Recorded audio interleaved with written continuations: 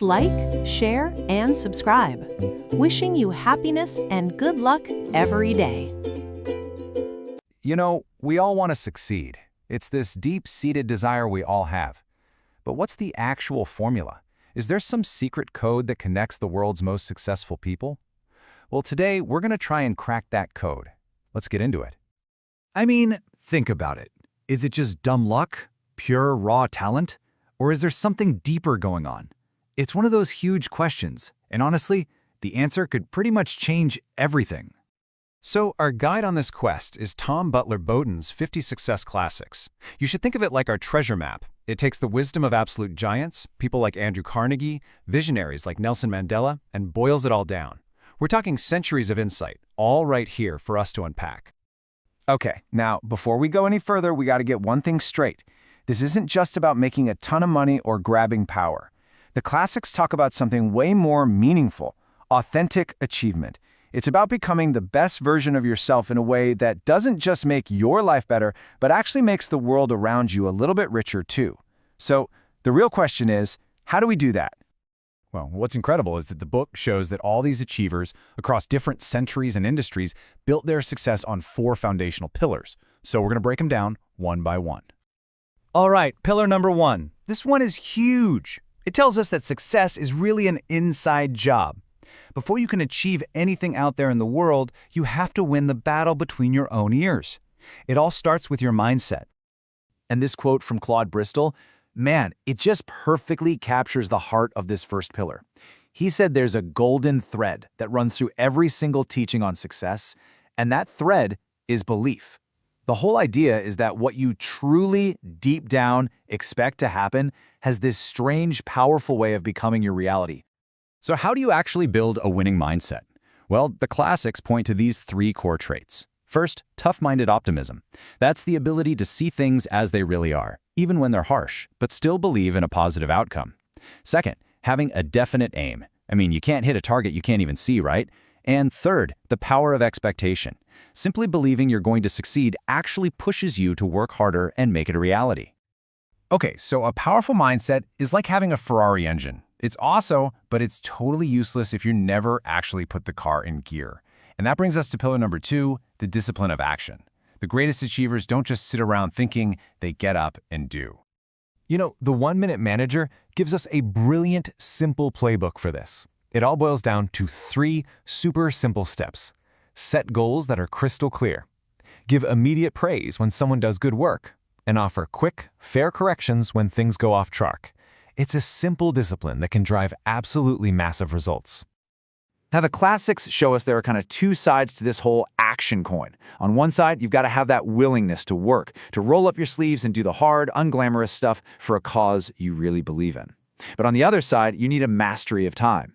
Great achievers get that success is built minute by minute, and they use that discipline like compound interest for just spectacular results down the road. Okay, so you've mastered your mind, you're taking disciplined action, but here's the kicker. You can't achieve anything truly great all by yourself, in a vacuum. The third pillar is a crucial reminder that we never ever succeed alone. Real achievement is built on the wisdom of people. You've probably heard Tony Robbins say this, success leaves clues. It's so true. The fastest way to get where you want to go is to study the people who've already done it. And what's one of the most common habits of successful people? They are absolute voracious readers. I mean, get this, Warren Buffett claims to read 500 pages a day. It's because leaders are readers. They get how powerful it is to absorb the clues left behind by others. Let's look at a classic example of this. Back in the 19th century, a writer named Horatio Alger wrote these wildly popular rags-to-riches stories. His most famous character was a kid named Ragged Dick, a homeless bootblack trying to survive on the tough streets of New York City. He was witty, he was optimistic, but he was completely broke and uneducated. So what happens? By watching successful people, by saving every penny he can, and by dedicating himself to learning, Ragged Dick completely transforms his life. He goes from being a homeless kid shining shoes to a respected member of society. It just goes to show, as the book says, that poverty is no bar to a man's advancement. It's a timeless lesson, right? About the power of learning from those you look up to. And that brings us to our 4th and final pillar. This is the one that really ties everything else together. It's the most important currency you'll ever have, your character. Now, this might sound a little surprising coming from Andrew Carnegie. I mean, he was one of the richest and most ruthless industrialists in history. But late in his life, he understood this profound truth. All those traits we might think of as soft, kindness, honesty, integrity, they aren't weaknesses. They are the absolute bedrock of lasting, authentic success. That's what builds trust, forges real relationships, and creates a legacy. So here's the real takeaway. A positive mindset, disciplined action, and the wisdom to learn from other people, they're not just separate skills you pick up. They're the ingredients that actually forge your character. And in the end, that authentic achievement we talked about at the beginning, it's simply the outward expression of your inner character. So, look, the wisdom from these 50 classics gives us a pretty clear roadmap. The clues to meaningful success are all there. The only question left is, which path are you going to choose to walk? You hear the phrase rags to riches, and you probably think of the American dream, right? But what if I told you that the man whose stories basically defined that dream, Horatio Alger, had a message that we've almost completely forgotten? It wasn't really about getting rich. It was about becoming worthy. Let's dig into the original American dream. To really get Alger, you first have to understand his world. Mid-19th century New York City was just brutal, especially for kids. And this quote, this isn't from one of his novels. It's a real incident. That's how little a child's life could be valued. Their welfare had to be argued under laws that were meant for animals. It's a jarring reality, isn't it? So how on earth did these optimistic, hopeful stories about success and opportunity spring from a place of such incredible neglect and poverty? Well, that's the central question we're going to explore. To find the answer, we have to go back in time. We have to walk the grimy, unforgiving streets of a forgotten New York, where thousands upon thousands of children were just left to fend for themselves. This was the day-to-day reality. Places like 5 Points, which you might have seen in movies, were genuinely hazardous. We're talking thousands of kids with no home, no family, sleeping in alleys. Their entire day was just a hustle to make enough money for a single meal. And the authorities? They were practically absent. This was the world Alger chose to write about. So, it's into this bleak world that Horatio Alger introduces our guide, a character whose story would capture the nation's imagination, a young bootblack by the name of Ragged Dick. Now, here's what's really interesting. Horatio Alger himself was the complete opposite of his characters. This was a Harvard grad from a well-off family, and yet his book Ragged Dick became an absolute sensation because it gave a voice and a sense of hope to the city's street kids, showing a possible path out of the grime. The journey of Ragged Dick is simple, but wow, is it powerful. He starts with absolutely nothing, but his first small win, just renting a room, starts a snowball effect. He trades a place to stay for lessons, actively going after an education. The crucial turning point is his decision to become, in his words, respectable. It's a conscious choice to change his life. And Dick's journey is just packed with principles. It's more than a story, it's a practical philosophy for success, and it's built on a few core lessons. Alger's first lesson is a huge one. Luck isn't something that just happens to you. Dick's defining moment comes when he takes action. He doesn't hesitate, he sees a crisis, and literally dives right in. This wasn't a random lottery ticket, it was a direct result of his character and his willingness to act. And the reward for his bravery? A job offer for $10 a week. You have to understand, that was a fortune compared to what he was making shining shoes. And this illustrates a key point. The grateful father who offers him the job isn't giving him charity. He's hiring him because Dick had already been teaching himself to read and write. His hard work is what made that lucky break actually usable. This is so important. Dick doesn't look at being a bootblack as some dead-end job. He sees it as a platform. By being the best, most honest bootblack out there, he not only saves money, but he also gets to interact with businessmen, learning how they talk, how they think, how they act. He turns a menial job into a masterclass in social mobility. Lesson 3 is all about self-education. In the story, a successful businessman gives Dick this piece of advice. The message is crystal clear. Knowledge is the one asset that truly compounds. It was his own reading that led that man to an invention, and it's what Dick calls his education, his self-taught learning that truly prepares him for his future. Alger's view on money is fascinating. On one side, be prudent. The second Dick gets $5, he opens a bank account, creating some security and becoming, as he proudly calls himself, a capitalist. But on the other side, he's incredibly generous, using what little money he has to help his friends. It's about building yourself up while also lifting up your community. And finally, all of this rests on a foundation of character. Dick's code is super straightforward. Honesty isn't just a moral thing, it's the basis for any long-term success. And for Alger, things like drinking and smoking weren't just bad habits. They were enemies of ambition. They drain your money, your energy, and your focus. So when you add all this up, you start to realize that the whole rags to riches story isn't actually about the riches. It's about something much, much deeper. What's fascinating is the timing here. Alger was writing when social Darwinism, the whole survival of the fittest idea, was really gaining steam. That philosophy basically sees success as ruthless domination.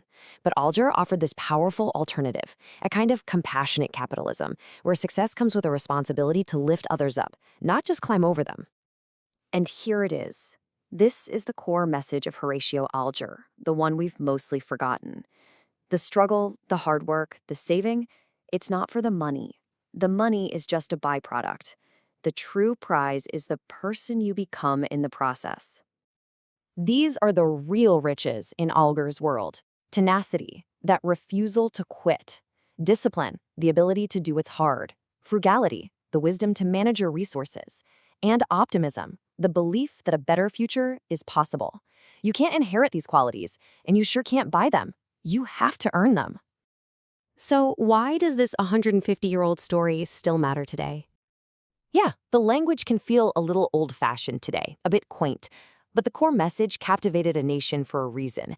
It offered a formula that wasn't about privilege, or being a genius, or having ruthless ambition.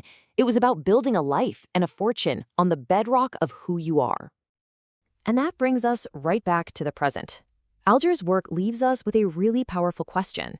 In his world, character was the ultimate currency for success. It really makes you wonder, in our modern pursuit of success, what's our currency? What are we building our own futures on? All right, today we're diving into the work of a real titan in leadership thinking, a guy named Warren Buffett. And he put forward this pretty radical idea. What if leadership has nothing to do with being some kind of hero, and everything, literally everything, to do with just fully expressing who you are? So let's kick things off with that age-old question. The one that's really at the heart of this whole thing. Are leaders born, or are they made? When you hear the word leader, what pops into your head? For most of us, it's these larger-than-life, almost mythical figures, right? We see them as rare, heroic, just fundamentally different from you and me. And man, that is an incredibly intimidating image to try and live up to. But what if that very idea is the thing that's holding us all back? This is where Warren Buffett comes in. He argued that this whole myth of the born leader, it actually crushes our potential before we even get a chance to start. Okay, so how do we unlock that potential then? Well, for Buffett, it all comes down to one really powerful shift in your mindset. It's about learning to express yourself instead of constantly trying to prove yourself. Let's actually break this down because it's a huge deal. On one hand, you've got that proving mindset. This is where you see life as a competition, right? Your sense of self is kind of fixed, and you're always looking for approval from other people. But then, Buffett shows us another way, the expressing mindset. In this world, you're constantly reinventing yourself. Life isn't a race, it's more like a flowering. And the goal? It's just pure, simple authenticity. And Buffett just put it so perfectly. He said true leaders are not interested in proving themselves. They want, above all, to be able to express themselves fully. See the difference? The goal isn't to win some game against everybody else. It's to unlock what's already inside of you. Okay, so this self-expression thing sounds great, right? But what does it actually look like in the real world? Let's dig into the specific components that Buffett called the leader's mindset. And look, Buffett wasn't just making this stuff up. He went out and interviewed 90 of the most effective leaders in America, and he found this common thread running through all of them. And what he found wasn't just a random list of traits. No, it was this interconnected system. See, it all starts with having a compelling vision. But to go after that vision, you've got to be okay with uncertainty and risk. And to do that, you need unshakable personal integrity. That integrity is fueled by a never-ending curiosity. And the glue holding it all together? That's the courage to just keep reinventing yourself. Let's just zoom in on that compelling vision part for a second, because it's really the foundation of everything. This isn't just about setting a goal. For Bennis, it was a two-step process. First, you define your reality. You decide what you believe is possible. And then you have the grit to actually manage the dream, as he put it, until you make it real.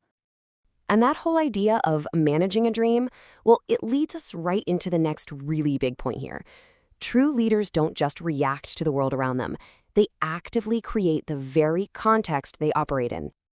I mean, a perfect example is the TV producer Norman Lear. Think about it.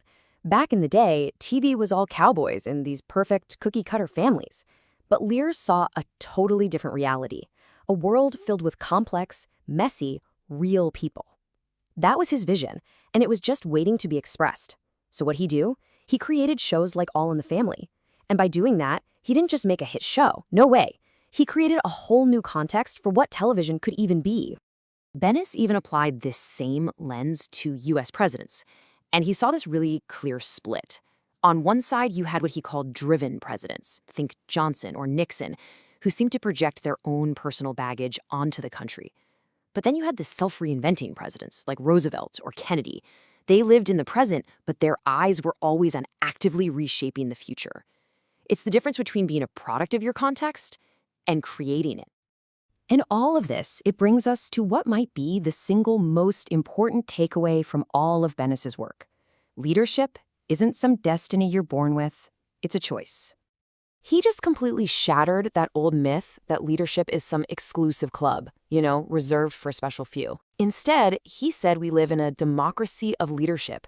It's not about a title, it's not about a position on an org chart, it's an act of will. It's a choice that is available to every single one of us.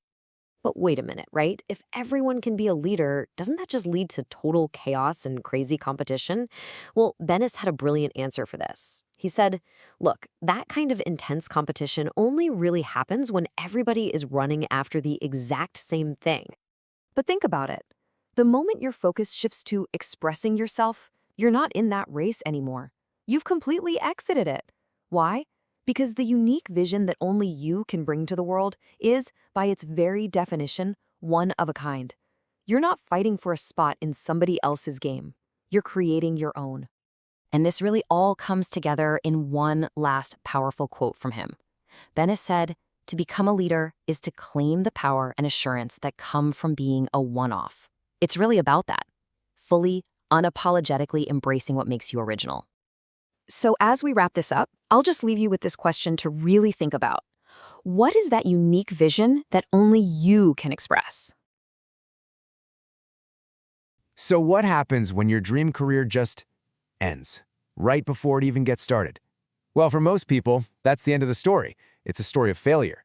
But for one man, a career-ending injury was actually just the beginning. Today, we're going to unpack the incredible turnaround of a guy named Frank Bedger and the truly timeless system he built for success. Frank Bedger's early life was a total roller coaster. I mean, he starts out as this promising baseball player for the St. Louis Cardinals, living the dream, and then bam, disaster strikes. An arm injury completely takes him out of the game for good. With not a lot of other skills, he hits rock bottom, working as a bill collector. He even tries selling insurance and fails so badly he's literally about to quit. But from that absolute low point, he completely reinvents himself to become his company's top salesman. The question is, how on earth did he do it?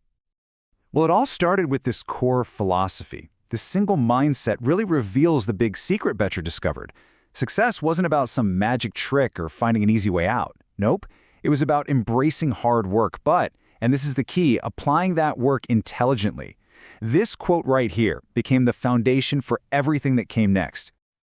Okay, so the first pillar of his big transformation was all about tackling the one thing that was holding him back more than anything else. Just this desperate, crippling fear. And this led him to discover what we can call the confidence paradox.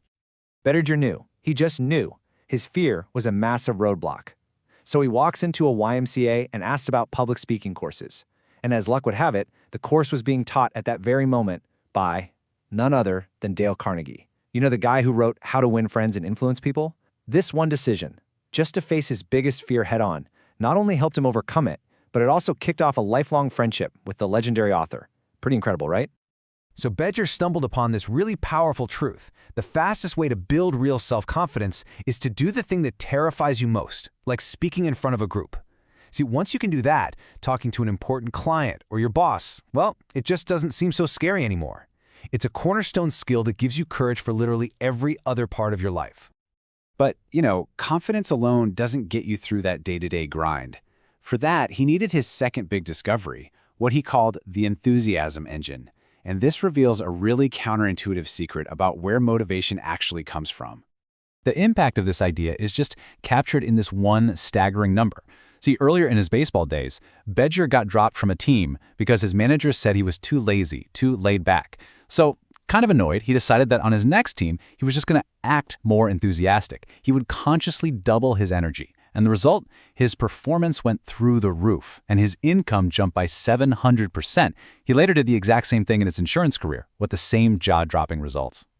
So here's the profound insight, the big takeaway.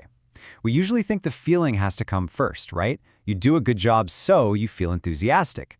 But Bedger, who is inspired by the philosopher William James, he flipped this whole idea on its head. He proved that the act can actually create the feeling. You don't have to wait to feel energetic to act energetic. You force the action, and the genuine feeling will catch up. It's a total game changer. Okay, so confidence and enthusiasm are incredibly powerful, but let's be honest, they can be pretty inconsistent. Bedger knew he needed a way to channel that energy, which led him to build a practical, repeatable system for success.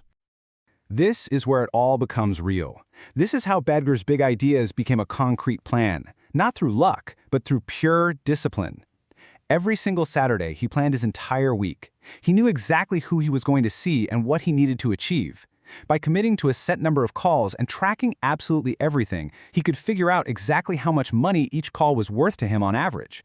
This turned a scary, unpredictable job into a predictable, manageable process. He was actually inspired by how effective IBM's sales teams were. They were famous for their weekly planning sheets, where every single hour was accounted for. It just removes all the guesswork and that fear of the unknown. So that makes me wonder, is your own time this deliberate? So, with his mindset and his system firmly in place, Bedger then developed a whole set of powerful persuasion techniques. We've put together the best of them right here into a toolkit that is just as effective today as it was way back in the 1930s. First up, what we're calling the client-first approach. And the core idea is so simple. It is not about you. It's about finding out what the other person actually needs and then helping them get it. And I love this one. Praising your competitors. It shows you're fair and it builds incredible trust. And of course, letting your happy customers speak for you. Well, that's the most powerful endorsement you could ever ask for. Next, let's talk about mastering the conversation. It's not about being super witty or clever. It's about being the best listener in the room. Instead of arguing, you just guide them with questions. And this magic question? This is brilliant. How did you happen to get into this business? People love to tell their own story, and asking this instantly builds a really strong personal connection. And finally, we've got the habits of personal discipline. Be brief and powerful, just like Lincoln's Gettysburg Address. Prepare for every single meeting, even with just one person, like it's the most important one you'll ever have. Never stop learning about your field. And my personal favorite, just try smiling more for 30 days. It's such a simple act that, just like enthusiasm, can actually change how you feel and how other people respond to you. Now, all this might sound fascinating, but you might be thinking, what if I'm not in sales? Well, this is where Bedger's wisdom becomes truly universal. To really get these lessons, we have to totally redefine what selling actually means. Here it is, the essential reframe. Selling is not just about products and services. At its core, it's the fundamental skill of persuasion. Think about it. Whether you're presenting a project to your team, you're interviewing for a new job, or you're even just discussing vacation plans with your family, you are selling. You are persuading others to buy into your ideas. Frank Bedger's incredible journey teaches us that confidence, enthusiasm, and discipline aren't just for salespeople. They're the tools for raising yourself up from failure to success in literally any field. So, let me leave you with this to think about. What is the most important idea, project, or suggestion that you need to sell this week?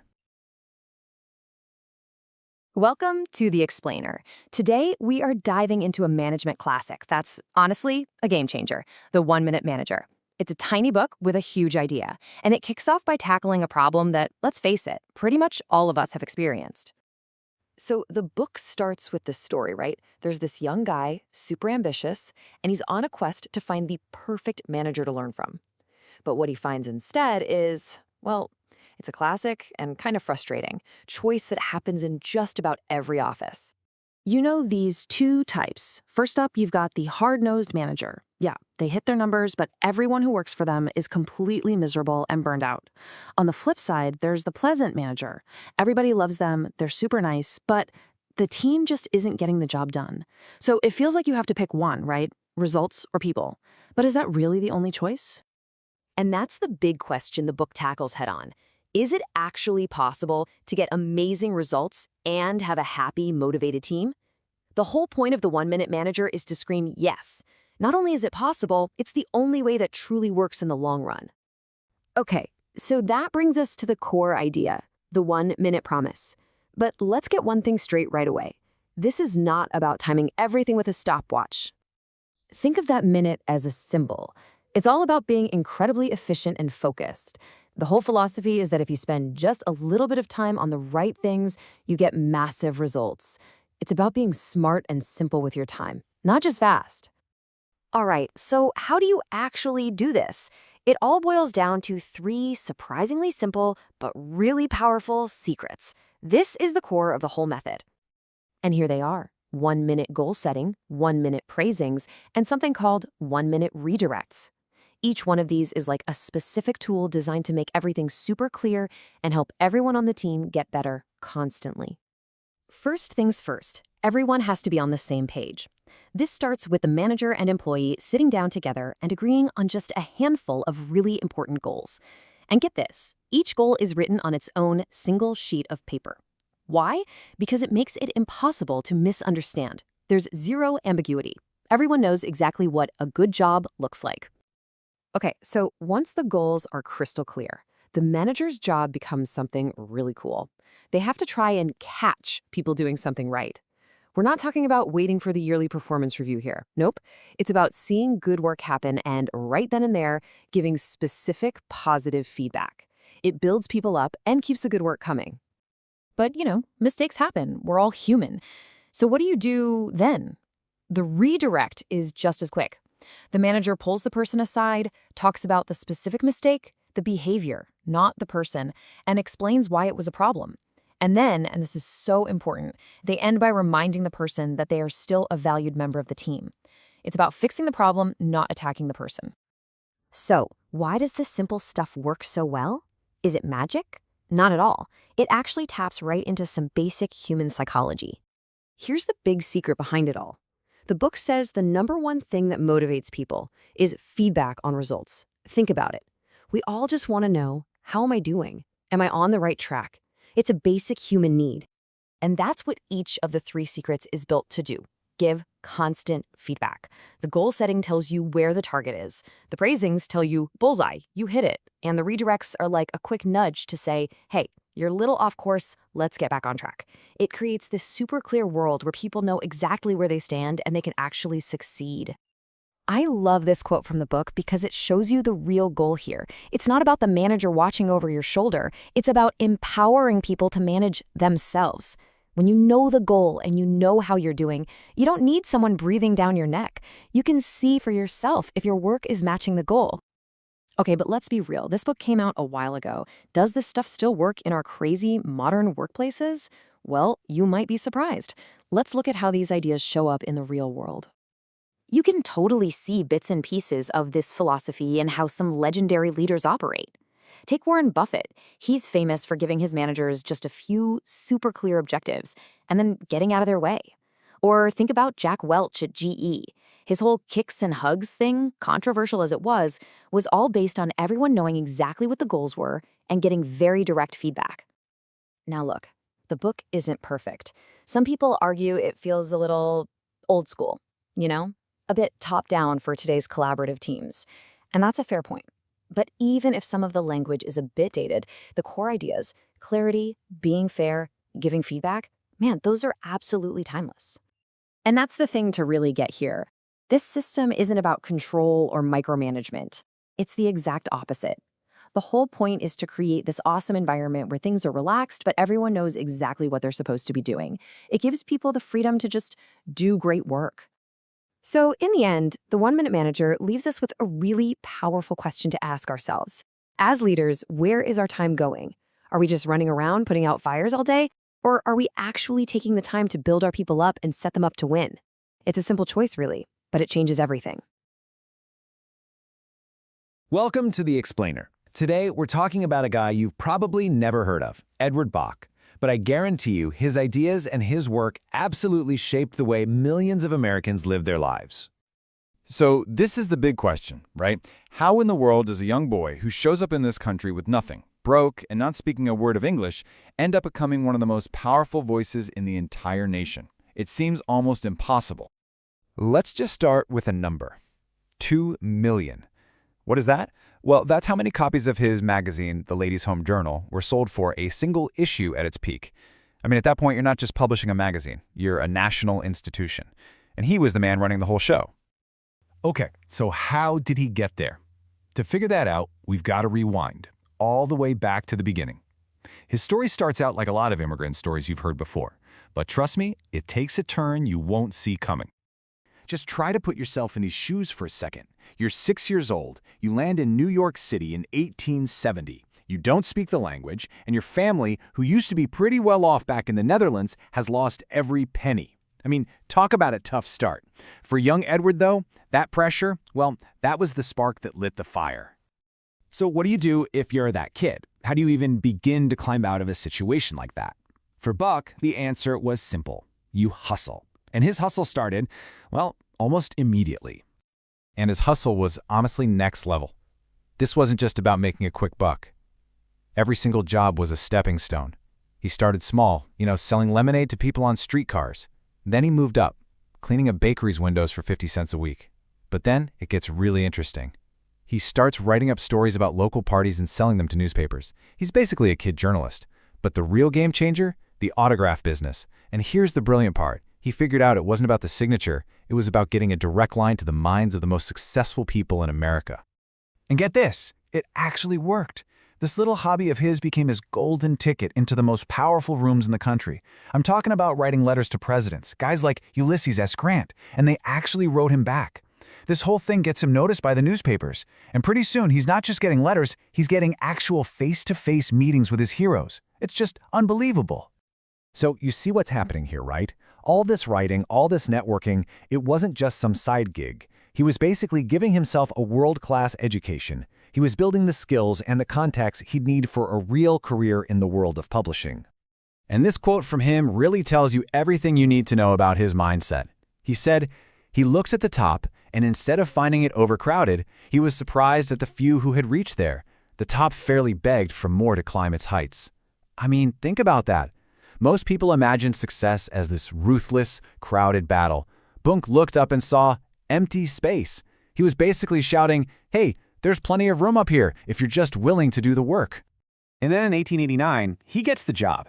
He's only 26 years old, and he becomes the editor of the Ladies' Home Journal. This is the job that's going to change everything. Now, he'd be the first to tell you he didn't know much about women.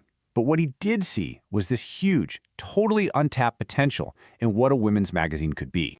And this right here, this is where his genius really shines. See, the standard way of thinking, and honestly it's still pretty common today, is just to give the people what they want. Easy enough, right? But Bonk? No way. He totally rejected that. His golden rule was to give them something a little better than they ask for. It's such a smart move, isn't it? It says, I respect you, but I also think we can aim higher together. It turned his magazine from just something you read into something you trusted. And he didn't just talk the talk either. He actually put it into practice. He started publishing affordable home designs from real architects, literally shaping the look of American suburbs for generations to come. He got U.S. presidents to write articles for a women's magazine. Nobody was doing that.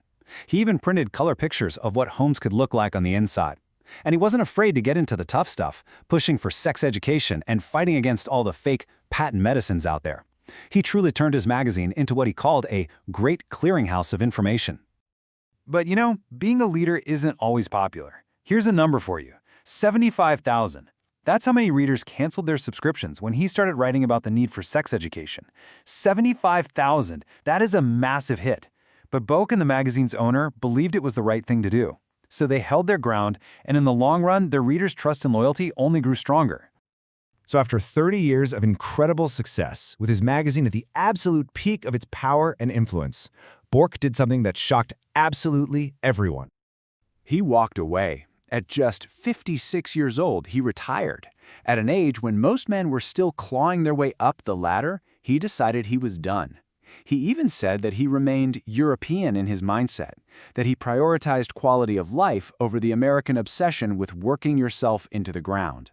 He felt his life was for living, not just for working. So what was his ultimate goal? What was driving him this whole time? It wasn't the circulation numbers, and it wasn't the fame. It was this simple piece of advice he got from his grandmother. Make the world a better and more beautiful place because you have been in it. That was it. That was his true north. From improving American homes to promoting public health, he spent his entire life trying to fulfill that one mission. And that kind of leaves us with a final thought, doesn't it? Edward Bach's story really challenges our modern idea of what success is. For him, it wasn't just about wealth, it was about impact. It wasn't just about the hustle, it was about purpose. So it forces us to ask ourselves, beyond the job title and the bank account, how do you really measure a successful life? All right, today we're jumping into a really powerful, almost radical idea from Claude M. Bristol's classic book, The Magic of Believing. And the core idea is this: what if your thoughts don't just reflect your reality? What if they actively create it? But let's start with a question I think we've all wrestled with, right?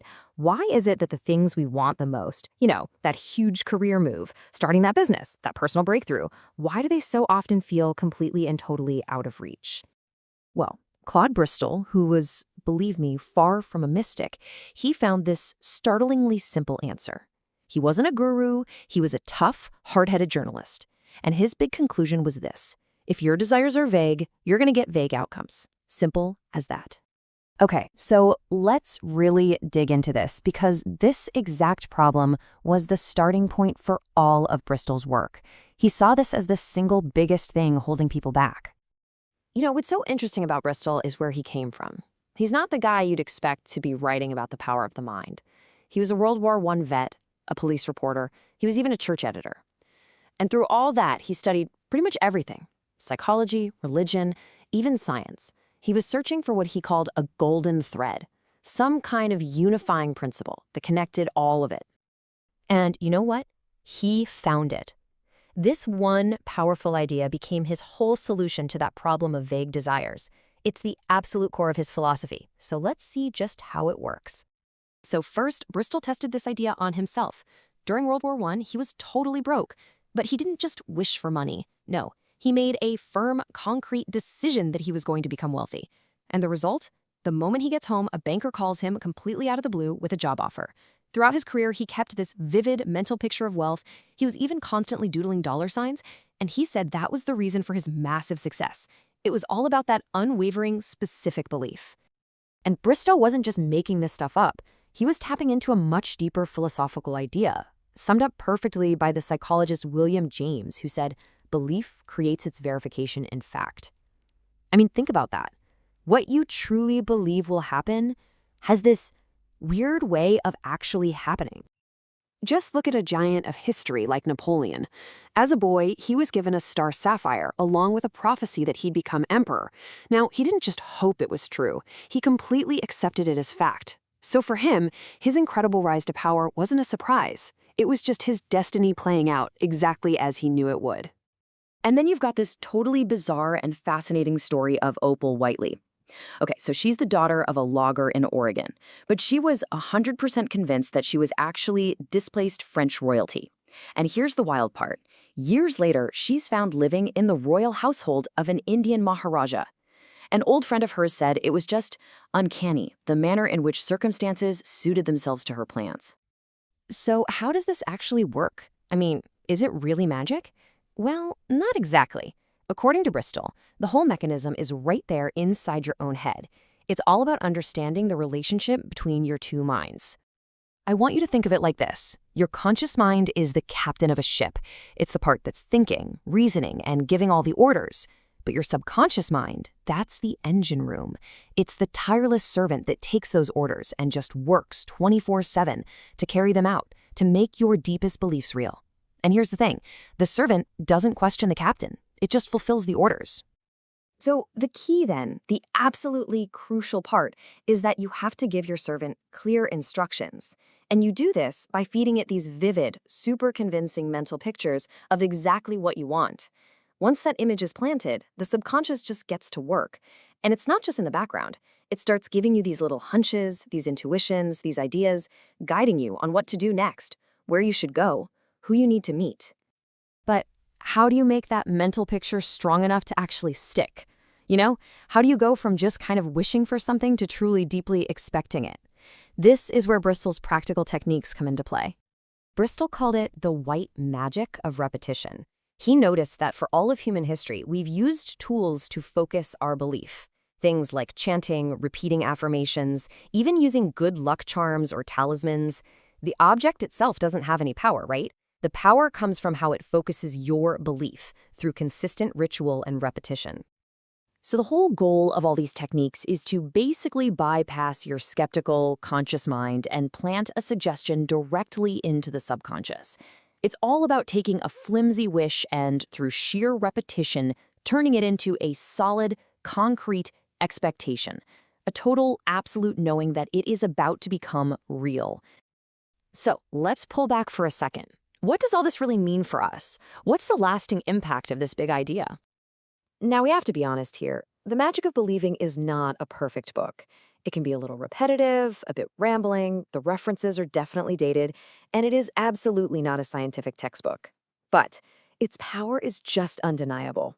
This is the book that inspired huge figures like Liberace and Angela Lansbury, and it taps into this fundamental power that I think we all find when we're truly desperately in need of a change. The author, Maxwell Maltz, I think he summed it up perfectly. He said, the fundamental law of our mind is the law of belief. More than anything else, our beliefs are what make us tick. They are the great shapers, the primary architects of who we are, and by extension, our reality. And that really brings us to the final critical question. And this is one I want to leave with you. Take a hard look at your own life, your goals, your sense of who you are, and ask yourself, are the beliefs you hold about yourself right now, are they strong enough to create the world you truly want to live in? Warren Buffett, you hear that name, you think wealth, right? But his story, it's not really about the billions. It's about this kid from Omaha who completely beat Wall Street at its own game by refusing to play it. So today, we're going to tear down the playbook of the ultimate financial outsider. Close the doors. I mean, think about that. That one little phrase, it's his whole philosophy right there. It's got nothing to do with chasing the next hot tip or getting swept up in the frenzy. Nope. It's about shutting out all that noise, trusting your own homework, and just having this ironclad belief in what you're doing. And the result of that philosophy? Well, look at this number, $35 billion. But here's the truly mind-blowing part. He built all of that from just $6,000, $6,000, money he saved up as a teenager delivering newspapers. I mean, come on, that's one of the greatest financial stories ever told. So the big question is, how on earth did he pull it off? Well, we're going to break his whole journey down into 5 parts. We'll start with his unlikely origin, then dig into the Graham doctrine that shaped him, his whole contrarian method, his philosophy for actually keeping all that wealth, and then finally, we'll look at the man himself, the quirky character from Omaha. All right, let's dive right in. Okay, so our story kicks off in Omaha, Nebraska, a place somebody once called a cultural wasteland. Ouch. Warren Buffett was born there in 1930, right smack in the middle of the Great Depression. So he saw, up close, what it meant to not have enough. His family really struggled, and you know, that experience just lit a fire in him. It created this intense, early drive to get rich, like really rich. And this kid was just obsessed with numbers from day one. By the time he was a teenager, he was pulling in an adult salary just from his paper routes, and he saved every single penny. But here's the funny thing. The most important moment in his early life wasn't a win, it was a loss. He got rejected by Harvard Business School. And as you're about to see, that was the absolute best thing that could have ever happened to him. So that rejection from Harvard, it pushed him to his second choice, Columbia University. And it was there, at Columbia, that he found his mentor, his Yoda, his Obi-Wan Kenobi, a professor named Benjamin Graham. And this guy was basically the genius who invented modern stock market analysis. See, before Benjamin Graham came along, Wall Street was pretty much just speculation. It was like a high-stakes casino, a lot of guessing and following the crowd. But Graham, he showed there was another way. He built this rigorous, disciplined method based on research, on analysis, on cold, hard facts. For a numbers-obsessed kid like Buffett, I mean, this was a total revelation. It turned investing from a game of chance into a science. And this was the heart of it all, value investing. It's a simple idea, but it's absolutely revolutionary. You forget trying to guess what the market's going to do tomorrow. Instead, you do the work. You figure out what a company is really worth, its true underlying value. And then you just wait. You wait for the market to get emotional and make a mistake and sell you that great company for way, way less than it's actually worth. So after working for Graham in New York, Buffett knew he had to go out on his own and prove this theory worked. So he did something nobody does. He left Wall Street. He went back home to Omaha to start his own investment fund, far, far away from the noise and the influence of the herd.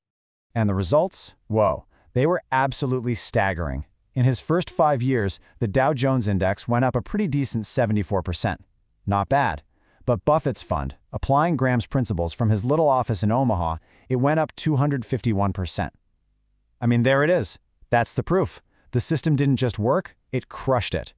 And this quote, this is the psychological engine that drove those incredible numbers. See, it wasn't just about spreadsheets. It was about mastering your own emotions. Be greedy when others are fearful. What does that mean? It means when the market is panicking and everyone is selling, that's your moment to buy. And when everyone's euphoric and throwing money at anything that moves, be fearful. That's when you step back. Now, this massive success wasn't just a fluke. It was built on a set of really simple, almost radical rules that became a complete philosophy, not just for investing, but really for business and for life. He calls it the punch card method. It's brilliant. First, you focus on your return on investment, not just how big the profit is. How hard is your money working for you? That's the question. Second, and this is the killer part, imagine you get a punch card for your entire life and it only has 20 holes, just 20 investments, ever. If that's all you had, you'd be incredibly careful, right? You'd only pick your absolute best ideas. And then finally, once you punch that hole, you hang on for the long, long term. And this right here, this just shows you the incredible power of hanging on. Buffett put $10 million into the Washington Post at a time when the market thought it was basically garbage. He never sold a share. By 2003, that $10 million stake was worth $1.3 billion. That right there is the magic of compounding when you just have the patience to let it work. But his whole philosophy faced its biggest test during the dot-com boom of the late 90s. The whole world was going crazy for tech stocks, buying into companies with zero profits, and Buffett looked like a dinosaur. People were saying he was past it because he refused to buy stocks he couldn't understand or value. But he just stuck to his rules, and then the bubble burst, and his discipline was proven completely, devastatingly right. So, who is the guy behind this incredible ironclad discipline? Well, he's about as far from a typical Wall Street hotshot as you can get. His character is just as unique as his investing style. Yeah, welcome to the Buffett-verse. It's a weird place. His office? No computer, not even a calculator. He spends most of his day just reading. His favorite meal? A cheeseburger and a cherry Coke. He's so frugal, he once complained about spending 15 grand on new furniture because he was thinking about how much that money could have grown into. He values loyalty more than anything. And get this, for a billionaire, he's a huge advocate for the wealthy paying more in taxes.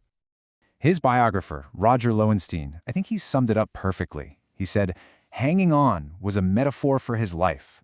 And it's so true. It applies to his stocks, sure, but also to the people he works with, his businesses, his house in Omaha that he's lived in forever. This need for continuity, for keeping things, that's the common thread that runs through his entire story. And that brings us to the big takeaway here. Buffett's entire life is really a masterclass in patience. So it leaves us with a pretty powerful question to think about. In a world that is completely obsessed with speed, with disruption, with what's new and what's next, what is the real value of just hanging on? Andrew Carnegie, You've probably seen that name on a concert hall or a library, right? But the man himself? Wow, he was a true titan. This wasn't just some guy who got rich. He completely changed the game, redefining what it even means to be wealthy. So let's get into it. We're going to dive into the story of a man who figured out how to make a fortune, and then how to give it all away. All right, so let's kick things off with a quote that, well, it might throw you for a loop. Think about it. This is coming from a guy who became the richest person on the planet, and this is what he says. It tells you right away, his philosophy was about so much more than just dollars and cents. There's this deeper code for living here, and that's exactly what we're going to unpack. So, to really get who this guy was, you got to go way back to the beginning.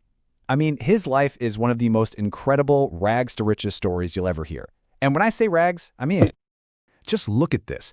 The contrast here it's just mind-boggling, isn't it? On one hand, you have the son of a simple weaver in Scotland. On the other, the richest man in the entire world. I mean, how does that even happen? How on earth did he pull that off? You know, the clues to his future were right there in his childhood. His family didn't have much money, not at all. But what they did have was this deep, deep respect for knowledge. His grandfather actually set up a little lending library for the community. And that idea, right there, that books, that knowledge, were a kind of wealth all on their own, that stuck with young Andrew for the rest of his life. It was foundational. Okay, so how does a kid who loves books become an industrial mogul? Well, when his family packed up and moved to America, something just clicked. Carnegie's ambition and his incredible work ethic just caught fire. This is where the empire really begins. And his rise was just meteoric. There's no other word for it. He starts out as a teenager, a telegraph clerk. He immediately stands out. By the time the Civil War rolls around, he's already managing vital railways and telegraphs for the government. But his real masterstroke, his biggest bet, came right after the war. And that bet was on steel. See, Carnegie wasn't just smart, he was incredibly strategic. He looked around and saw that America's future was literally being built out of railroads. And he asked a simple question: what do all these railroads need? The answer was simple: steel, tons and tons of steel. So he put himself right in the middle of it all, at the very heart of America's explosive growth. So how did he do it? How did he achieve this incredible level of success? It wasn't an accident, that's for sure. Carnegie lived by a really clear set of principles. You could call it his personal code. And the amazing thing is, we can still learn a ton from it today. Let's start with his first principle, and we'll use his own words here. It's all about one thing: focus. He was not a fan of being a jack of all trades. He thought scattering your energy and resources was a recipe for failure. No, for him, the only path was total, absolute mastery of one single thing. And this breaks it down perfectly. His method was so simple, yet so powerful. First, pick one industry, your lane. For him, that was steel. Step 2, learn everything there is to know about it. Become the expert. Third, put your money where your expertise is. Invest in your own business. And fourth, and this is key, do not get sidetracked. Put on the blinders and go. It's such a powerful lesson, right? The sheer power of focus. But here's the twist. His idea of mastery wasn't just about the technical stuff. He openly admitted, hey, I don't really get steam engines. His real genius, his second core principle, was about mastering something way more complicated. And that was people. Carnegie understood something fundamental. The true engine of his business wasn't the machinery, it was the people. It was their energy, their motivation. And he put his money where his mouth was. He famously paid his manager, Charles Schwab, a salary of $1 million a year. That was an absolutely insane amount of money back then. And get this, it wasn't because Schwab was a technical genius. It was because he knew how to motivate people. That's what Carnegie valued most.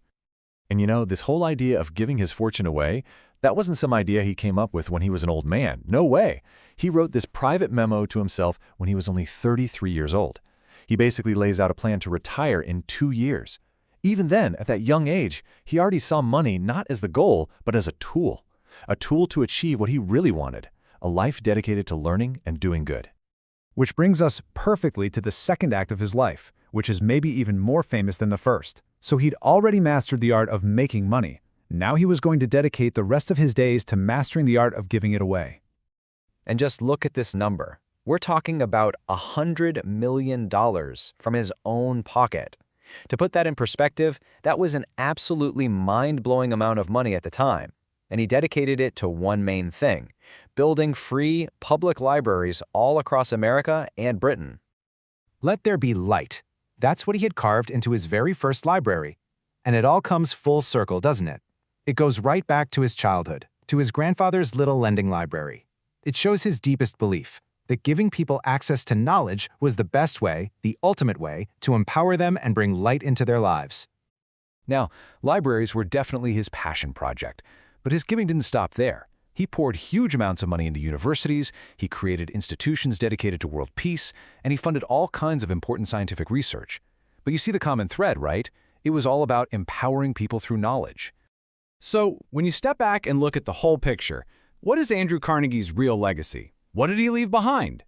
I think this really says it all. For all that industrial power, for all the tons of steel and the billions of dollars, what do we remember him for? We remember him for what he gave away. Today, the name Carnegie isn't really synonymous with factories. It's synonymous with libraries, with concert halls, with education, with all the good he did in the world. And so Carnegie's story leaves us with this huge and very relevant question, especially today. Can incredible personal wealth, if it's guided by the right motives, actually be the single greatest force for public good? I mean, his life makes a pretty compelling case, doesn't it? It's a big idea to think about. So, what if I told you that one of the most powerful philosophies for success actually encourages ruthlessness and even hypocrisy? Yeah, it's a path that pretty much challenges everything we're taught about being a good person to get ahead. This is the wild world of thick face, black heart, an idea brought to us by the incredible Chin-Ning Chu. Okay, so get this picture. It's 1949. Mao's army is literally closing in on Shanghai. And on the very last commercial flight out of the city is a 3-year-old girl named Chin-Ning Chu. Her family had to leave a life of total comfort, everything they knew, and start over from zero in Taiwan. You just know an experience like that is going to shape you. So years go by, and she eventually makes her way to the United States. And she brings with her 2 books that would become the foundation for her entire worldview. The first one you've definitely heard of, the classic, Sun Tzu's The Art of War. But the second book, well, that one was way more obscure and honestly, a lot more dangerous. It was a book that had actually been banned in China, a book that held the secrets to a really powerful and super controversial way of looking at the world. And that really brings us to the heart of what we're talking about today. What on earth did she find in that forbidden book that just flips the script on everything we think we know about success, about morality, and about power? All right, let's dive in and really unpack this philosophy she named Thick Face, Black Heart. And we have to start with the most shocking part, right? Is this whole thing just a playbook for being a ruthless jerk? I mean, the whole philosophy came from this book from 1911 that was described as, and this is a direct quote, a frank discussion of the uses of ruthlessness and hypocrisy. You can kind of see why it was banned, right? And it's easy to see why that still sounds so jarring to us today. So it's the first question that just pops into your head, isn't it? Is this just a manual for being manipulative and cruel? Are we really talking about a guide for becoming a monster? Well, as we're about to find out, the real answer is way more complicated and honestly, way more interesting than that. So let's break this down piece by piece, starting with the first half of this thing, the power of thick face. And I really got to be clear here. This is not about just being shameless or arrogant. It's something else entirely. See, thick face isn't about being a jerk who ignores everyone. It's about building a self-image that is absolutely bulletproof. It's this core belief that, and Chu puts it perfectly, the world has a tendency to accept our own judgment of ourselves. In other words, if you project absolute conviction in yourself, the world is way more likely to just go along with it. And this chart just nails the difference. You know how we in the West always talk about having a thick skin? That's a shield, right? It's defensive. It's about enduring criticism. But thick face is an offensive tool. It's not about just reacting to what the world throws at you. It's about projecting your own self-worth so powerfully that you actually make the world react to you. Big difference. Chin-Ning Chu gives this perfect example, Colonel Oliver North during the whole Iran-Contra scandal. The guy projected such absolute, unwavering belief in his own patriotism that the public, and even the courts to an extent, pretty much let him off the hook. She argues that another person, someone less convinced of their own righteousness, would have been completely crushed. That is thick face in action. Okay, So let's get to the part that sounds even crazier, the meaning of black heart. We need to tackle this idea that real success might require something that goes beyond our simple ideas of just good and evil. So, what is a black heart?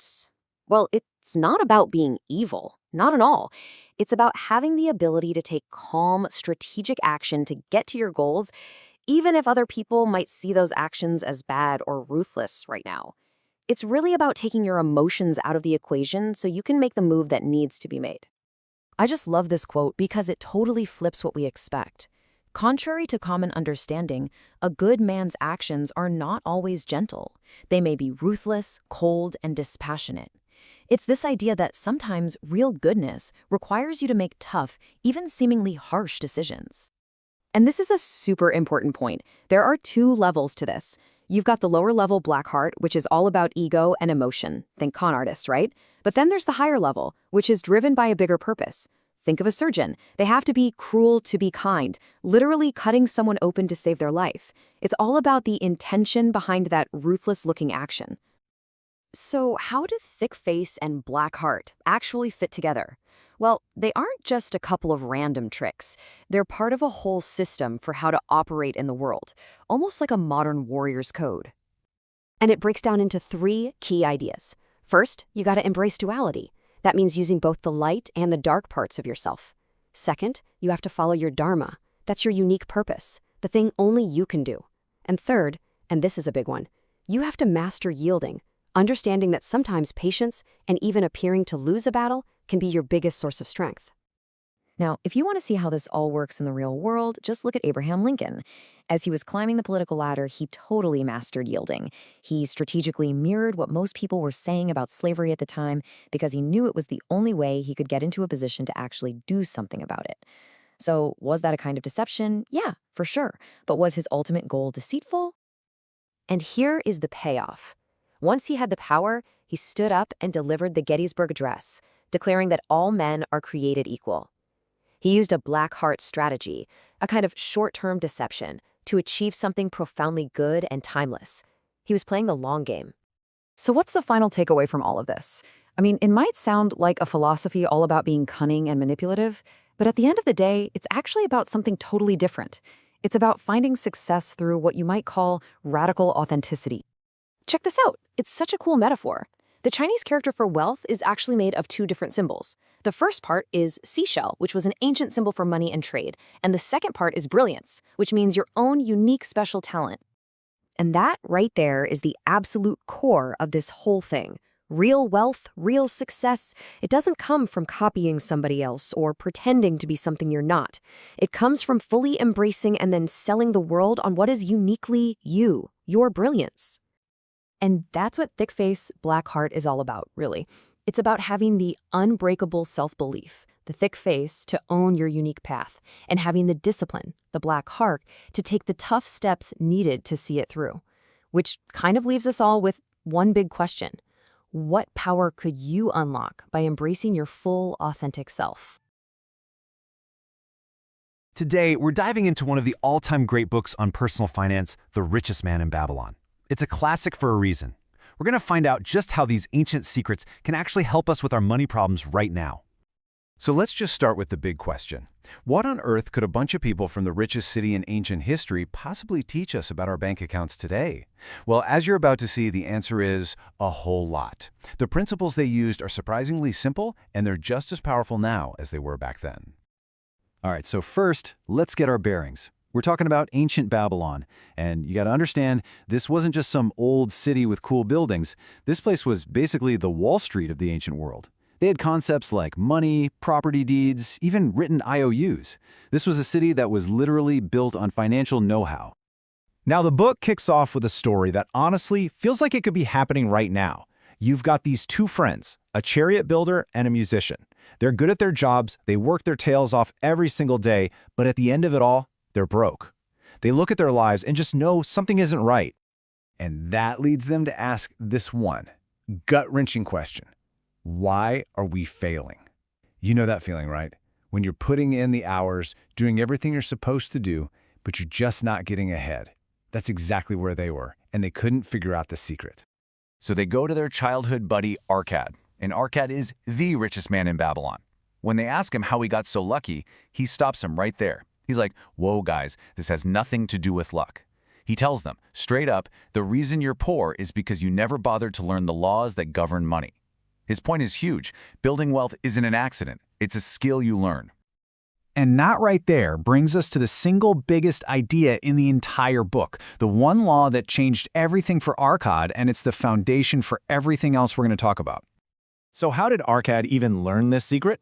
Well, the story goes that when he was just a young scribe, carving messages onto clay tablets, a very wealthy man came to him with a rush job. He needed it done by morning. Arkad saw his chance. He said, "I'll pull an all-nighter for you, but in exchange, you have to teach me the secret to becoming rich." He wanted the knowledge even more than he wanted the money. And this was the secret. So simple, it's almost confusing. A part of all you earn is yours to keep. At first, Arkad's like, well, duh, all of it is mine, isn't it? But the rich man explained the trap that almost all of us fall into. Our expenses always seem to rise to meet our income. We work to pay the landlord, to pay for food, to pay everyone, except ourselves. So here's what it really means in practice. Pay yourself first means you treat your savings like it's your most important bill. Before you pay for rent, groceries, or anything else, you take at least 10% of your income and you put it away. For you. It's not about saving whatever's left over at the end of the month. It's about flipping the script and making saving your #1 priority. Okay, so you're doing it. You're paying yourself first. You're starting to build up a little pile of cash. But here's the thing. Money that just sits there isn't really doing much.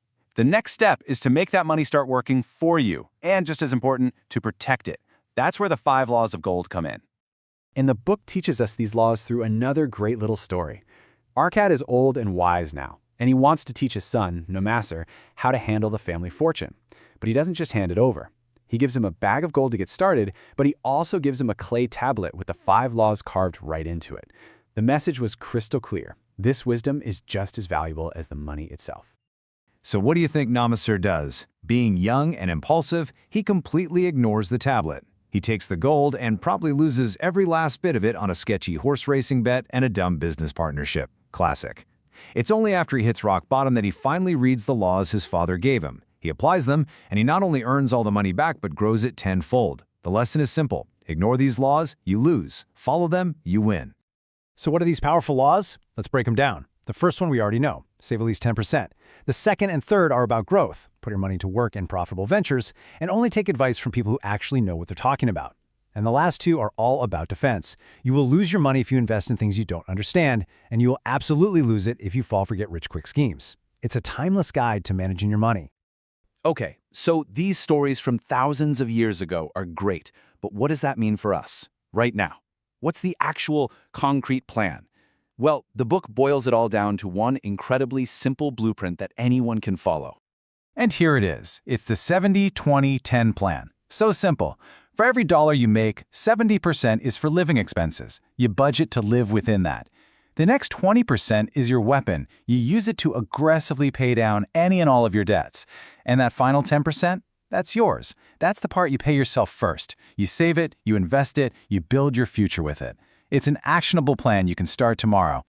And just to really hammer home how timeless this all is, the book ends with a modern story. An archaeologist actually finds these ancient clay tablets, and his friend, a university professor, translates them. Just for the heck of it, the professor and his wife decide to try out these ancient laws on their own finances. And what happened? It completely transformed their entire financial situation.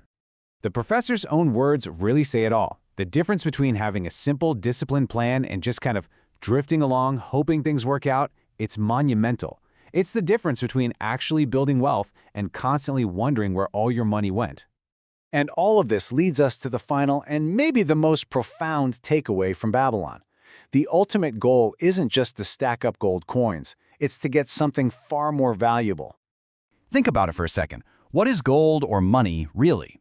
It can be lost, it can be stolen, it can be wiped out in a bad investment. But wisdom, the actual knowledge of how to build and keep wealth, no one can ever take that away from you. In fact, it's the one thing that grows the more you use it, and it's the thing that lets you create more wealth from nothing.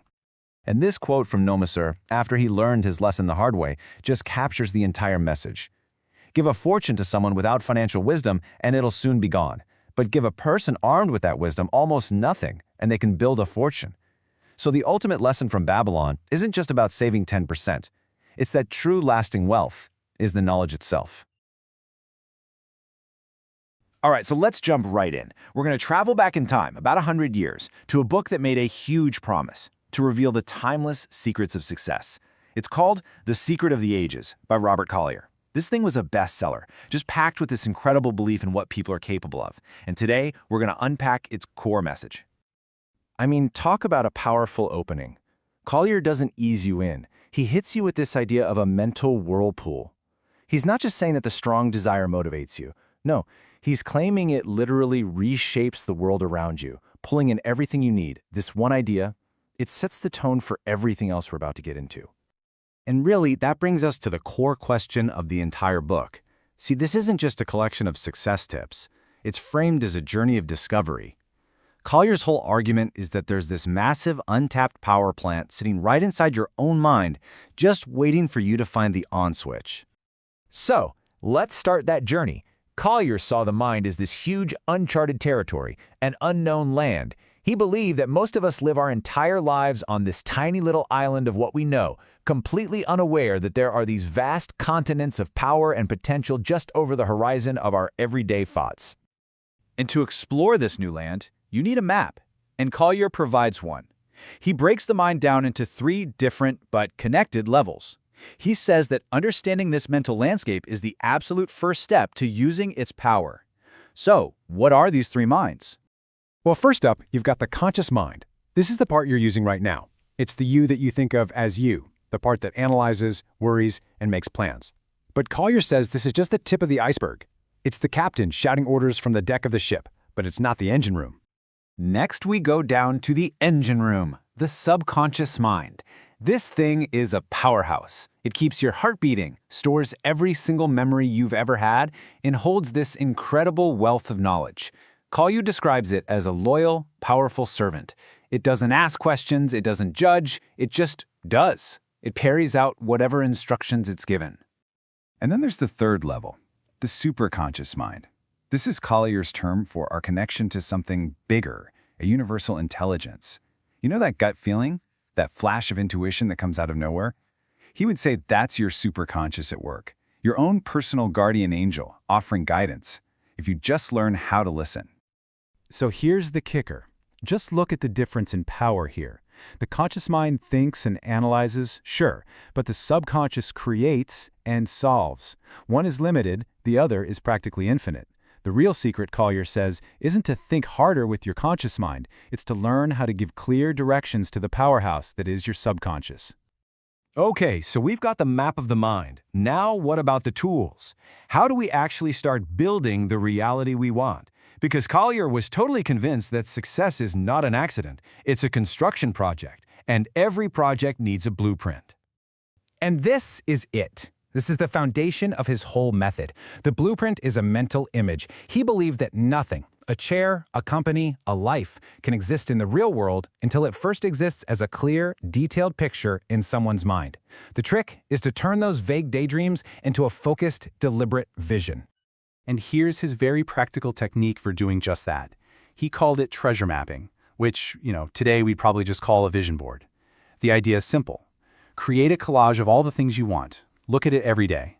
And by doing that, you're constantly feeding those clear instructions, those vivid images directly to your subconscious mind.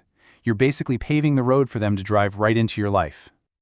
But a map and a set of tools, that's not enough, right? You need something to get you going. You need fuel. And for Collier, that fuel is the sheer intensity of your desire. He makes this really important distinction between just kind of wanting something and truly willing it to happen. He actually uses a Chinese proverb that just nails it. Great souls have wills, feeble ones have only wishes. And you can see the difference right here. One person is just drifting around, unfulfilled with a long list of, I wish. The other person is driven. They have a powerful purpose.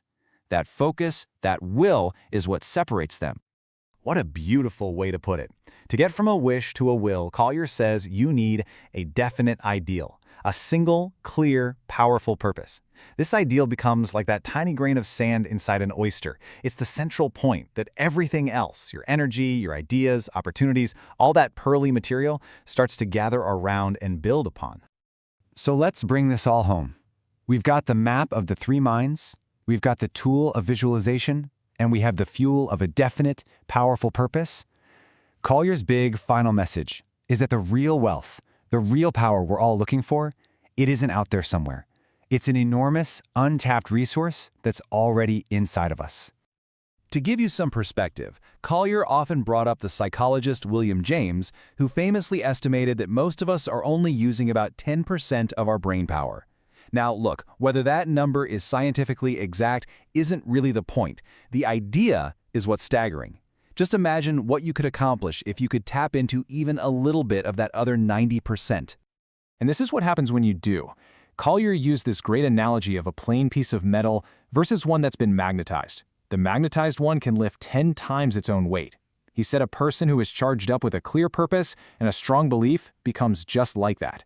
You don't just work harder, your very effectiveness is multiplied, allowing you to achieve so much more.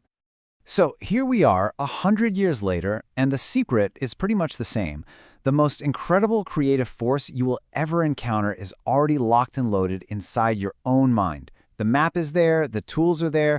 The real question Collier leaves us with isn't whether this stuff works, but whether we have the will to actually use it. Have you ever looked at a company and just wondered, how did they do that? You know, for years, they're just kind of there, totally average, not making any waves, and then all of a sudden, something clicks. They just take off. Well, that's the mystery we're going to unravel today using the incredible research from Jim Collins' book, Good to Great. So that's the big question, right? We're not talking about flashy startups that were born to be great. We're talking about established, kind of boring, everyday companies that suddenly, after years of being just okay, become absolute superstars in their field.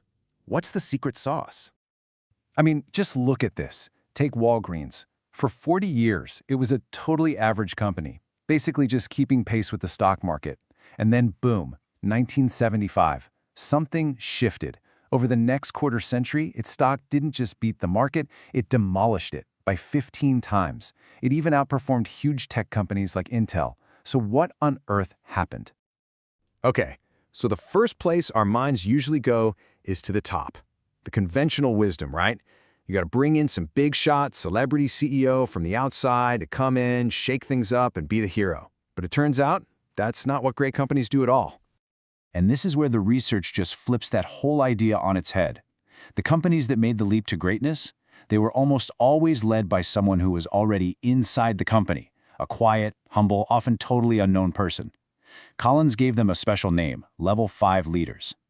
So what in the world is a level 5 leader? Well, think of it as this really weird but powerful combination. On one hand, they have this intense, almost fanatical professional will. They are absolutely determined to win. But on the other hand, they have a deep personal humility. Think more like Abraham Lincoln and less like General Patton.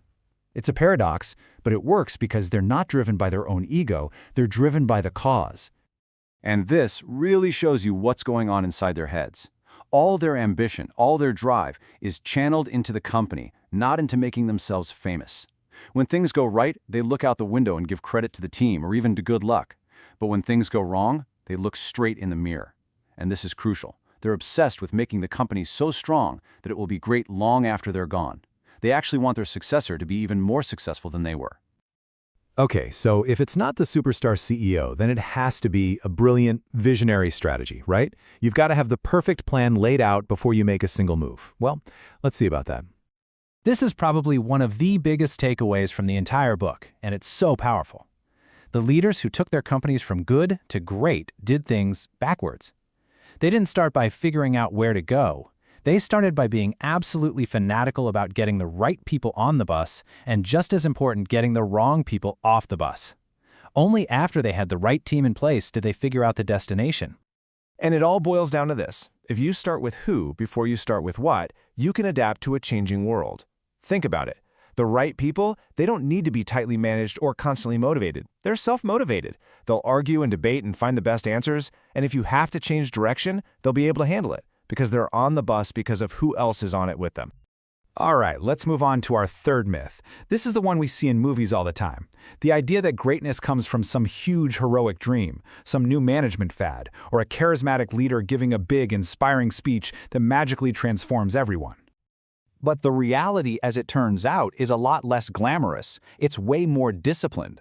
The great companies didn't get there on dreams. They got there by creating a culture where people could confront the cold, hard, brutal facts of their situation. You know, sometimes a super charismatic leader can actually get in the way, because everyone starts worrying about what the leader will think instead of what the data actually says. This quote from Winston Churchill just nails the mindset. It's about holding two opposite ideas in your head at the same time. You have to have absolute, unwavering faith that you will succeed in the end. But at the exact same moment, you have to have the discipline to confront the most brutal, difficult facts of your current reality. So if you're confronting all these brutal facts, how do you find a clear path forward? Well, they used a simple but incredibly profound idea called the hedgehog concept. It's about finding the answer at the intersection of three circles. First, what can you be the absolute best in the world at? And just as important, what can you not be the best at? Second, what drives your economic engine? What's the one key metric that has the biggest impact? And third, what are you deeply passionate about? Where those three circles overlap, that's your hedgehog. That's your simple, clear, guiding principle. Okay, so we've got the quiet leader, the right people on the bus, and this brutally honest hedgehog focus. But how do these things create that huge, sudden breakthrough we saw with Walgreens? The answer is the single most important idea in this whole thing, the flywheel. See, from the outside, it looks like an overnight success, a revolution. But from the inside, it feels totally different. Imagine a giant, heavy, 50-foot steel flywheel. Your job is to get it spinning. That first push, it barely moves. You keep pushing with all your might, for hours, for days, and slowly it starts to build momentum. One turn, then two, then 10, 100, 1,000, until breakthrough. That point where the momentum of the wheel just takes over, and it's hurtling forward. And this is where it all comes together. Every single one of these concepts we've talked about, it's not a separate thing. Each one is a single consistent push on that flywheel. Getting that level 5 leader, that's a push.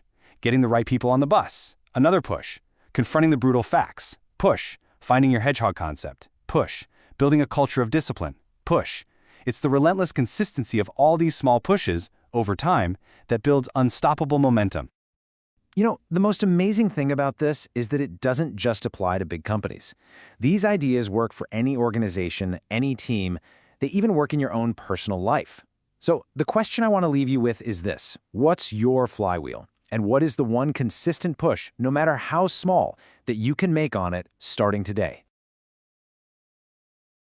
You ever get that feeling that the really big opportunities, they're always happening somewhere else, like in another city or for another company or just for other people? Well, today we're going to dive into a century-old idea that completely turns that thinking on its head. It comes from Russell H. Conwell's famous lecture, Acres of Diamonds, and it's a super powerful lesson about finding incredible value right where you're standing. So, let's kick things off with this incredible story that Conwell heard on his travels. It's all about a man who, by all accounts, had everything he could possibly want. He was a wealthy and totally content farmer named Al-Hafed. So, picture this guy, Al-Hafed. He lives on the banks of the river Indus. He's got it all: orchards, gardens, a wonderful family. But here's the key. The story says he was wealthy because he was contented. He wasn't just rich in money, he was rich in happiness. He truly had it all. But then one day an old priest stops by, and he starts telling Al-Hafed all about how the world was made, about all these precious stones, and specifically about diamonds. He tells him that with just a handful of diamonds, he could buy a whole country, not just one little farm. And boom. Just like that, this tiny seed of discontent gets planted. All of a sudden, Al-Hafed wasn't happy anymore. He got completely consumed by this new obsession. So what does he do? Something really drastic. He sells his farm, leaves his family with a neighbor to look after them, and takes off on this massive, worldwide hunt for his very own diamond mine. So he wanders all across Persia, Palestine, and eventually into Europe. Years and years go by. As you can probably guess, his money completely runs out, his spirit is just broken, and he's left with nothing but rags. The story ends so tragically. He's standing by the sea when a huge wave just sweeps him away. He dies penniless and totally alone. It's such a sad story, right? But it doesn't end there. The real lesson, the big twist, is waiting back at the home he left behind. You have to wonder, what happened to the man who bought Al Hafid's farm? While one afternoon, the new owner is letting his animals drink from the stream that ran right through the property. And as he does, he notices this little glint of light in the sand. He reaches down, picks up this unusual rock, and thinks, that looks kind of cool. So he takes it home and just puts it on his mantelpiece as a decoration. Turns out, that rock was a massive diamond. The farm, the very one Al Hafid sold to go chase a fortune, was sitting right on top of the legendary Golconda diamond mines. We're talking one of the most valuable diamond discoveries in all of human history. Al Hafid had literally owned acres and acres of diamonds. He just never thought to look down. So what's the big takeaway from this? I mean, Al Hafid's story is a huge cautionary tale, and it's really the foundation of Conwell's first major lesson. Your greatest opportunities are often way, way closer than you think. Conwell really believed that we all fall into this trap. We're scrolling through social media, we're looking at what's happening in other cities, other companies, and we think, that's where the real action is. We totally undervalue our own communities, our own skills, and all the amazing potential that's right under our noses. And listen, this isn't just some old story. Think about it in modern terms. While Al Hafid was chasing his tail across the globe, you have guys like Henry Ford building an entire empire right where he grew up in Michigan.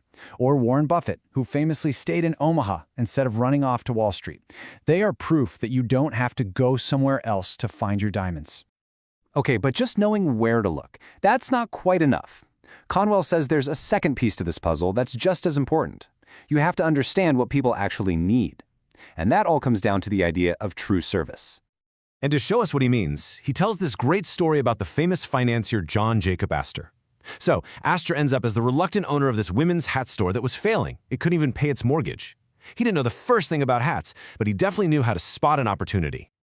Now this is where the story gets really clever, and you see this total shift in thinking.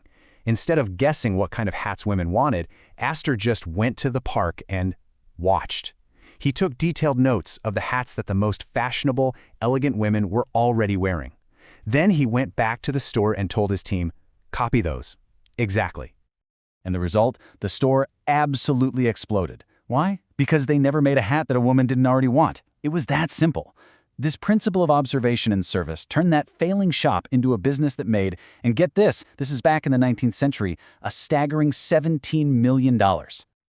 And this gets right to the heart of Conwell's second lesson. See, true service isn't about selling what you think is awesome. It's about taking the time to deeply understand what people already want and need. It all starts with listening and observing, not just creating and pushing. All right, so this all sounds great in theory, but how do we actually do this? How do we train ourselves to spot these diamonds in our own lives? Well, Conwell actually gives some really practical advice on how to see the opportunities that everyone else is missing. It really starts with just being open to what's right in front of you. The obvious stuff. We have to take a step back from the constant rush and actually make time for some quiet thought. Because that's when you can ask a really simple but powerful question. What's a small problem that I have? If you need something, it's a pretty good bet that other people do too. The whole goal is to find a genuine need and then make yourself the person who can solve it. And that's really the core of it, isn't it? Success isn't always about some massive, world-changing invention. A lot of the time, it's just about paying attention to the little things. A simple observation about a small, everyday problem that everyone else is just too busy to notice. So after all these stories and examples, what are the big ideas we should walk away with from Acres of Diamonds? It really all boils down to two simple but incredibly powerful lessons. First, stop looking over there. The raw materials for your success, your fortune, are probably right where you are, in your job, your neighborhood, your unique skills.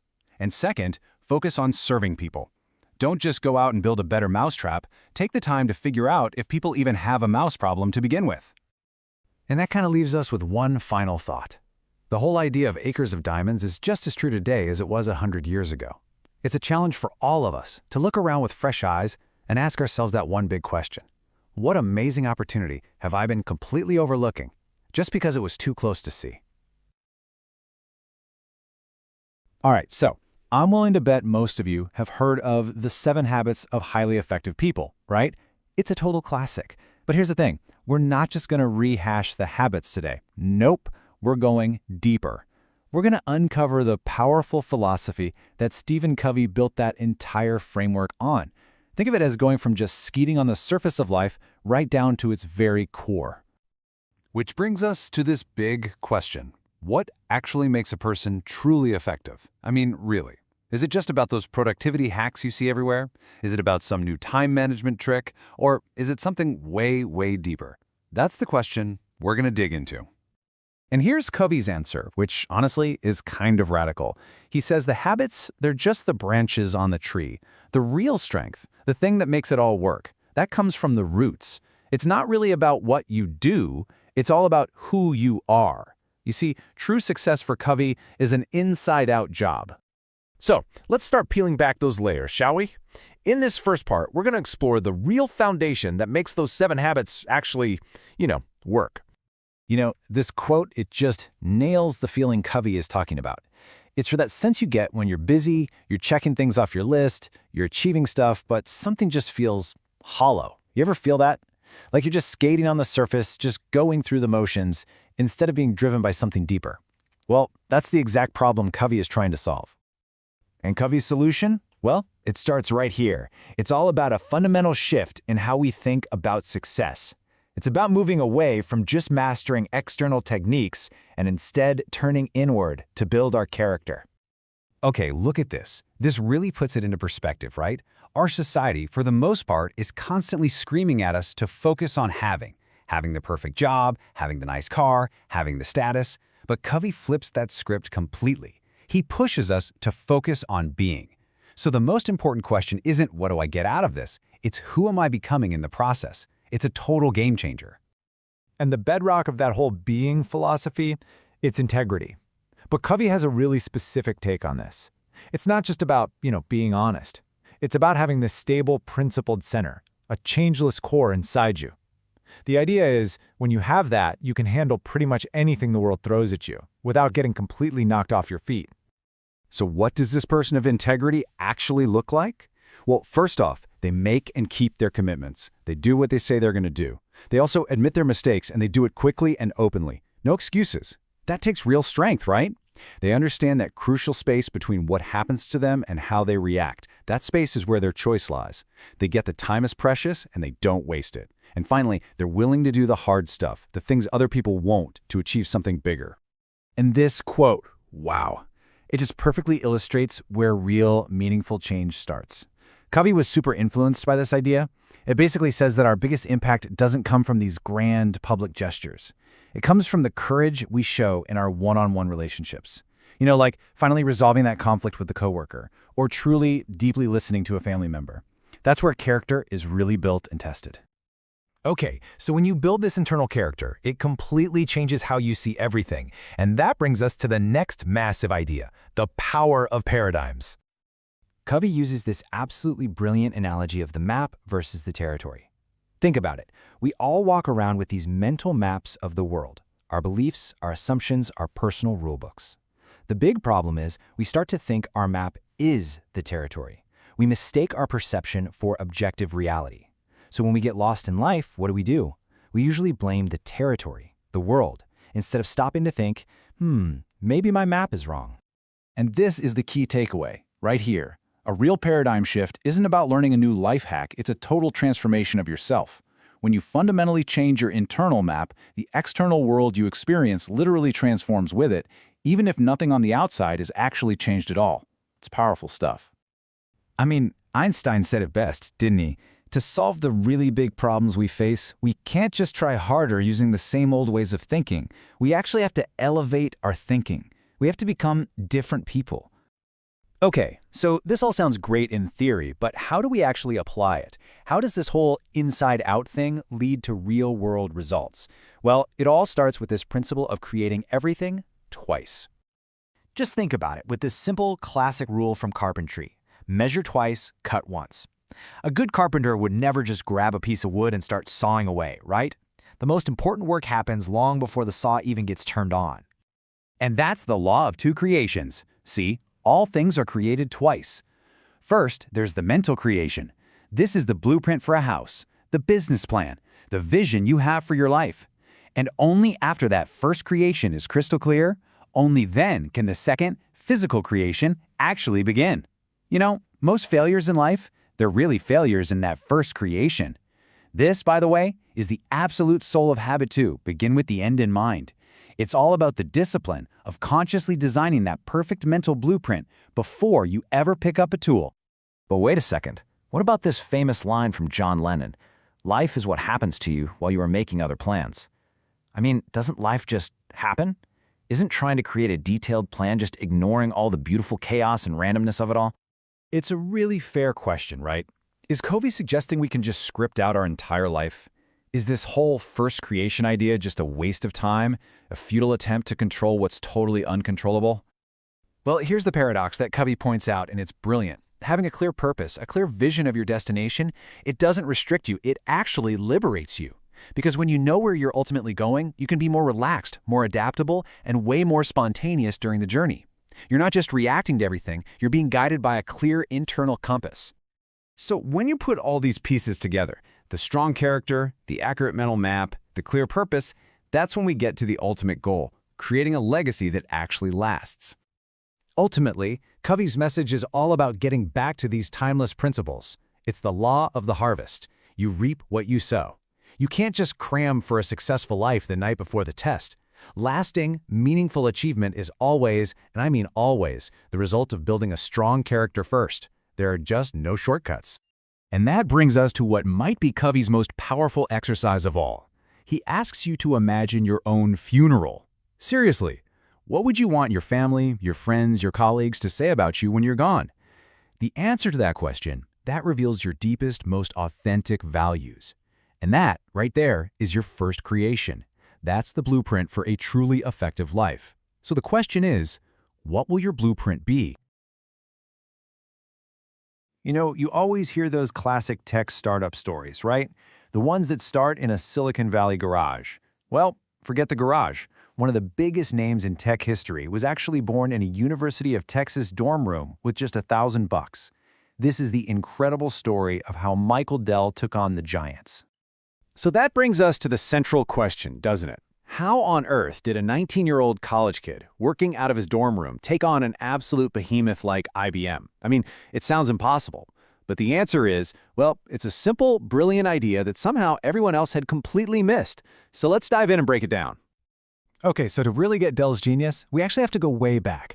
I'm talking before the computers even. It all starts with a childhood hobby and a really powerful lesson he learned about one simple thing: cutting out the middleman. And this is basically the blueprint for everything that came later. Get this, at just 12 years old, Michael Dell wasn't just, collecting stamps. No, he was building a business. He completely bypassed the traditional auction houses and started selling directly to other collectors through his own little catalog. And he made $2,000. That core idea right there, selling direct, that was the seed that would eventually grow into a multi-billion-dollar empire. So fast forward a few years, Dell takes that same exact thinking and applies it to the PC market, which was just starting to boom. And what he saw was just mind-blowing. Check this out. IBM was taking about $600, maybe $700 worth of parts, putting them together, and then selling the finished PC to a retailer. But then that retailer would turn around and sell it to you, the customer, for $3,000. The markup was absolutely insane. And the crazy part? The people in the store selling them barely even understood the technology. He just knew deep down there had to be a better way. So here he is, armed with this totally game-changing insight. And he's at a major crossroads in his life. On one hand, you've got his parents, who really want him to become a doctor, the safe, conventional path. But on the other hand, he's got this radical business idea that just will not let him go. I mean, he was basically living a double life. Picture this. By day, he's a pre-med student at the University of Texas. But by night, his dorm room, room 2713, transforms into a full-blown computer factory. He's buying these basic PCs, souping them up with better parts, and selling them directly to local businesses. But of course, his grades started to slip, his parents showed up for a surprise visit, and he had to scramble to hide everything. The secret, as they say, was out. So his father sits him down and asks him that classic parent question. What do you want to do with your life? And Michael's answer was anything but classic. He looked his father right in the eye and said, "I want to compete with IBM." I mean, can you imagine? This wasn't just a side hustle anymore. This was a declaration of war on the biggest tech company on the planet. And from that moment on, he moved fast. I mean, really fast. Early 1984, he officially registers the company right from his dorm room. A few months go by, and he's already selling over $50,000 worth of computers a month. So by the end of that year, he dropped out of college. He made that classic promise to his parents, "Don't worry, I can always go back if this doesn't work out." Spoiler alert, he never went back. There was simply no time. So what was the secret sauce? What was this Dell difference that made them so successful, so fast? Well, it all goes back to that lesson he learned as a 12-year-old kid selling stamps. It was all about one simple but totally revolutionary idea. Get rid of the middleman. Let's break down this direct model, because it was absolutely revolutionary. All right, step 1, cut out the retail store. No more middleman, no more insane markup, simple. Step 2, build every single computer to a customer's specific order. That means you get exactly what you want, and Dell doesn't have these huge warehouses full of PCs that nobody's buying. Step 3, pass all those savings and that better performance straight to the buyer. And then the fourth and final step, this was the genius part. Use that direct relationship to get constant feedback from your customers so you can make the next product even better. When you put it side by side, the difference is just stark. With the traditional retail model, you had high markups. With the Dell Direct model, you got low, transparent prices. In a store, you got whatever was in stock. With Dell, you got a machine built just for you. And maybe most importantly, the old way had zero connection to the customer. Dell had a direct line, a constant stream of invaluable data about what people actually wanted and needed. So, as you can probably guess, with a model this powerful, the company didn't just grow. It absolutely exploded. But here's the thing about that kind of hypergrowth. It creates its own set of massive, company-threatening challenges. Just listen to this number for a second. $60 million. That was their sales figure in less than 3 years after the company officially began. I mean, think about that. Michael Dell was running a major corporation before he was even legally old enough to rent a car. The growth was just breathtaking. So they set this goal that, at the time, must have sounded completely insane. Hit $1 billion in sales by 1992. And what happened when 1992 rolled around? Well, they didn't just hit their target.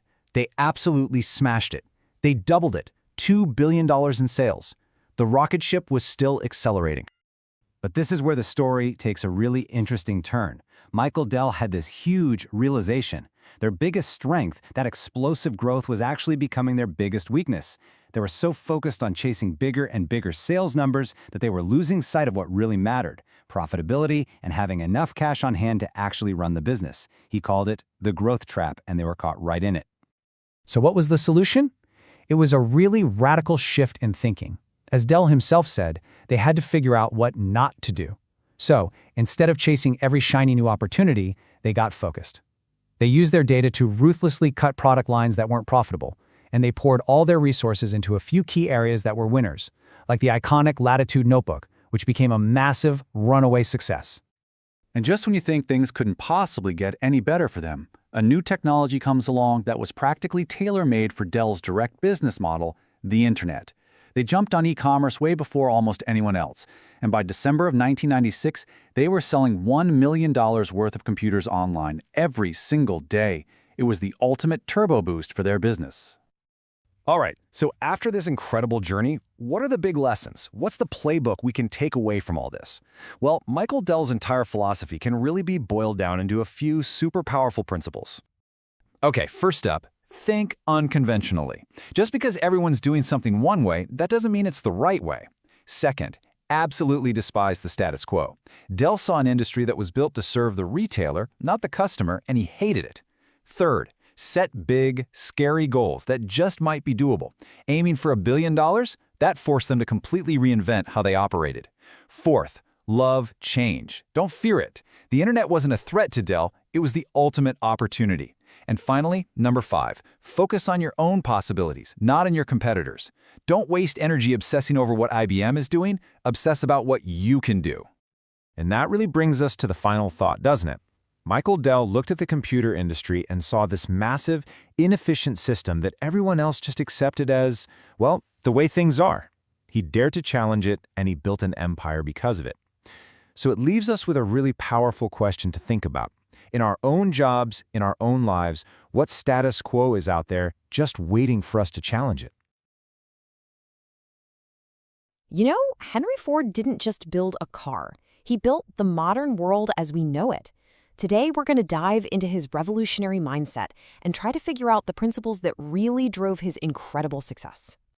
And it's kind of hard to wrap your head around this, but for the first 40 years of his life, Henry Ford was, well, a nobody, just an unknown mechanic. This was not an overnight success story. It was a long, quiet apprenticeship where he was just honing the skills that would eventually change everything. See, right from the start, Ford played by his own rules. When all the so-called experts told him there was no market for a personal car, he shot back with this gem: there never is for new articles. For him, listening to other people's opinions was just a form of fear, and that was a mindset he completely rejected his entire life. So that's the big question, right? How does an unknown mechanic with an attitude like that go on to completely reshape society? Well, that's what we're going to unpack today. To get to the answer, we have to start right at the beginning. So let's kick off with part 1, an unlikely revolutionary. To really get Ford, you have to understand this one core concept: self-reliance. He was inspired by the philosopher Emerson, and it all boiled down to this fierce independence from what other people thought, and a total refusal to be defined by his circumstances. This wasn't just some business tactic for him. It was the bedrock of his entire worldview. And that deep-seated self-reliance, it fueled an obsession that became his life's work. Which brings us right into part 2, the universal car dream.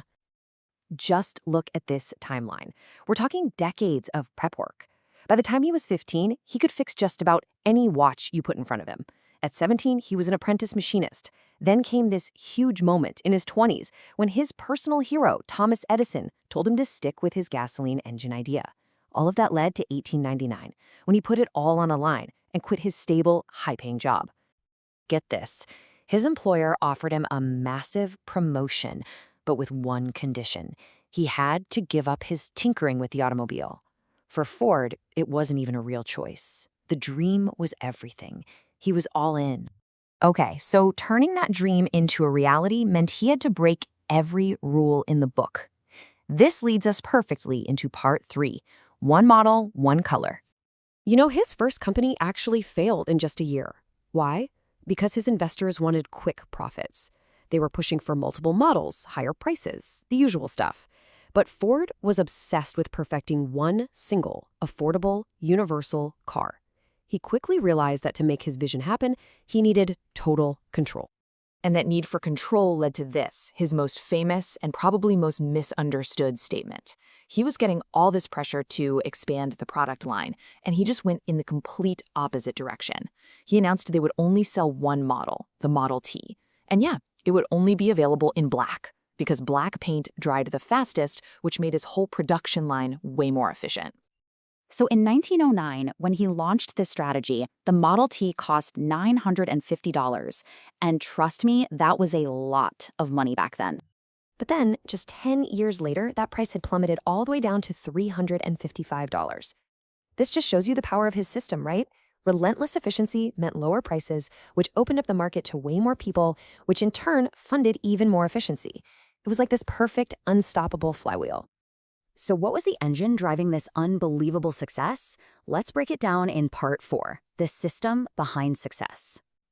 The success of Ford wasn't just one thing. It was this whole 4-part formula. First, you had the hyper-efficient assembly lines. Second, he paid his workers double the average wage, which was genius. It created a stable workforce and a brand new class of customers who could now afford his cars. Third, he had this open hiring policy for literally anyone willing to work. And fourth, he saw a sale as just the beginning of a relationship, backed up by great service. I mean, his hiring philosophy was it was revolutionary. He didn't care about your past. He didn't care if you spoke English. All that mattered was your willingness to work. He even actively avoided hiring experts because he thought they only knew what couldn't be done. He actually said he preferred fools who would rush in and solve problems with a completely fresh perspective. And his philosophy went even further. He believed a company should look like the society it's part of. So decades before it was common, he hired people with disabilities, blind people, deaf people, people with missing limbs, and he paid them the exact same high wage as everybody else. Just incredible. But Ford was a really complex man, and his legacy isn't some simple, happy success story. So what are the real lessons we can take from his life? That's what we'll cover in our final section, Ford's enduring lessons. It's so important to see the whole picture here. On one side of the coin, you have this visionary genius, an original thinker with obsessive attention to detail. But on the other side, well, there was a dark side, a man who spied on his own managers and believed in some pretty ugly conspiracy theories. He's really a perfect example of how world-changing vision and deep personal flaws can exist in the exact same person. But maybe the most timeless piece of Ford's wisdom is this right here. He argued that real investment isn't about hoarding money. You're not actually saving if you're stopping yourself from becoming more productive. For Ford, the ultimate capital, the absolute best investment you could ever make, is in your own ability to think and to do. And that really leaves us with a final question for you to think about. If your ability is your greatest asset, what is the one skill you should be investing in today to make yourself more productive tomorrow? All right, let's dive into one of the most powerful and surprisingly modern guides to personal finance ever written. We're talking about Benjamin Franklin's The Way to Wealth. You know, when you think of Ben Franklin, what's the first thing that pops into your head? A kite and a key, right? Maybe signing the Declaration of Independence. But what if I told you his biggest impact on millions of people had nothing to do with politics and everything to do with personal success? See, way before he was a famous statesman, Franklin's actual day job was as a publisher. And his bestsellers, the things that really made him famous back then, were these incredibly practical guides on how to build a fortune. The way he got this advice out there was through something called Poor Richard's Almanac. For 25 straight years, he filled this thing with these sharp, witty, and timeless tips on working hard and being smart with your money. And people loved it. I mean, it absolutely flew off the shelves. So, in 1758, Franklin decided to gather all the best bits of wisdom from his almanac into one piece, which we now call The Way to Wealth. But instead of just giving us a boring list of rules, he did something absolutely brilliant. He turned it into a story. So, picture this. It's a busy town square, there's a big crowd waiting for an auction to start, and everybody's complaining about how hard things are, how broke they are. Sound familiar? It's a complaint that's basically echoed through the centuries. And what's their number one gripe? The exact same thing you hear about today: taxes. Everyone's convinced that the government's taxes are the one and only reason they can't get ahead. Just then, a wise old man named Father Abraham gets up to speak, and he's about to drop some serious truth bombs on this crowd, pulling all his best lines straight from Poor Richard's Almanac. What Father Abraham is about to lay out is really Franklin's entire philosophy for becoming wealthy, and it's all built on three incredibly powerful ideas that are just as true today as they were 250 years ago. And this is where it gets really interesting. Father Abraham looks at the crowd and basically says, yeah, you're right, government taxes are heavy. But then he completely flips the script. He tells them the real problem isn't the government's taxes, it's the hidden taxes we put on ourselves. This right here is the core of Franklin's argument. Think about it. He's saying our own laziness costs us twice as much as any tax bill. Our pride, the need to have the latest and greatest stuff, costs us 3 times as much. And our own dumb mistakes, a whopping 4 times as much. These are the things that are really keeping us poor. So how do you stop paying these crazy self-imposed taxes? Well, Father Abraham gives them a super simple 3-step plan.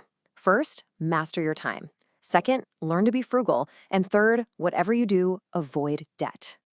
Okay, this first pillar is a total game changer. For Franklin, time isn't just money. Time is life. So if you love your life, you can't just throw away the very stuff it's made of. It completely reframes the idea of hard work, right? It's not a chore anymore. It's an act of loving and respecting your own life. Next up, we've got frugality. Now, this isn't about being a cheapskate. It's about understanding that tiny little expenses really add up. That daily coffee, that subscription you forgot you had, they seem like nothing, right? But Franklin's point is that even a small leak over time can sink a massive ship. And finally, maybe the most crucial point of all, debt. Franklin saw debt as a kind of voluntary slavery. It just crushes your spirit, strips away your freedom, and makes you a servant to the person you owe money to. It's like an empty sack. It just can't stand up on its own. So Father Abraham gives this incredible, life-changing speech. The crowd is just eating it up, hanging on every word. You'd think their lives are about to change forever, right? Well, this is where the story takes a really fascinating and, let's be honest, a very human twist. They were absolutely captivated. I mean, the logic was perfect. The path to wealth was laid out right in front of them, clear as day. They had all the information they could possibly need. And then, the second he stopped talking, they did absolutely nothing. It was like the whole speech just went in one ear and out the other. The auctioneer starts the sale and bam! Instantly, the very same people who were just nodding along about being frugal get swept up in this crazy buying frenzy, spending extravagantly on stuff they absolutely didn't need. And that, right there, is Franklin's ultimate point. He knew that knowing what to do is the easy part. The hard part is actually doing it. It's that gap between knowledge and action that makes this advice so timeless, because it's a struggle we all face. And hey, if you think this is all just dusty, old-fashioned advice, just look at Warren Buffett. He is one of the most successful investors in history, and he constantly quotes The Way to Wealth. His entire life has been a masterclass in Franklin's principles: work hard, be frugal, and stay out of debt. So, in the end, Franklin's wisdom leaves us all with a very simple, very personal question. The road to wealth has been mapped out for us. It's clear, it's proven. The only question left is, are you actually willing to walk it? So what if I told you that the biggest opponent you'll ever face isn't across the field or sitting across the boardroom table, but is actually right between your own ears?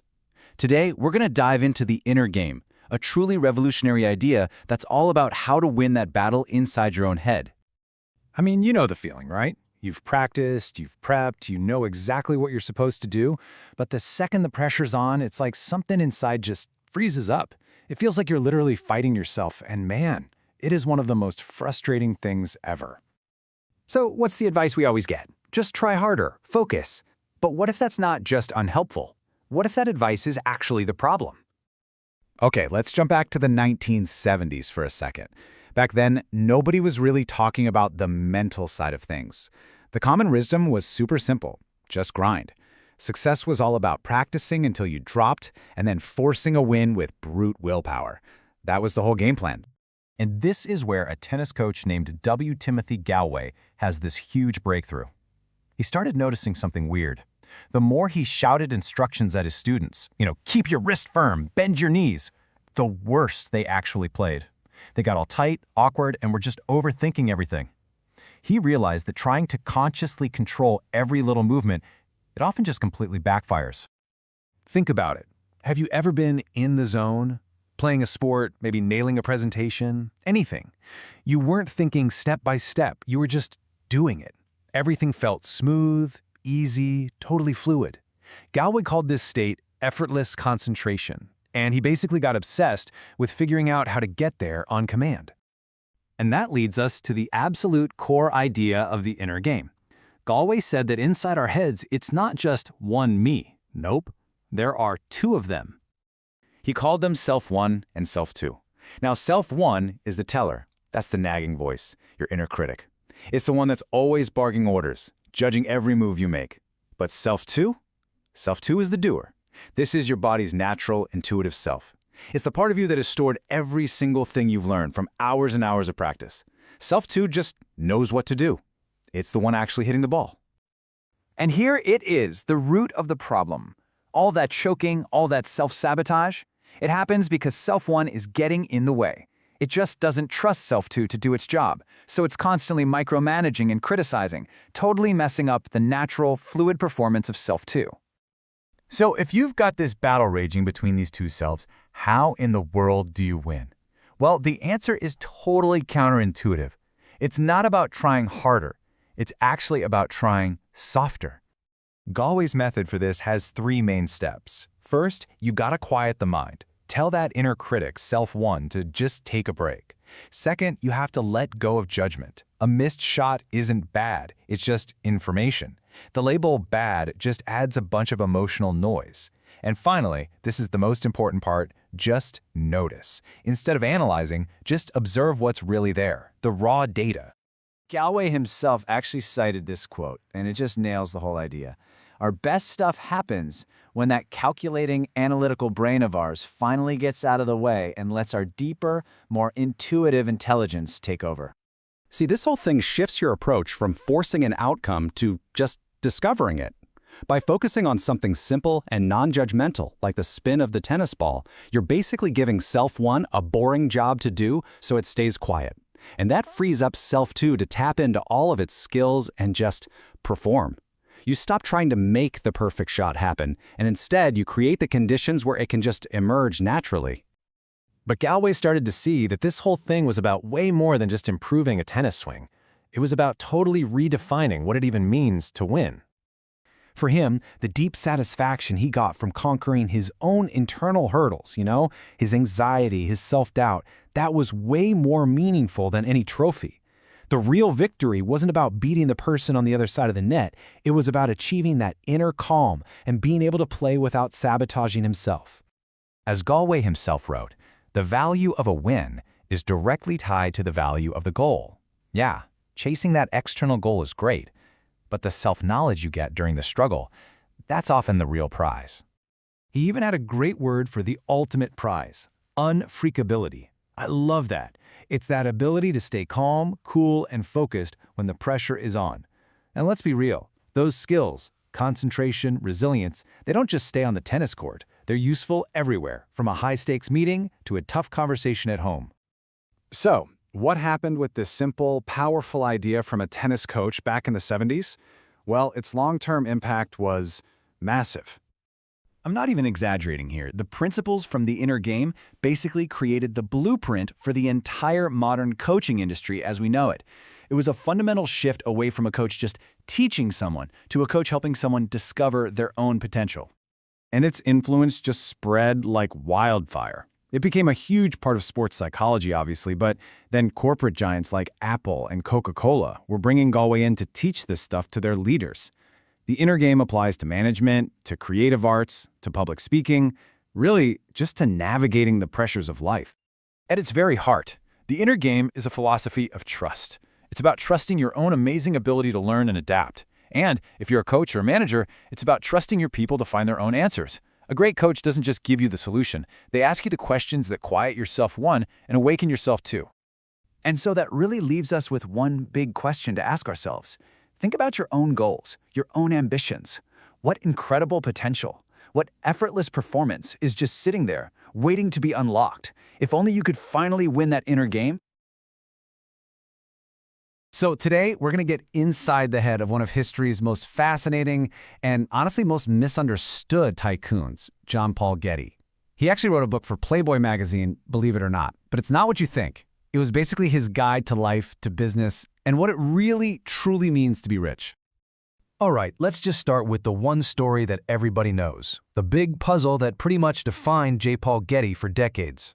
Why in the world would the wealthiest man alive put a coin-operated payphone in his own mansion for his guests? I mean, just picture it. It sounds completely absurd, like something out of a cartoon about a rich miser. And to really get just how bizarre this was, you have to understand the numbers. We're talking about 1957, when Fortune magazine officially called him the richest man in America. His net worth? About $1 billion. That's billion with a B in 1957 money, and this guy has a payphone? So yeah, that's the mystery we're going to unravel. You see, the key to understanding Getty and that payphone comes down to one tiny but incredibly important difference. His book wasn't called How to Get Rich, it was called How to Be Rich. For him, it wasn't about the act of piling up cash. It was about a whole mindset, a way of being. And trust me, that one little word changes everything. So to really get his philosophy, we've got to go back to the beginning. Getty's journey from the rough and tumble oil fields to the top of the business world was, well, anything but ordinary. Look at the pattern here. He starts out doing manual labor, a rustabout in the Oklahoma oil fields. Then, by just 24 years old, he's a self-made millionaire as a wildcatter. That's a guy who speculates and drills for oil on his own dime. Super risky. Then, during the Great Depression, when everyone is selling in a panic, what's he doing? He's buying up oil stocks for pennies on the dollar. And after the war, he takes this huge gamble in the Middle East that pays off bigger than anyone could have imagined. What's the common thread? He was always moving against the herd.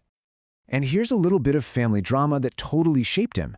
After he became a millionaire at 24, Getty basically decided, I'm done, and tried to retire to live the good life. But his father was not having it. He told his son flat out that he had a duty to keep working, to build businesses, to create value not just for himself, but for other people too. And that idea of duty, it stuck with him for the rest of his life. So you take that pressure from his dad, and you combine it with his experiences as a risk-taking wildcatter, and you get the mind of a rebel. Getty had zero interest in playing by the usual corporate rules. Getty absolutely despised what he called the organization man. You know the type, the corporate employee who just follows the rules, gets lost in pointless meetings and rituals. He even called them bootlickers, just following the pack. His hero was the exact opposite, the rebel. The person who adds real value, who challenges how things are done, and who carves out their own path. For Getty, that was the only way to be truly successful. And this just shows you his philosophy in action. While other executives were sitting in these fancy, wood-paneled offices, Getty's office, his command center, was the front seat of a beat-up car. He didn't care about the appearances. He cared about getting things done. Okay, here's a great story that shows you another side of this guy. Picture this, a dinner party at his massive mansion. He's the world's biggest capitalist. And who does he invite? An outspoken socialist. You can just imagine the looks on the faces of his other rich friends. They were completely horrified. But Getty, he didn't care one bit. He actually believed that hearing from people you disagree with wasn't just interesting, it was a business strategy. Getty knew that real wealth, real opportunity comes from having an open mind. Being intellectually curious wasn't just a hobby, it was a tool that let him see the opportunities that everyone else was missing because they were stuck in their own little bubbles. Now, of course, he wasn't perfect, not even close, and his biggest lessons came from his own mistakes. He had a term for it, a business blunder. He once hired a geologist who told him a certain piece of land was worthless for oil. Getty took the expert's advice, sold the lease, and, yep, that land turned out to be sitting on top of a gigantic oil field. But you know who Getty blamed? Not the expert. He blamed himself. And that one massive mistake basically became his personal rule book for making decisions. Rule 1, do your own homework. Get the facts yourself. Rule 2, never ever just blindly trust an expert. Always get a second opinion. And finally, once you've done the work and you have the facts, you have to have the courage to stick to your guns, no matter what anyone else thinks. So, all this hard work, this rebel thinking, this intense discipline, what was it all for? I mean, what was the end game? Turns out it was about something way bigger than just stacking up cash. Getty was one of the biggest art collectors on the planet, and he called art the finest investment. But not for the reason you might think. He wasn't talking about financial return. The real return for him was just the simple pleasure of living with beautiful, historic things every single day. That, for him, was a huge part of what it meant to be rich. I mean, just listen to how he talked about his art collection. These weren't just objects or assets to him. He saw every painting, every sculpture as a living connection to the person who made it, a peek into their hopes and their struggles. This wasn't just a hobby, it was a deep, personal passion. Which finally brings us all the way back to where we started, that crazy payphone. Now that we understand how his mind worked, we can actually see the logic behind it.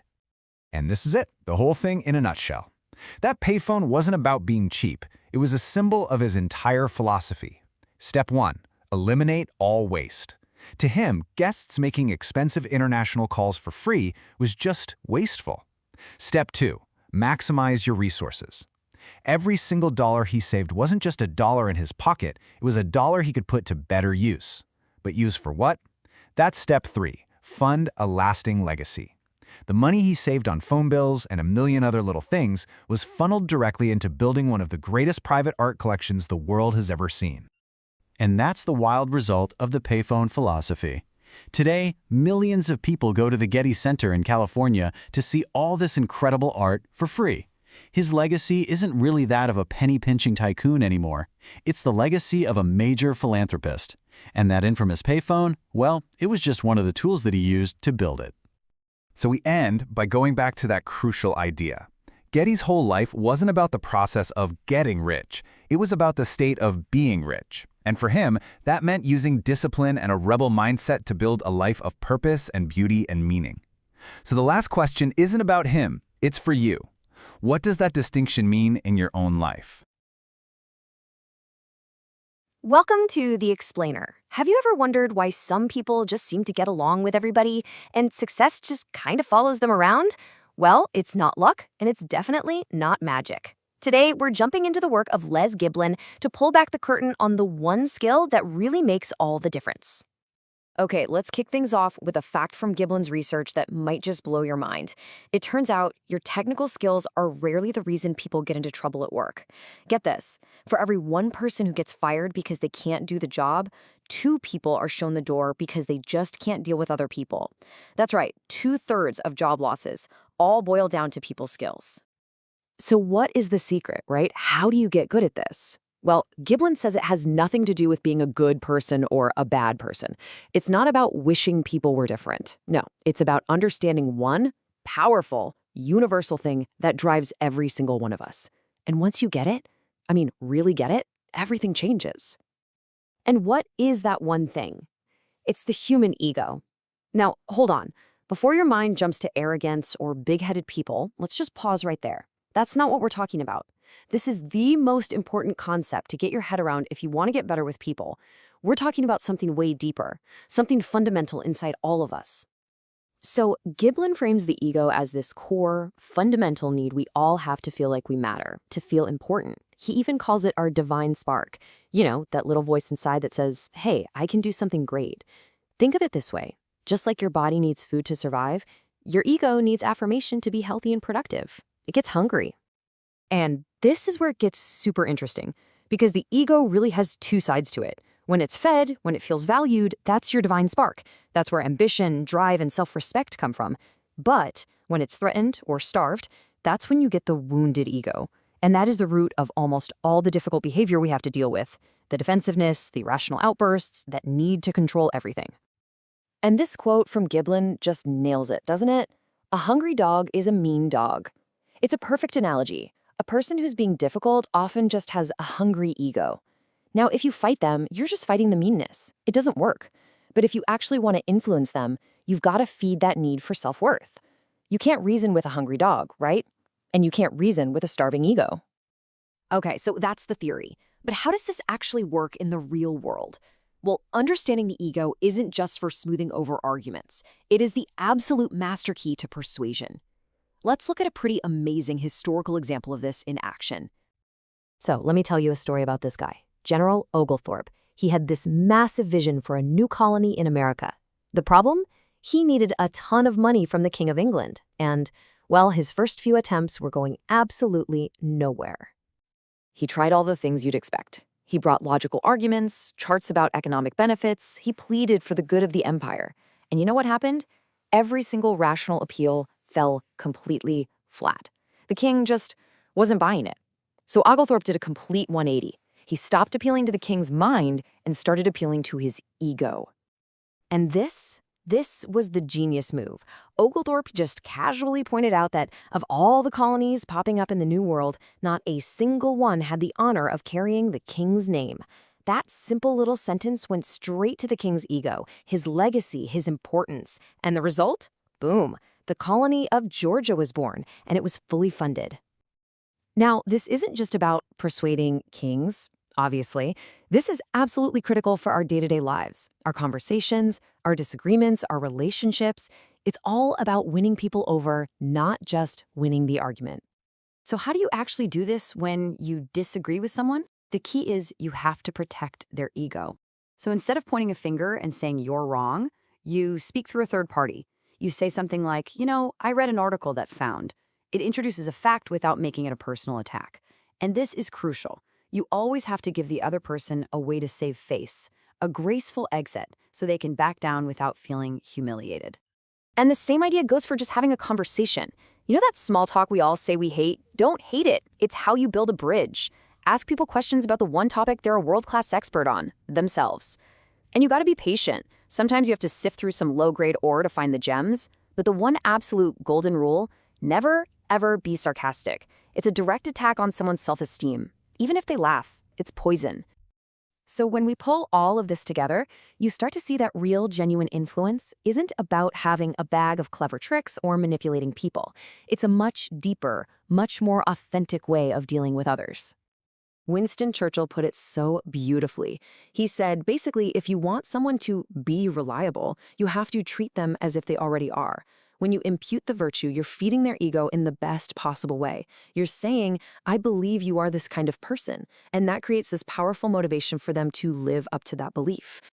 And at the end of the day, that's the ultimate technique. It's actually not a technique at all.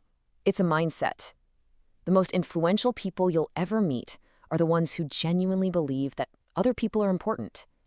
When you see the value in others and you make them feel it, they will want to work with you, they will want to help you, and they will want to see you succeed. So that's the core of Les Giblin's wisdom. Real influence isn't about what you can get from people, but what you can give to their sense of self-worth. As you go about your day, the question isn't if you'll interact with someone's ego. You will. The question is how. Whose potential will you choose to affirm today? So what if I told you that a 300-year-old book written by a Spanish priest of all people held some of the most powerful secrets to navigating our crazy modern world? Today, we are diving into Baltasar Gracian's The Art of Worldly Wisdom. It's this incredible guide to achieving success not through brute force, but through personal refinement. We're going to explore a path to success that's probably a lot different than what you're used to hearing about. You know, when we think of those classic guides to power and influence, Machiavelli's The Prince is usually the first thing that comes to mind. But Gracian, he offers something totally different, something that's maybe a lot more useful for our everyday lives. And here's the fundamental difference. Machiavelli's The Prince is famous for sure, but it's also, well, it's intimidating. It's all about rulers achieving success, often on the backs of other people.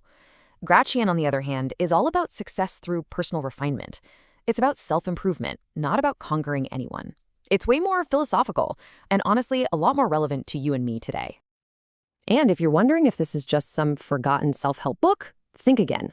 I mean, just look at who is a fan. Friedrich Nietzsche himself said this about Gracian's work. This isn't just some dusty old guide. It's a deep, profound work on human nature that has inspired some of the greatest thinkers for centuries. Okay, so let's dig into the first big principle from Gracian. And it's an absolute must. You have to be a person of substance. This is the bedrock. This is where it all starts. This quote really gets to the heart of it. Gracian is basically saying that any success you build on lies or deceit is like a castle built in the clouds. Yeah, it might look impressive for a little while, but eventually it's all going to come crashing down. The real takeaway here is that a lasting reputation, true success, has to be built on a foundation of truth and actual substance. So you can see here, you've basically got two paths you can take. The path of deceit, well, it leads to a dead end. Every time.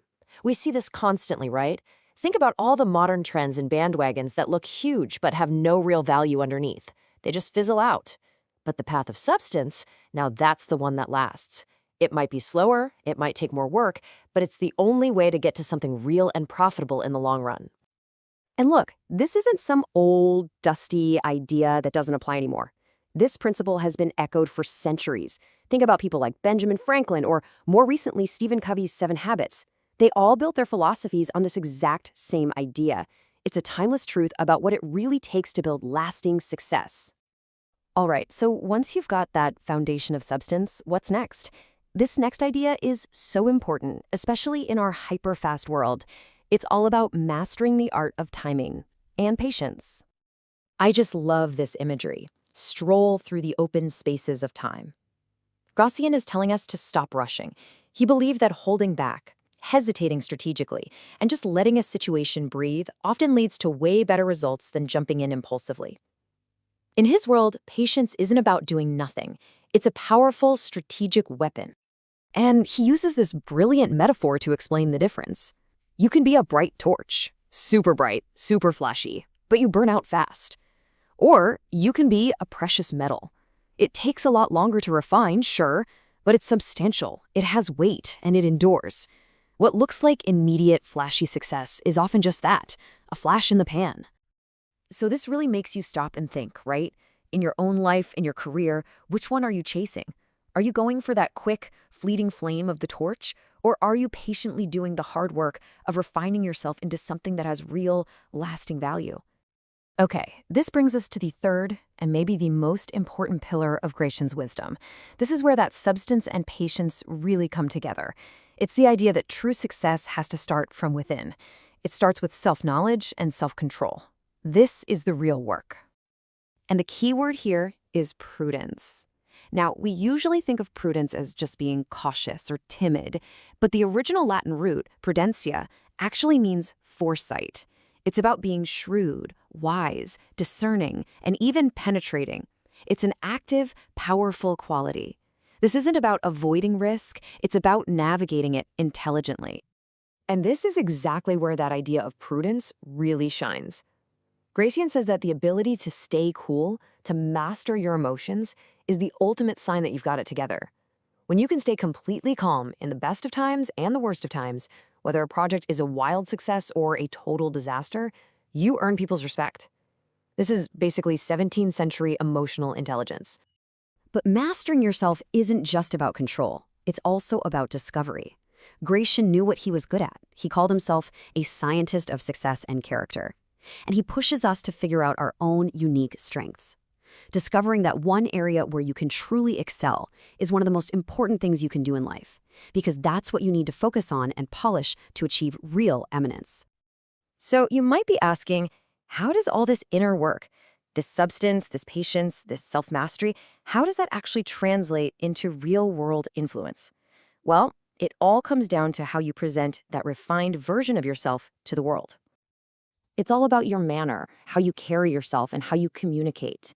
That's the outward expression of all your inner substance. You could have the best ideas in the world, but if you deliver them poorly, forget it. No one will listen. But the right delivery, it can make even a tough message, like a no, feel acceptable. The how you say something is every bit as important as the what. So Gracian gives us some really practical tips here. A pleasant manner is key just to get people to listen in the first place. Don't exaggerate. It just kills your credibility over time. Be brief. Being concise actually builds trust because it shows you're clear in your thinking and you respect other people's time. If you can master these things, you can handle almost any situation with grace and come out on top. So what's the big takeaway from all this? The core message here is actually really empowering. It says that good people don't have to be naive. You don't have to be a pushover. You can and you should combine your personal goodness with savvy worldly wisdom. Lasting success comes from adapting to the world around you. And true eminence, the kind that lasts, comes from refinement, not from ruthlessness. So I want to leave you with this final thought. We live in a world that is obsessed with bright torches, the flashy, the new, the thing that burns out fast. But after hearing all this, the real question is this. In a world full of bright torches, how are you going to commit to the patient, difficult work of becoming a precious metal? How will you build a reputation of true, enduring substance? All right, today we're going to dive into the incredible story of Earl G. Graves. This is a guy who looked at the massive walls of prejudice and didn't just find a way around them. He turned them into a foundation for success. It's all about what he called the unfair advantage. You've heard this a million times, right? That which does not kill us makes us stronger. It's a classic. Well, for Earl G. Graves, this wasn't just some motivational poster quote. No. This was his entire business philosophy. He genuinely believed that the very hardships Black entrepreneurs faced could be hammered and shaped into their greatest weapon in the business world. So to really get a grip on what Graves was all about, you've got to understand the scale he was playing on. We're not talking about small-time local businesses here. He was thinking globally, building a whole new kind of economic power on the world stage. So what's this big number all about? $100 million. Well, picture this. It's 1991. Nelson Mandela has just been freed. Earl Graves leads a group of African-American business leaders to meet him. And what comes out of that meeting? A massive $100 million deal to bring Pepsi to a brand new post-apartheid South Africa. I mean, think about that. This wasn't just selling soda. It was a huge global statement about power, change, and opportunity. And that deal, it perfectly sums up his entire legacy. See, the civil rights movement had fought for and won crucial legal rights. But Graves knew that was only half the battle. The next frontier, the real game changer, was economic empowerment. He was one of the key figures who said, look, true freedom, real power, that comes from financial independence. So you might be wondering, where did he get this perspective? How did this worldview even come about? Well, his path was shaped by a mentor you probably wouldn't expect, Robert F. Kennedy. I mean, Graves' early life was just one barrier-breaking moment after another. He decides to get a business degree when his own professors were telling him it was a waste of time for a black man. Then he becomes a captain in the super elite Green Berets. And from there, he jumps right into the world of high-stakes politics, working directly for Senator Robert F. Kennedy. And this is where everything clicked for him. Think about the culture shock.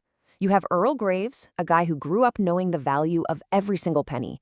And now he's working for Robert Kennedy, a man so wealthy he literally never carried a wallet or cash. For Kennedy, money wasn't something you worried about. It was just there, an abstract concept.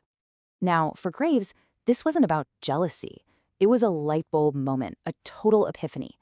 He saw up close the incredible psychological freedom that comes with wealth. It wasn't about fancy cars or big houses. It was about the freedom from the stress of money, the constant weight of financial worry. And that insight, that became his new mission in life. So, after the tragedy of Kennedy's assassination, Graves took that mission and poured everything he had into what would become his greatest legacy, building an enterprise for and by Black America. And that enterprise was Black Enterprise magazine. But listen, this was so much more than just a magazine. It was a megaphone, a platform to shout about Black success stories and to give other people a blueprint to follow. And get this, the hunger for this was so real that the magazine turned a profit in just 10 issues. 10! That's incredible. But man, was it a fight. When Graves went out to sell ads, he'd get hit with responses like this. We don't want our product associated with African Americans. Just wow. It was raw, in-your-face prejudice. These execs just couldn't or wouldn't see the massive economic power of the Black community. So what do? Graves didn't just get angry, he got smart. He fought their prejudice with cold, hard data. When Mercedes-Benz told him no, he didn't just argue. He came back with research, with numbers. He proved that affluent Black buyers were 5 times more likely to buy a Mercedes than their white counterparts. He basically walked in and showed them they were sitting on a gold mine and choosing to ignore it. And you want to know the absolute best part of that story, the perfect punchline? The same man whose advertising dollars they refused eventually sat on the board of directors of their parent company, Daimler Chrysler. I mean, you can't write a better ending than that. It was a total, undeniable victory. So it was out of all these battles, the constant no's, the prejudice, the fight just to be seen, that Graves forged his core philosophy. And he gave it a pretty provocative name, the unfair advantage. And here's the idea in his own words. He basically said that if you can make it in business despite the system being stacked against you, you're forced to develop a kind of toughness, a creativity, and a confidence that your peers who had it easier never had to build. It's like strength training for business. Okay, so let's break this down into simple steps. Step 1, you're up against systemic adversity, right? The deck is stacked. Step 2, to survive, you have to develop insane resilience and creativity. You're forced to think outside the box because the box was designed to keep you out. And then, step 3, that resilience, that creativity, it becomes your superpower. You've turned what everyone else saw as a disadvantage into your greatest competitive advantage. You're stronger because it was harder. And look, this wasn't just some abstract theory he liked to talk about. This philosophy created a real, tangible legacy of empowerment that you can still see today. So let's look at the numbers because they really paint the picture of what Graves was up against. On the one hand, you have the Black community representing a massive economic engine. We're talking over $400 billion in annual earnings back then. But on the other hand, look at that gap. In 2003, for every dollar a white person earned, a Black person earned just 59 cents. That's the reality he was fighting to change. So what was his solution? It was super clear and incredibly practical. He said, okay, political wins are great, but they have to be backed up by economic power. His answer was twofold. First, create more Black-owned businesses. And second, and this part is key, build a powerful network where those businesses support each other, create an economic ecosystem. And did it work? Well, the proof is right here. This isn't just a random list of successful people. This is the result of that vision. You've got media moguls like Oprah Winfrey and John Johnson, who created Ebony and Jet. You've got the chairman of Motown Records. You even have the founders of the very first Black-owned firm on the New York Stock Exchange. These are the titans Graves championed, the people who proved his model worked. And all of this leaves us with a really fascinating question to think about, especially for the future. In a world that's constantly changing, constantly throwing new challenges at us, who's actually best equipped to succeed? Graves' life and his philosophy suggest that maybe, just maybe, it's the people who've been tested the most, the ones who had to be more creative, more resilient just to survive. It's a powerful thought, isn't it? That your greatest strength might actually come from what seemed like your greatest disadvantage. Welcome to The Explainer. Today, we're cracking open one of the most influential personal development books ever written, Napoleon Hill's Think and Grow Rich. Okay, first, just look at this number. We're talking over 15 million copies sold worldwide since this thing was first published. That's a staggering figure for any book, let alone one that came out way back in the 1930s. So, that just begs the question, right? What's the secret sauce here? What's hidden in this book from the Great Depression that gives it this kind of staying power, that keeps people coming back for more decade after decade? To really get why this book was such a big deal, you have to picture the world it was born into. We're talking the Great Depression, a time of absolute fear and scarcity, where most folks were just trying to survive. And into that world drops this book. And it's not about just getting by, it's about getting fabulously rich. I mean, can you imagine how radical, how almost insane that sounded back then? All right, so let's get into Hill's 20-year quest, because the story behind this book, it's not some quick flash of inspiration. Nope.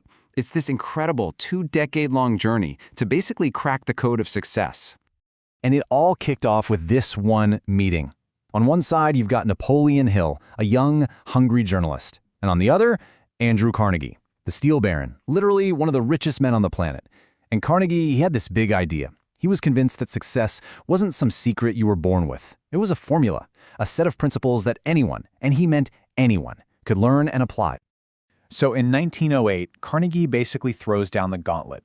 He challenges Hill to go on this mission for 20 years, and get this, with no pay. The mission was to interview over 500 of the most successful people in America. Think Thomas Edison, Henry Ford, F.W. Woolworth, all the heavy hitters. And for 2 decades, that's exactly what he did, which all led to his first massive work in 1928, The Law of Success.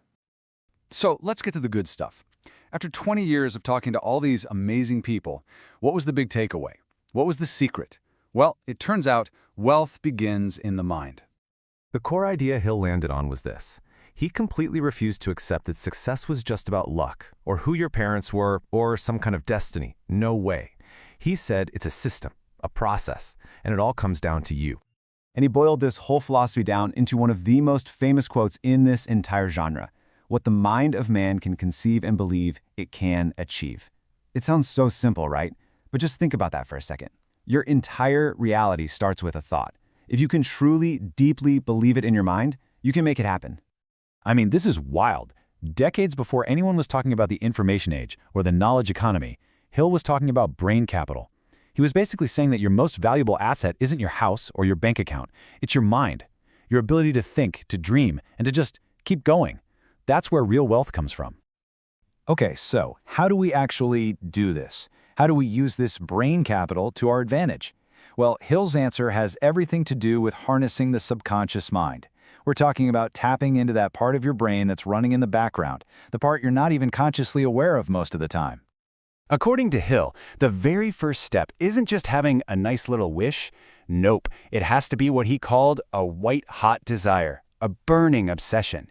And he uses this amazing real-life story of a guy named Edwin C. Barnes to show exactly what he means.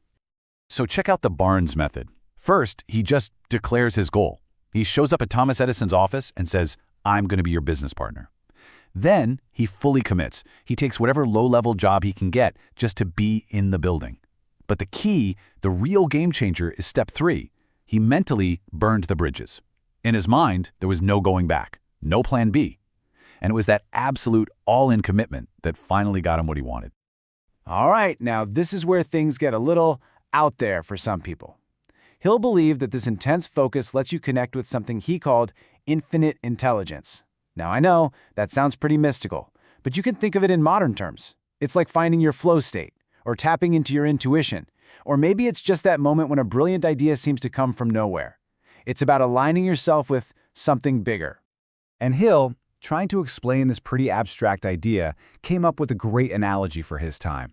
He said, think of your subconscious mind like a radio.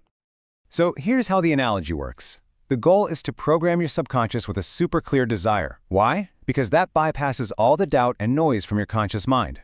Then your subconscious starts broadcasting that desire. And the idea is that the universe, or maybe just your own actions and opportunities, start to reflect that signal back to you, turning the thought into a real physical thing. All right, next up, riches beyond money. Because, and this is super important, even though the book is called Think and Grow Rich, it was never just about money for Hill. He had a way bigger, much more holistic idea of what being rich actually means. I mean, he's very clear about this right from the start. True riches, that's about having amazing friendships. It's about harmony at home with your family. It's about having good relationships at work, and it's about having that sense of inner spiritual peace. For him, these weren't just nice-to-haves, they were the point. So really, the whole central idea is this. The real source of all true lasting wealth is non-material. It's not something you can find in a bank vault or get in an inheritance. It comes from inside you. You know, it's so easy for us to get fixated on the stuff we can count, right? Our degree, our salary, our savings. But Hill was saying no.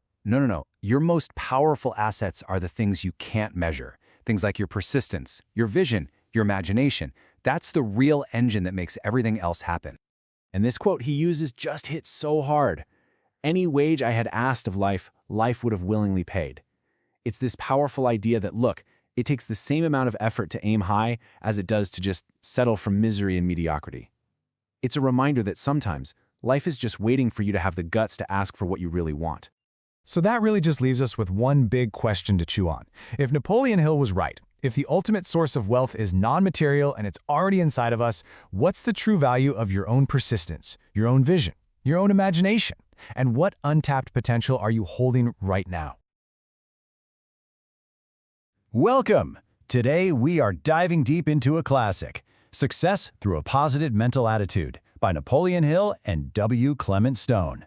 We're going to explore the one single idea they discovered that really separates the world's greatest achievers from, well, pretty much everyone else. So, let's kick things off with a simple but almost impossible demand from one of history's most famous innovators, Henry Ford.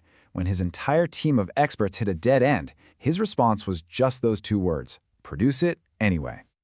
You see, Ford had this radical vision for a new engine, a V8, with all 8 cylinders cast in one single block. The experts, his own top engineers, they came back to him and said, flat out, it's impossible. It just couldn't be done with the technology they had. But Ford, he just wasn't having it. He insisted. He basically told them, go back and figure it out.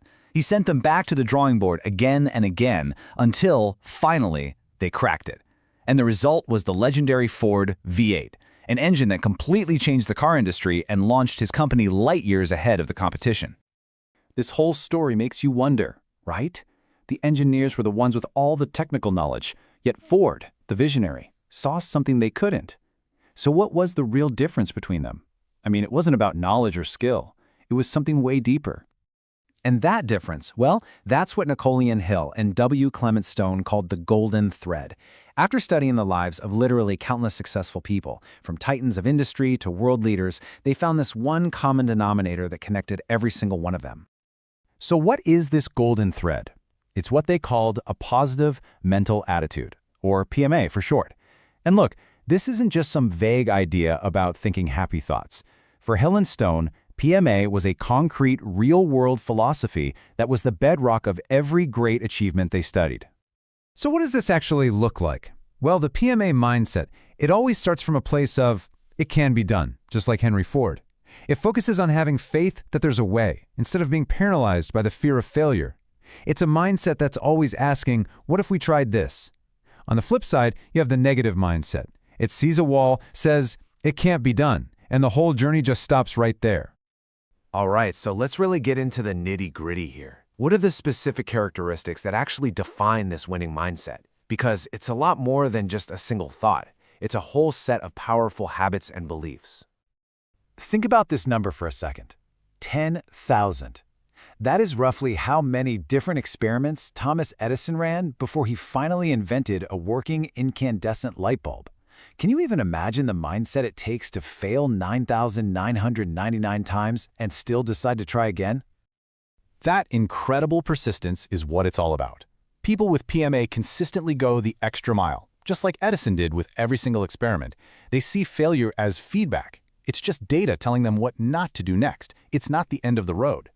They also tend to have a pleasing personality that naturally attracts help and opportunities. And they embrace this amazing concept Hill and Stone called inspirational dissatisfaction, basically using every setback as fuel to do better. Now, the authors actually identified 17 total principles for success, but they were crystal clear about one thing. A positive mental attitude isn't just one of them, it's the glue. It is the one essential ingredient that makes all the other principles actually stick. Okay, so you might be thinking this all sounds a little old school, right? But here's the really cool part. Modern psychology has actually come along and scientifically proven that these ideas are for real, giving us a framework to understand just how powerful our own thoughts really are. The famous psychologist Martin Seligman gave us this concept of explanatory style. And really, it's just a scientific term for the story we tell ourselves about why things happen. He breaks it down into what he calls the 3 Ps. First is permanence. Do you see a setback as forever, like I'll never get this right? Or is it temporary, like, okay, that attempt didn't work? Second is pervasiveness. Is the failure universal? I'm bad at everything, or is it specific to one thing? I just need to improve on this one skill. And last is personalization. Is it all your fault? I'm just not good enough? Or do you recognize that there were other factors involved? Optimists tend to see bad events as temporary, specific, and not entirely their fault. In this example with salespeople, it just brings it all to life. In his study, Seligman saw this huge split. The pessimist gets a no, and their internal story is I'm failing. It feels permanent and personal. But the optimist, they hear the exact same no and think, great, I'm one step closer to getting a yes. As you can imagine, the optimists consistently performed way, way better because their internal story kept them in the game. Okay, so we've got the theory, we've got the science, but where the rubber really meets the road is when things get tough, like really tough. The true power of a positive mental attitude shows up when you're facing the biggest challenges imaginable. I mean, just think about Nelson Mandela. He was in prison for 27 years. For most people, that's it, story over. But he used that time to fuel his inspirational dissatisfaction, never ever losing the positive belief that one day he would be free and he would lead his country to peace. His internal story was always one of eventual victory. Or take Eleanor Roosevelt. She had a deeply tragic childhood and faced all kinds of setbacks. But she overcame it all by making a conscious choice to be positive. And that one choice completely transformed her life, allowing her to become one of the most influential and respected women in the entire world. So when you boil it all down, what's the one thing we really need to take away from all of this? It's that our internal dialogue, that explanatory style, those 3 Ps, is probably the single most important factor in whether we succeed or fail. The story we tell ourselves literally creates the reality we live in. Because look, setbacks are a guarantee. Failure is a part of life for every single one of us. That's not what separates people. The only thing that truly differentiates us is how we respond. So the real question isn't if you'll face adversity, but when you do, what story you're going to choose to tell yourself about it.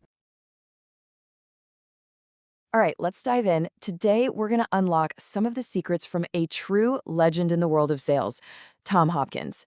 His book, The Official Guide to Success, is just packed with powerful ideas. So what we're going to do in this explainer is boil it all down to 3 really crucial keys that you can actually put into practice as soon as we're done here. Ready? Let's go. Okay, so you see this number on the screen, $42. You're probably thinking, what's that about? Well, believe it or not, this was Tom Hopkins' average monthly income when he first started out in sales. I mean, not per day, not per week, but per month. That's an incredibly tough place to start, and that's exactly why his story is so dang powerful. Yeah, From that $42 a month, Hopkins completely transformed himself into a top-tier salesman and a world-renowned trainer. So, you know his advice isn't just some theory from a book. It's a battle-tested strategy that came directly from his own failures and, eventually, his incredible successes. He really cracked the code, and today we're going to see exactly how he did it. All right, that brings us to our first key, and it's all about perspective. It's this idea that a successful life isn't built on a couple of big, heroic moments. No, it's actually the sum of countless small, productive actions, kind of like tiny brushstrokes that, over time, create a masterpiece.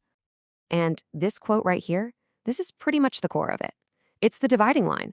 And look, the key here isn't about hustle culture or being busy 24/7. Not at all. Sometimes the most productive thing you can do is rest, or maybe connect with your family. The crucial part is making that conscious choice, having the self-discipline to constantly ask yourself, hey, what is the absolute best use of this moment? The way to think about this is like compound interest, but for your life. You know, one small, productive action today, it might not feel like much, but when you repeat it, day after day, week after week, those little efforts, they compound into something absolutely massive. It's incredible. Okay, so that sounds great, but how do you actually build this habit, right? Well, Hopkins gives us this really practical tool he calls the golden dozen. It's a simple 12-word phrase you repeat to yourself to literally, and I mean literally, reprogram your brain. Now, at first, it might feel a little weird or forced, but pretty soon that commitment becomes second nature. It just trains you to constantly be on the lookout for the best use of your time. And you know, that idea of reprogramming your brain leads us perfectly into our second key. See, mastering your moments is all about what you do, but all of that action is driven by what's going on inside, programming your mind. This is all about taking control of that inner voice and flipping your mental switch from lose to win. So Hopkins breaks it down like this. We're basically running on 3 types of instructions. First, you've got instinct, just the basic wiring of your brain. Then there's conditioning, all the do's and don'ts you picked up as a kid. We can't do a whole lot about those first 2. But that third category, self-instructions, that, my friends, is where all the power is. This is the code you actually get to write for your own life. And this is where it gets really powerful. If you're constantly feeding yourself negative instructions, you'll succeed by failing, as Hopkins puts it. It's kind of a strange idea, but you're basically just living out the script you wrote for yourself. Just changing that one line of internal code from, I'm not good at this, to something like, I know my stuff. Well, that can change absolutely everything that comes next. And of course, he gives us a tool for this. It's super simple. You write down 10 positive, present tense statements about the person you want to become. Things like, I always make a fine impression. Then you carry them with you. But here's the real secret. You have to read them with genuine emotion. You're not just reciting words, you're actually teaching your subconscious mind what to believe. And over time, that belief, it becomes your reality. Okay, on to our third and final key. And this one shifts us from the how to the much, much bigger why. It's all about aiming beyond simple, finite goals. This is about finding a purpose that is so big, it just pulls you forward, right through any obstacle. Now, this is going to sound a little weird, but stick with me. Hopkins talks about something he calls the trauma of success. Think about it. What happens when you finally get that promotion or hit that huge sales target? A lot of the time, there's this huge letdown, this sense of, what now? And that's why simply chasing one goal after another isn't enough for real long-term fulfillment. This example from the book it hits the nail on the head. Jonas Salk's goal could have been to become the head of the lab. That's a fine goal. But his higher aim was to conquer polio. You see the massive difference there? A goal is just a destination. A higher aim is a direction. It's like a guiding star that powers your entire journey. And look, when you operate from that higher aim, everything else just clicks into place. Having a tough day at the office? Well, that's just a small little bump in the road when you're on a mission to conquer polio, right? People get inspired by that kind of vision. They want to help you, and your sense of achievement isn't tied to one single moment. It's this constant, authentic feeling you have as part of your journey. Whew! Okay, so we've covered a ton of ground here. Let's bring it all back together and see how you can put these keys into action, starting right now in your very next productive moment. So here it is, your complete success toolkit, straight from the master himself. It's 3 keys, 3 tools. To master your moments, you're going to use the golden dozen repetition. To program your mind, you create your self-instruction cards. And to fuel the entire thing, you define your higher aim. It's simple, it's powerful, and it is incredibly effective. And that brings us right back to the beginning, to this final, and I think most important question. This isn't just a summary, it's a real call to action. Based on everything we've just gone over, I'll leave you with this question to answer for yourself. What is the most productive thing you can do right now? Welcome to The Explainer. Today, we're diving into a real psychology classic, Born to Win. You know, it's sold over 4 million copies, and it asks a really simple question. If we're all born with so much potential, why do we sometimes feel so stuck? We're going to find out how to take back the pen and rewrite our own story. I mean, we've all been there, haven't we? Feeling like you're stuck in the same old loop, maybe even getting in your own way when all you really want is to succeed. So, what is actually going on inside our heads? Well, this is the exact paradox that the book Born to Win by Muriel James and Dorothy Johnward tackles head-on. They really dig into this question of why some people seem to just thrive while others feel completely trapped, even if they started out with the same potential. And you can tell this idea really hit home for a lot of people. I mean, over 4 million copies sold. Its message is so simple, but it's also incredibly profound. Every single one of us is born with the potential to be a winner. But, and this is the big but, it's our own internal programming that so often holds us back. And here's what's so great about this book. It doesn't just point out the problem and leave you hanging. No, it actually gives you the tools to fix it. It does this by mashing up 2 really powerful psychological frameworks to help us finally understand what's really driving our behavior from the inside out. Okay, so the first tool it gives us is something called transactional analysis. Now, the core idea here is that you're not just one single personality. Instead, you've got these 3 distinct ego states that are pretty much always operating inside of you. First up, you've got the parent. You know that internal voice, the one that's full of shoulds and should-nots? That's the parent. It's all the criticisms and beliefs we kind of soaked up from authority figures when we were kids. It's that nagging voice in your head telling you, don't you dare make a mistake. Then you have the child. This is where all the big feelings hang out. You know, the excitement, the creativity, the spontaneity. But it's also where our impulsiveness comes from, and that feeling of helplessness.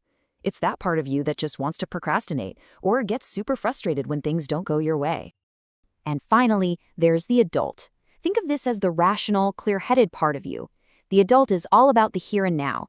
It's the one that's supposed to be calmly looking at reality and making conscious, responsible decisions based on facts, not just feelings or old rules. You know, the authors have this really powerful way of putting it. They call the adult the executive of the personality. It's like the CEO of You Inc. It's supposed to be in charge, right? Listening to the ideas from the impulsive child and the warnings from the critical parent. But at the end of the day, the adult is the one who should be making the final call. All right, so that's the first tool. The second one the book gives us comes from something called Gestalt therapy. Now, if transactional analysis helps us see all the different parts of ourselves, Gestalt is all about putting those pieces back together so we can operate as a complete, integrated whole person. So the big goal here is self-awareness, really seeing our unconscious patterns for what they are. And a huge part of that is acknowledging what are called our polarities. It sounds complicated, but it just means accepting all the different, even contradictory sides of who you are. So for example, you can be both kind and assertive. You can be confident and sometimes anxious. A whole person doesn't try to hide one side, they learn to integrate all of them. Okay, so we have these different parts inside us, and we know we need to feel whole, but how did our patterns get set in the first place?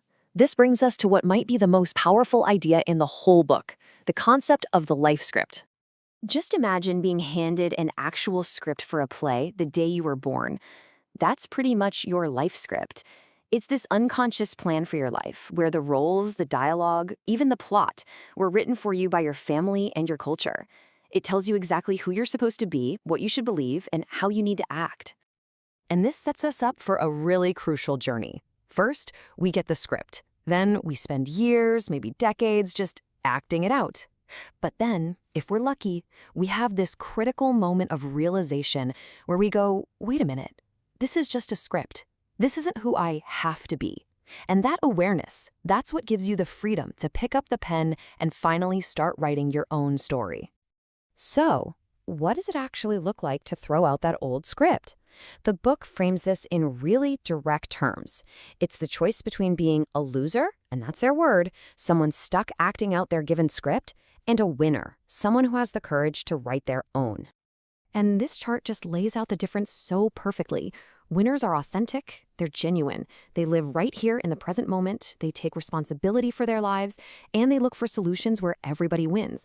Losers, on the other hand, are stuck playing a role. They might be phony or manipulative, they might play the victim, and they're always living in the past or some fantasy future, anywhere but in the reality of right now.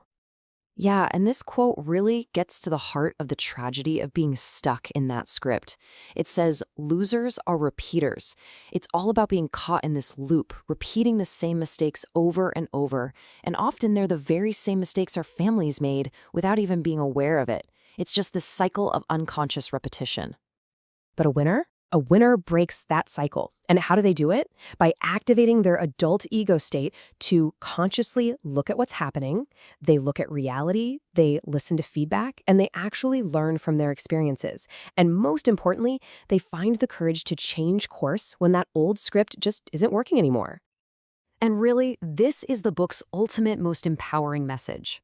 We are literally born to win.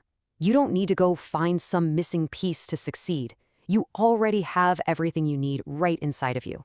That power for awareness, for responsibility, for authenticity, it's not something you have to learn. It's your birthright. So the book really leaves us with this powerful challenge. The question isn't if you can change your script. The real question is, what part are you going to rewrite first? What is one line in your story that you are going to change, starting today? All right, let's talk about one of the most famous business fables ever written, Spencer Johnson's Who Moved My Cheese? Now, it's a really simple, short story, but believe me, it packs a powerful punch when it comes to understanding how we deal with change. So, let me start by asking you something. Just think for a second about the last time something big shifted in your life, maybe at work or in a relationship, anywhere. What was your gut reaction? Did you kind of freeze up?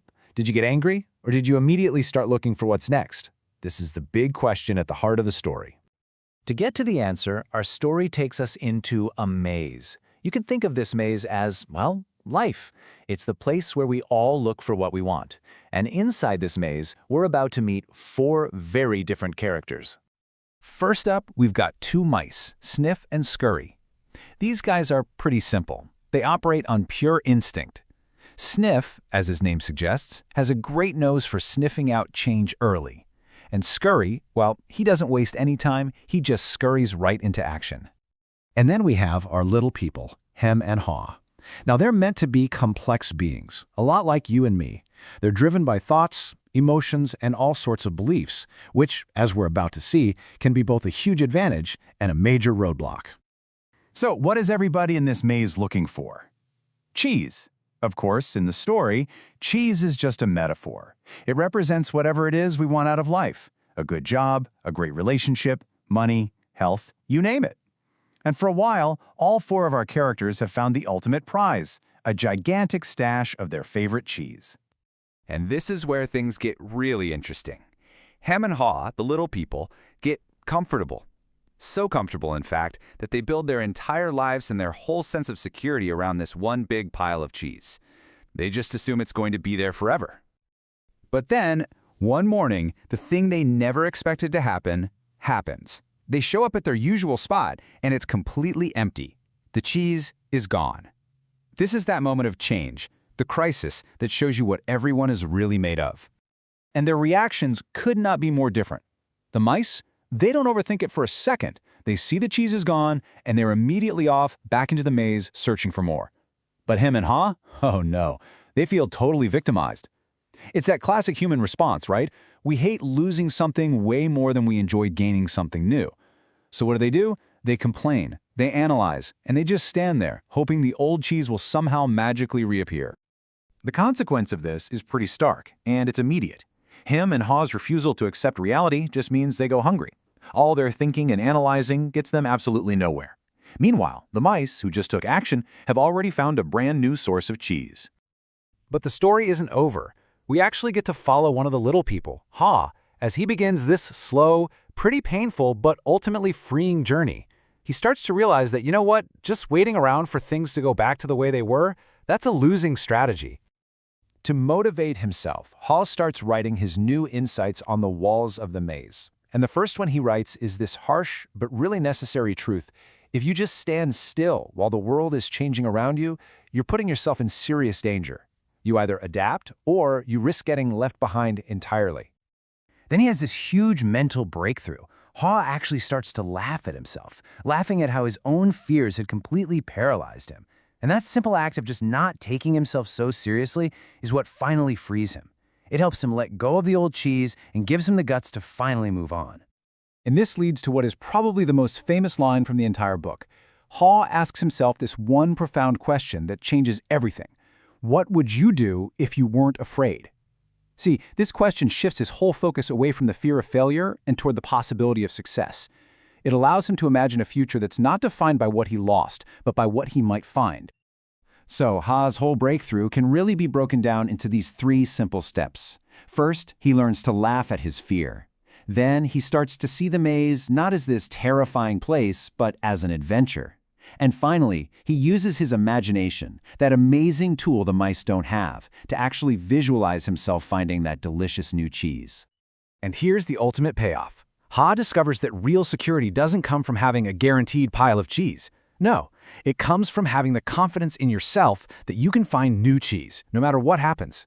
The freedom is in your ability to adapt, not in the stability of your situation.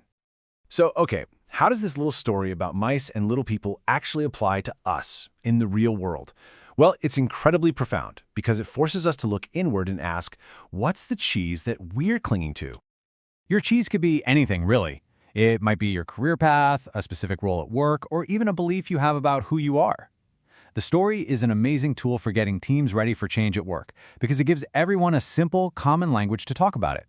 It's a reminder that in this constantly shifting world, we have to change our mindset from being an employee who has a job to being a professional who manages a career. We've got to be in mental control. And so that brings us to the book's final question, which I'll turn back to you. What is that one thing in your life, that big cheese, that you've become so comfortable with, you can't even imagine it ever changing? And maybe more importantly, what would you do if you weren't afraid to go looking for something new? Today, we're jumping into a book that completely shook up the world of personal finance, Robert Kiyosaki's Rich Dad, Poor Dad. It's all about a simple story of 2 very different father figures, and it will totally reframe how you think about work, wealth, and what it actually means to be rich. Let's dive in. So here's our game plan. First, we'll meet the 2 dads at the heart of this whole thing and see how their advice leads to what Kiyosaki calls the rat race. Then, we'll get to the single most important lesson in the book, the real difference between assets and liabilities. After that, we'll talk about why you need to learn the language of money, mind your own business, and finally, face the fears that keep most people stuck. All right, let's start with the big idea. When he was a boy, Kiyosaki had 2 dads. One was his actual father, a super-educated government worker he calls his poor dad. The other was his best friend's dad, an entrepreneur who became his rich dad. Now, both were good guys, but when it came to money, they were from completely different planets. And this slide just nails their opposing views. Poor dad's advice is what most of us hear, right? Go to school, get good grades, find a safe job with benefits. It's all about working for money. But rich dad, he flipped that idea on its head. His advice was to learn how money actually works so you can make it work for you. It's the difference between being a hamster on the wheel and owning the whole wheel. So what's the result of following that traditional poor dad advice? Well, Kiyosaki says it leads you straight into a trap he calls the rat race, a cycle that is just incredibly difficult to escape once you're in it. And here's what that trap really is. You get a decent job, you start making money. Great, but what happens? As your income goes up, so do your expenses. You buy a bigger house, a fancier car, and your debt just keeps growing. All of a sudden, you are terrified of losing that paycheck because it's the only thing holding your whole life together. You're not in charge anymore. Your bills are. And that, my friends, is the rat race. Let's just walk through it step by step. It starts with working for that paycheck. Then, hey, you get a raise. For a second, it feels like you're getting ahead. But then, almost without thinking, your lifestyle inflates. You get a bigger mortgage, a new car loan, and now that fear of losing your job is huge because you absolutely need it to pay for everything. And boom, you're trapped, working harder and harder just to stay in the exact same spot. Okay, so how in the world do you get out of this rat race? This brings us to what is, without a doubt, the most important lesson in the whole book: understanding the true difference between an asset and a liability. Seriously, getting this one thing right is the entire foundation of the Rich Dad philosophy. So let me just ask you a question that cuts right to the chase. Is your house an asset? I mean, pretty much everyone would say, of course it is. But Rich Dad's way of thinking is about to turn that whole idea completely upside down. See, Rich Dad's definitions are brilliantly simple. An asset is anything that puts money in your pocket. That's it, full stop. If it's generating cash that flows to you, it's an asset. And a liability, you guessed it. It's anything that takes money out of your pocket. It really is that simple. If you have to keep feeding it cash, it's a liability, no matter what your banker or your parents told you. So let's put this to the test. Your family home. You're paying a mortgage, property taxes, insurance, repairs. It's constantly taking money out of your pocket, so it's a liability. Your car? Same deal. But what about a rental property that brings in more rent than its expenses each month? Now that's an asset. A book that earns you royalties? That's an asset. And this is the giant lightbulb moment. The rich focus on acquiring assets, while the middle class and poor spend their money on liabilities that they think are assets. Now, to actually use this new rule about assets and liabilities, you've got to develop another skill. And that brings us to our next big idea: learning to speak the language of money by becoming financially literate. Rich Dad was absolutely convinced of this. He said, illiteracy, both in words and numbers, is the foundation of financial struggle. You know, it's like trying to play a high-stakes poker game without knowing the rules. You just can't win the game of money if you don't even know how to keep score. And listen, this is not about becoming a math genius. It's about learning to read the story that the numbers are telling you. It really just means understanding a basic income statement and a balance sheet, because those two documents will tell you the cold, hard truth about whether something is making you money or costing you money. This whole idea of financial literacy flows right into the next lesson. Mind your own business. And no, Kiyosaki isn't telling you to quit your job and start a company tomorrow. He means something much more fundamental: understanding the huge difference between your profession and your business. Here's the distinction. Your profession is your job. It's what you do to get a paycheck. You work in it. Your business, on the other hand, is your asset column. It's the collection of things you own that make you money, totally separate from your 9-to-5. The whole point is to use the money from your profession to build up your business. You see, Kiyosaki points out that we often become what we study. A pilot spends years learning to fly planes, not to read financial statements. We get so good at our jobs that we totally neglect our real business, which is our own personal finances. You can be the best chef in the world, but if you're not actively building that asset column on the side, you're still stuck working for money. And that brings us to the final and maybe the most powerful piece of this entire puzzle: conquering your financial fears. Because Kiyosaki argues that even if you know all this stuff, fear is the ultimate barrier that stops most people from ever breaking free. Just think about it. Fear is what drives so many of our biggest decisions. The fear of not paying the bills? It pushes us to cling to a safe career. The fear of losing money? It stops us from making real investments. The fear of what other people will think? It keeps us from trying something new. According to Rich Dad, fear is literally the fuel that keeps the rat race going. So in the end, this whole explainer, this whole book, really boils down to one simple question you have to ask yourself. Are your financial choices driven by fear, or are they driven by opportunity? Making that shift in your head, from playing not to lose to playing to win, that is the real secret of Rich Dad, Poor Dad. All right, today we are diving into one of the biggest, most fundamental questions in all of history. And we're going to use the incredible work of historian David S. Landis as our map to try and unlock a theory of everything for the global economy. I mean, it's a question you can't really escape, can you? You look around the world and you see this unbelievable gap between rich nations and poor ones. And you just have to wonder, how did it get this way? Why does this massive economic divide exist? You know, the common answer, the one you hear all the time, is that it's all about geography. Destiny is written on the map. Some places just got lucky, right? Good weather, lots of oil, fertile land. But is that really the whole story? Does that explain everything? I don't think so. And this is where Landis comes in. He argued that if you really want to get to the bottom of why some places thrive and others fall behind, you can't just look at the soil. You've got to look at the soul, the culture, the mindset, the values of a nation. That, he says, is where the real answer is hiding. So let's do this. Let's hop in a time machine and go back about 1,000 years. Now, back then, if you were a betting person, you would never have put your money on Europe to one day rule the world. It was kind of backwards, divided, a real underdog. So what on earth happened? So check this out, because this comparison is everything. At the time, Imperial China was way more advanced than Europe. I mean, way ahead. But its culture was all about isolation and total control. The emperor could take whatever he wanted, whenever he wanted. Private business? That was seen as a threat to his power. But Europe, even though it was a messy, fragmented place, had these little seeds of something new. A respect for private property, some limits on what rulers could do, and this relentless curiosity. It was, as Landis puts it, a learner civilization. And that culture of learning and just tinkering, it produced real-world results. I mean, think about these inventions for a second. These aren't just cool gadgets. They are fundamental tools for measuring the world, seeing it more clearly, and spreading knowledge faster and more accurately than ever before. This is basically the hardware that progress runs on. And here is the absolute key. Because Europe was broken up into all these different kingdoms and city-states, there was no single emperor who could just shut down a new idea. If you were an inventor and your local duke kicked you out, hey, you could just walk down the road and find a new patron. This created this incredible, competitive marketplace for ideas, something a huge centralized empire like China just could not compete with. Okay, so this whole culture thing might sound a little abstract, so let's make it really concrete. Let's look at a perfect case study. The completely different roads taken by two of the great powers of the age, Britain and Spain. Now, you can just hear the sneer in Napoleon's voice when he said this, right? He meant it as the ultimate insult.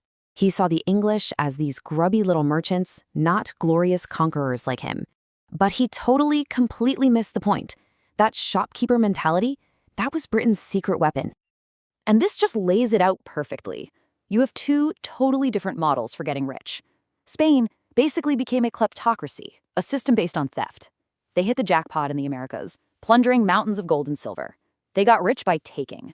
But they looked down on the actual work of, making things. Britain, on the other hand, built its wealth by making stuff, by innovating, producing goods that ordinary people could actually buy. Spain's wealth was like a lottery win they blew on parties and wars. Britain's wealth was an engine that just kept on running. And this quote from Landis just nails it. It perfectly captures the lesson here. It's not about the pile of treasure you're sitting on. It's about your ability to create more.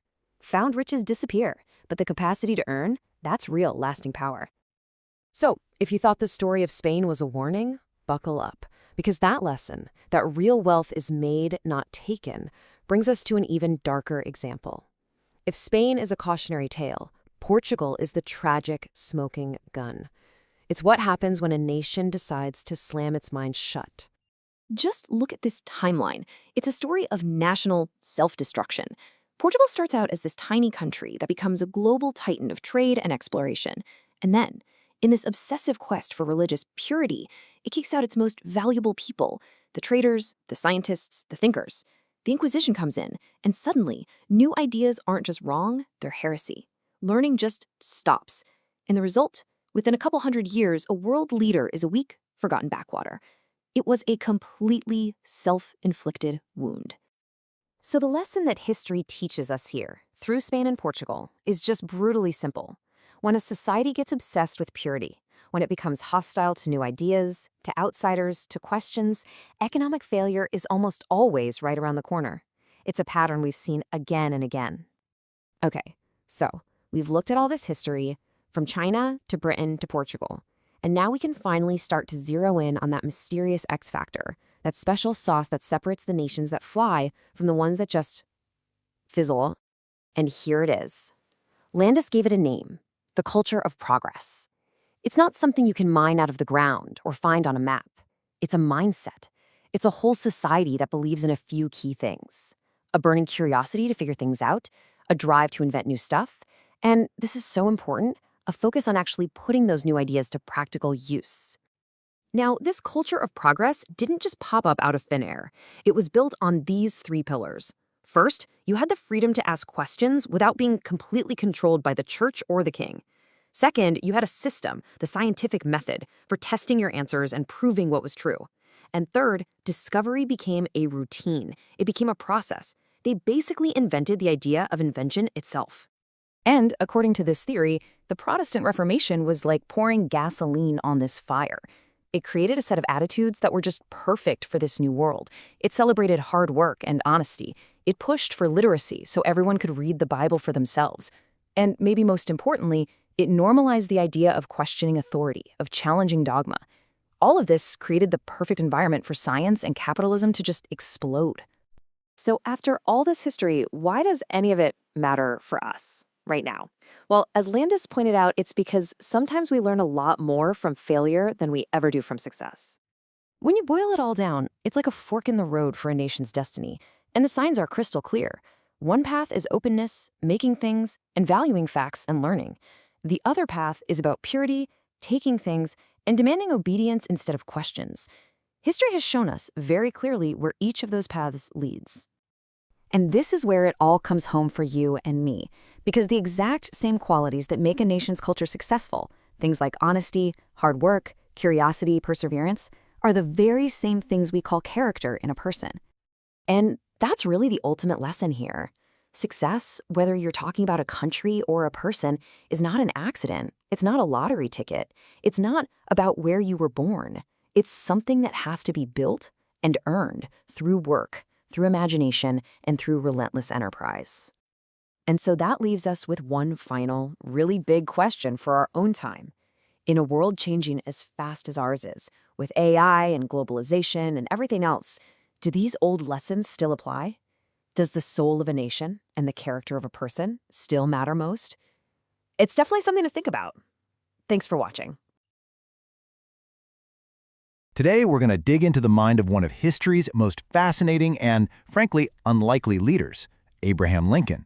We're going to use the incredible insights from Donald T. Phillips's work to build a real, practical playbook for leadership that is just as powerful today as it was back in the Civil War. So, let's jump right in. First up, we've got to tackle the central mystery of Abraham Lincoln, what you could call the Lincoln paradox. So here's the big question, right? It's something people have been trying to figure out for ages. How did this guy, a total outsider with a background that just doesn't scream great leader, end up becoming one of the most revered figures in history? When you look at his resume, it doesn't seem to add up. I mean, just look at this disconnect. It's almost comical. On one side, his experience is store owner, postmaster, a country lawyer. And on the other side, his to-do list is save a nation that's literally tearing itself apart, completely rebuild the military, and, oh yeah, end slavery. He had absolutely zero executive experience, and yet his job was to fundamentally redefine what it even meant to be president. Now, to really appreciate what he accomplished, we have to understand the sheer chaos of the situation he inherited. This wasn't just a tough job. He was walking into a house that was already on fire. Look at this timeline. It shows just how fast everything was falling apart. Between the moment he won the election in November and the day he actually took office in March, 7 states had already quit the Union and started their own country. So he wasn't inheriting a problem on the horizon. He was inheriting a full-blown catastrophe that was already well underway. And the scene in Washington was just chaos. The president before him had basically given up, the army was a disorganized mess, and get this, Congress was actually looking to cut military spending at this exact moment. It felt like everyone was just paralyzed, watching it all burn down. In that huge leadership vacuum, it seems like Lincoln was the only one who really saw how urgent things were. So what do you do? How do you even begin to tackle an impossible situation like that? Well, he started with people. He built his entire strategy around what we can call a people-first playbook. It was all about connection, trust, and getting real, first-hand information. He was basically a pioneer of a concept that wouldn't get a fancy business acronym for another 100 years, MBWA, or Management by Wandering Around. The idea is so simple, but it's incredibly powerful. You just can't lead effectively from behind a desk. The real story, the real pulse of what's going on is out there, on the ground. And man, did Lincoln live this idea. He spent a huge amount of his time outside the White House. He was constantly visiting troops on the front lines, sitting with wounded soldiers in hospitals, even meeting his staff in their own homes. He was known for being the most accessible president ever, available to pretty much anyone. He even fired a top general because the guy was too distant and isolated from his own soldiers. For Lincoln, leadership meant being present. But it wasn't just about showing up. It was about how he used that presence. He didn't rule by barking orders. He led through influence. This quote was one of his absolute favorites, and it was the core of his entire philosophy: persuasion, not force. He understood that if you want to influence people, you first have to make them believe you're on their side. Now, this entire people-first approach, it was only possible because of his incredible internal fortitude. Lincoln knew that before you can even hope to lead other people, you have to master yourself. We've all heard the nickname Honest Abe, right? But here's the thing, it wasn't just a charming personality trait. It was a calculated leadership strategy. In an era of deep mistrust, his rock-solid reputation for integrity was his superpower. It was the currency that allowed him to lead when no one else could. And this is one of my favorite stories about his emotional genius. When a general would mess up and Lincoln was absolutely furious, he'd sit down and write a blistering, scathing letter, just letting out all of his frustration on the page. And then he'd fold it, put it in a drawer, and never send it. He was smart enough to know that venting was for him, but sending that letter would only create an enemy and solve nothing. So you see, his leadership was really built on this deep foundation of character.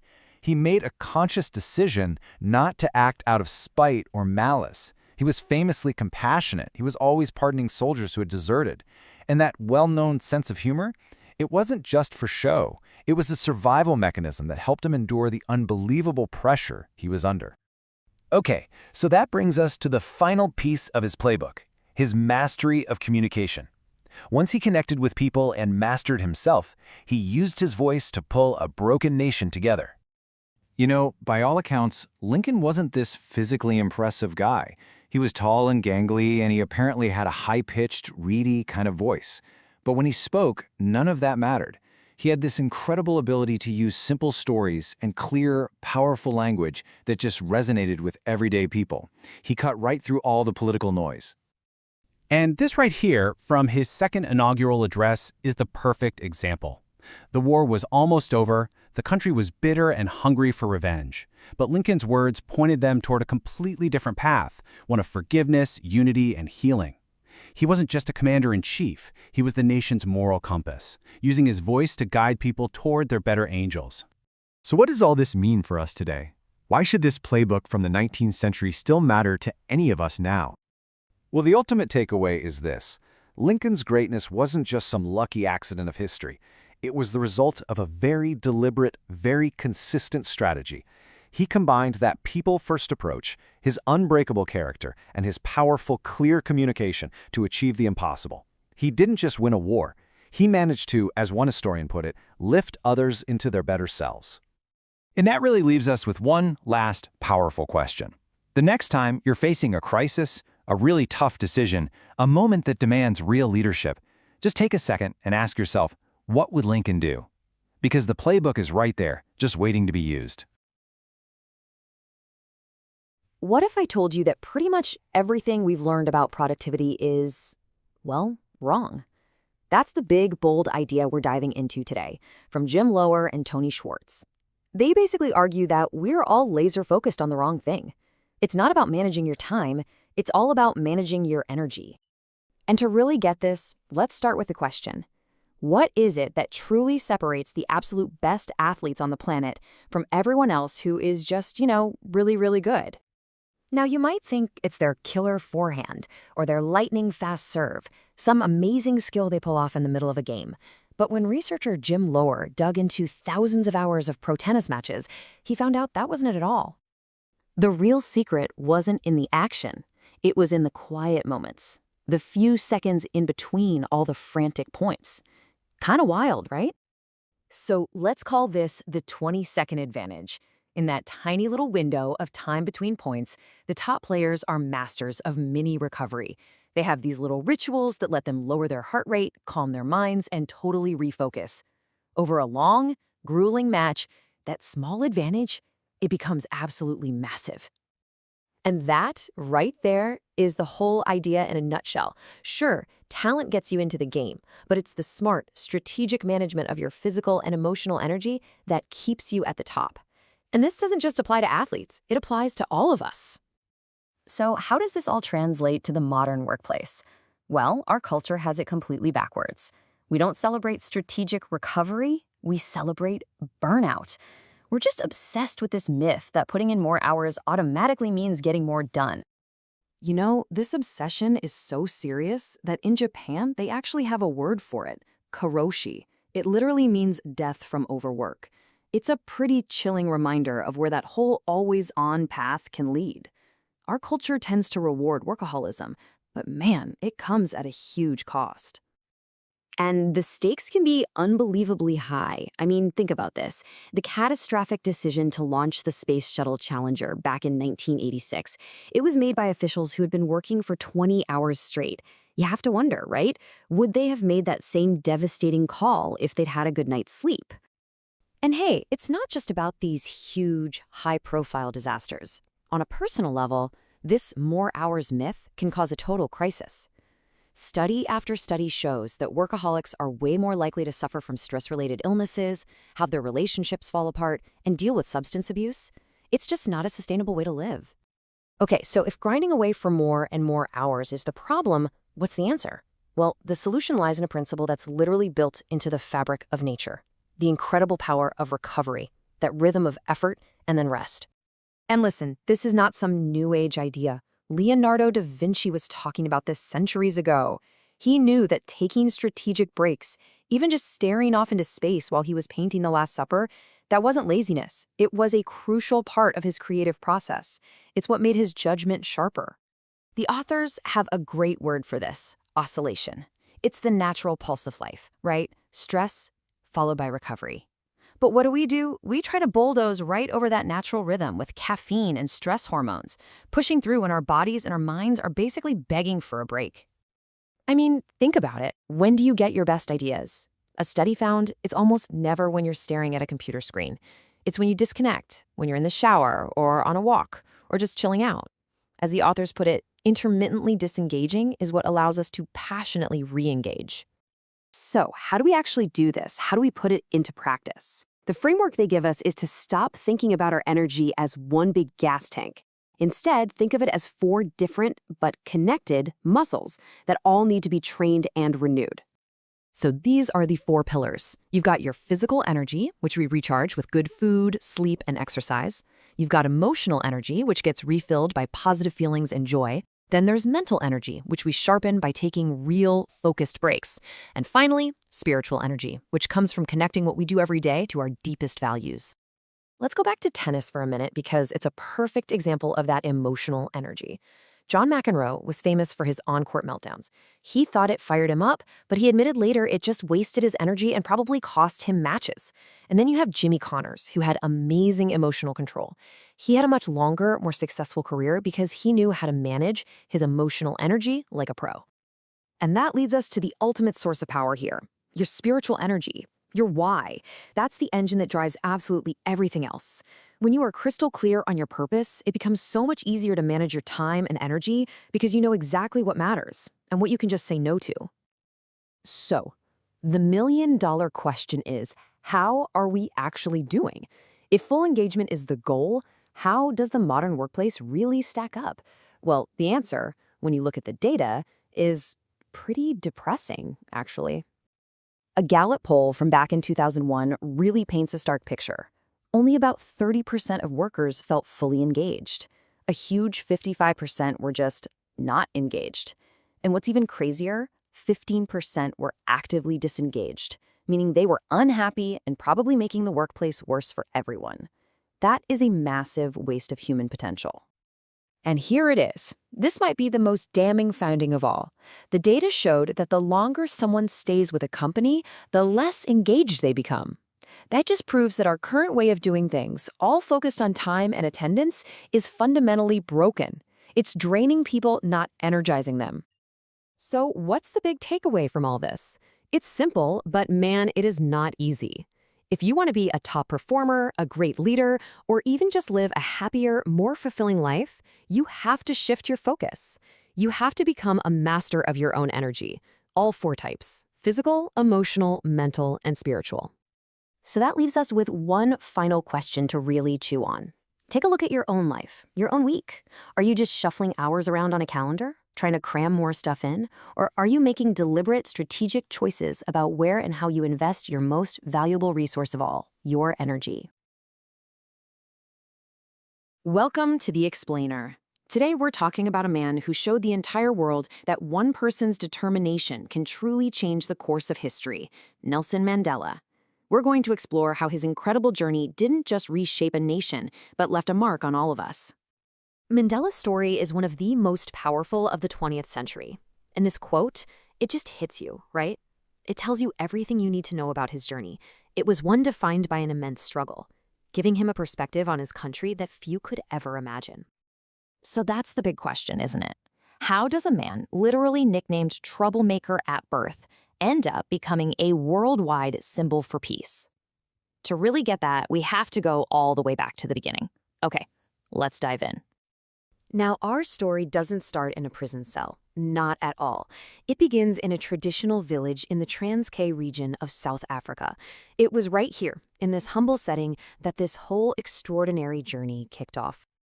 Get this. He was born Rolihlahla, a name that pretty much translates to troublemaker. Talk about prophetic, right? His father was a tribal chieftain, and the plan was for him to become a royal advisor. But Rolihlahla broke with that plan, becoming the first person in his family to ever go to school, which is where a teacher gave him the English name we all know, Nelson. So when you look at this, you might think he had a pretty privileged path, especially for a Black South African at the time. He was getting a top-notch education, aiming to be a civil servant, but he ran into a harsh reality pretty quickly. No amount of education could protect him from the deep systemic injustice all around him. You know, early on in his life, through things like cross-country running and his intense studies, Mandela figured something out that was absolutely key. He realized that natural talent alone doesn't really get you anywhere. It's all about character and self-discipline. And that core belief, well, it would become the foundation for his resilience through all the insane challenges he was about to face. So as Mandela is becoming more and more politically aware, the world around him is taking a really dark turn. This next chapter is all about his fight against a system that was designed, literally, to crush the human spirit. In 1948, this idea of apartness became the law of the land. The Nationalist Party came into power with a fiercely racist agenda, and they passed hundreds of oppressive laws. What this did was create a brutal racial hierarchy, with the white minority at the very top and the Black majority at the absolute bottom. And this right here, this shows you the escalating conflict perfectly. On one side, you have the African National Congress, the ANC, using a strategy of nonviolent civil disobedience. And how did the government respond? With the full force of the state, passing these awful laws like the Suppression of Communism Act, which they basically used to lock up anyone who disagreed with them. Now, Mandela wasn't always on the front lines. He started out as more of an observer, but the political climate just got so brutal that he knew he couldn't just stand by. He and his friend Oliver Tambo opened the first Black-owned law firm in South Africa, and they were just flooded with cases of injustice. As his work with the ANC grew, he had to go into hiding to avoid being arrested. The press even gave him a nickname, the Black Pimpernel. I mean, the guy was wearing disguises, traveling all over Africa to rally support and even study guerrilla warfare. It was during that time, seeing Black people governing their own nations, that his determination to fight for equality became rock solid. But, you know, a life on the run like that couldn't last forever. And it didn't. His capture in 1962 kicked off a brand new and much more brutal chapter. The trials that followed led to a sentence that would go on to define the next 3 decades of his life: prison. He got a life sentence. For the next 27.5 years, he would be a political prisoner. 18 of those years were spent in the infamous Robben Island prison. And the personal cost? It's just almost impossible to imagine.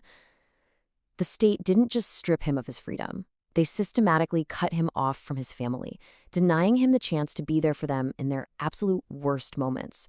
He essentially became a stranger to his own children. But here's the amazing part. Even facing those dehumanizing conditions, grueling labor, tiny rations, the political prisoners on Robben Island just refused to be broken. They kept up their political education, their debates, their fight for dignity. They turned the prison into a university, proving that while you can lock up a person's body, you can never lock up their spirit. So you have to ask yourself, how? How did he not only survive that, but come out of it as a leader capable of uniting a completely fractured nation? This really gets to the very heart of his character. What becomes crystal clear from everything we've seen is this. As the state took away every single external thing from him, his freedom, his family, his career, Mandela's true source of strength was revealed. And it wasn't his fancy education. It was his inner character. And it all came down to these three pillars: his unwavering optimism, his extreme self-discipline, and this profound, inevitable belief that change was going to come. His conviction was so powerful that he ended up convincing his own jailers that they were on the wrong side of history. Just think about that for a second. And then, after 27.5 long years, that unshakable belief became a triumphant reality. His release was met with celebration all over the globe, and just 4 years after that, he was leading South Africa out of the long, dark night of apartheid, becoming its first ever democratically elected president.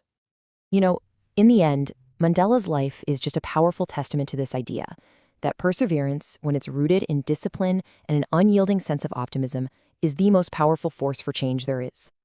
The story of Nelson Mandela is so much more than just a history lesson. It's like a mirror that holds a deep question up to each of us. It makes you ask, what do I stand for? What am I willing to endure for what I believe in? And what kind of change do I want to see in the world? So, today we're going to talk about the very foundation of the American success movement, and the guy who started it all, who, surprisingly, most of us have never heard of. But if you've ever picked up a self-help book, trust me, his ideas are baked right into its DNA. I mean, listen to that claim. That's a heck of a statement, right? And it was made about a book from way back in 1894 called Pushing to the Front. This thing absolutely electrified people, becoming a kind of life blueprint for literally millions. And that's the big question, isn't it? Because you hear names like Dale Carnegie or Napoleon Hill all the time. But Orison Swett Martin, he's really the guy who kicked the whole thing off, the OG of the self-help genre. So let's get to know the man behind the movement. See, for Martin, this whole idea of success wasn't some abstract theory he cooked up in a library. His authority, his right to even talk about it, came from a life of just unbelievable hardship. He had lived these principles long before he ever wrote a single word about them. I mean, just look at this timeline. He's orphaned at 7, bounced around foster homes. He then puts himself through Boston University and Harvard by working in hotels. He grinds his way up, becomes this super successful hotel owner, and then loses it all. Everything. A fire and an epidemic just wipe him out. And it was only after hitting rock bottom that he took all his life notes and turned them into his first book. This wasn't academic for him. This was a survival guide. And that experience right there, it's what leads us to his first big idea. That adversity, that hardship, it isn't just some obstacle you have to get over. No, it's the very tool that forges the character you need to actually be successful. Martin absolutely loved this idea, which Churchill later made famous. It's such a perfect metaphor, right? The resistance, the thing pushing against you, that's what actually gives you lift. Without that opposing wind, a kite is just a piece of plastic and wood stuck on the ground. So for him, a tough start in life wasn't a disadvantage, it was a crucial training ground. He was convinced that the greatest people in history almost always came from the toughest situations. And he had the receipts to back it up. He'd point to people like Frederick Douglass, who was literally born a slave, Michael Faraday, one of the most brilliant scientists ever, who grew up living over a stable, Horace Greeley, who started the New York Tribune with empty pockets, or Eli Hubert, a blacksmith who taught himself dozens of languages in his spare time at the forge. Martin just flips the whole idea of failure on its head. For him, failing isn't the end. It's a wake-up call. It's the thing that finally lights a fire under you and wakes up all this potential you didn't even know you had. Okay, so this flows right into his second big pillar. If hardship builds your character, then persistence is the engine that turns that character into real-world results. Martin was basically saying that what we call genius is usually just another word for an insane amount of hard work over a long, long time. We love to think of genius as this lightning bolt of inspiration, right? A sudden flash of brilliance. But the reality? It's so much slower. 36 years to write a dictionary, 20 years for one history book, 15 years just to get a locomotive right. These weren't sprints, they were absolute marathons of pure dedication. And get this, for maybe the most gut-wrenching story of a creative setback ever, the writer Thomas Carlyle. He finishes his masterpiece, The History of the French Revolution. He gives the only copy to a friend to read, and that friend's maid accidentally mistakes it for trash and uses it to start a fire. I mean, can you even imagine your life's work gone? Just ash. But Carlyle, he didn't quit. He sat back down, rewrote the entire thing from scratch, and here's the kicker. Everyone agreed the second version was even better than the one that burned. Now that is persistence. That's turning total disaster into an even bigger victory. So we've got hardship and we've got persistence. But Martin's third principle, this is where he sounds like he's talking to us right now in the 21st century. He argued that real success isn't about chasing money, it's about finding your purpose. It's an idea that's everywhere today, but back in the Gilded Age, it was revolutionary. He laid out this really simple but profound difference. A job, he said, just gets you a paycheck, but a vocation, a true calling that earns you self-respect. It's about finding the work that makes you feel whole, that aligns with your soul, not just your wallet. And this quote just gets right to the heart of it. He was challenging people to completely redefine wealth. Stop trying to be a millionaire of dollars, he'd say. Instead, try to become a millionaire of character, a millionaire of knowledge, of helping other people. That's a powerful idea. And what's so incredible is that this focus on human potential made him super progressive. I mean, this was an era of intense prejudice. And here's Martin calling the 20th century the century of the woman, and holding up Frederick Douglass as a shining example of success. It proved his ideas were bigger than the biases of his time. All right, so let's put it all together. After more than 100 years, what's the blueprint that Martin left for us? What are the core ideas that inspired so many people, from business titans to just regular folks trying to build a better life? It really all boils down to these three pillars. Number one, embrace your challenges. Don't run from them. They're the gym where your character gets built. Number two, cultivate persistence. Greatness is a marathon, not a sprint, so stop looking for the shortcut. And number three, find your vocation. Define success on your own terms by pursuing work that gives you purpose. You know, Martin's ultimate message was that success isn't a destination you arrive at, it's a way of living. It's a life that genuinely excites you, that enriches you, that uses everything you've got. And so that leaves us with one final thought. Based on that definition, what does a truly successful life look like for you? It's the question that started this whole genre, and it's just as powerful today as it was over a century ago. So let's talk about a paradox. How do you build one of the world's most massive, most successful hospitality brands by focusing on work that its own leader described as, well, kind of boring? Let's dig in. Okay, just let that one sink in for a minute. Building a business can be boring. That's from J.W. Marriott Jr., the guy who scaled his family's business into an absolute giant. That's not exactly the kind of thing you expect to hear from a titan of industry, right? It's a surprisingly honest thing to admit. And yeah, that's the big question we're tackling. How did this idea of embracing the boring parts of the job lead to such unbelievable success? What's the secret system hiding behind it all? Let's unpack the whole strategy, starting right from the very beginning. To really get the whole picture of this empire, you gotta go back to its super humble beginnings. So let's take a look at how Marriott built its foundation, piece by painstaking piece. You know, it all started back in 1927. And get this, it wasn't some grand hotel. Nope, it was a tiny 9-stool A&W root beer stand in Washington, D.C. A whole decade later, they spotted a new opportunity, feeding people on airplanes, which was a brand new thing. But it took a full 30 years from that little root beer stand before the first Marriott hotel even opened its doors. This wasn't some overnight success story. It was slow. It was methodical. So what was all this boring work that J.W. Marriott was talking about? Well, it boils down to this: Standard Operating Procedures, or SOPs. The idea is actually pretty simple, but it's incredibly powerful. If you want people to trust you, to keep coming back, your service has to be consistent.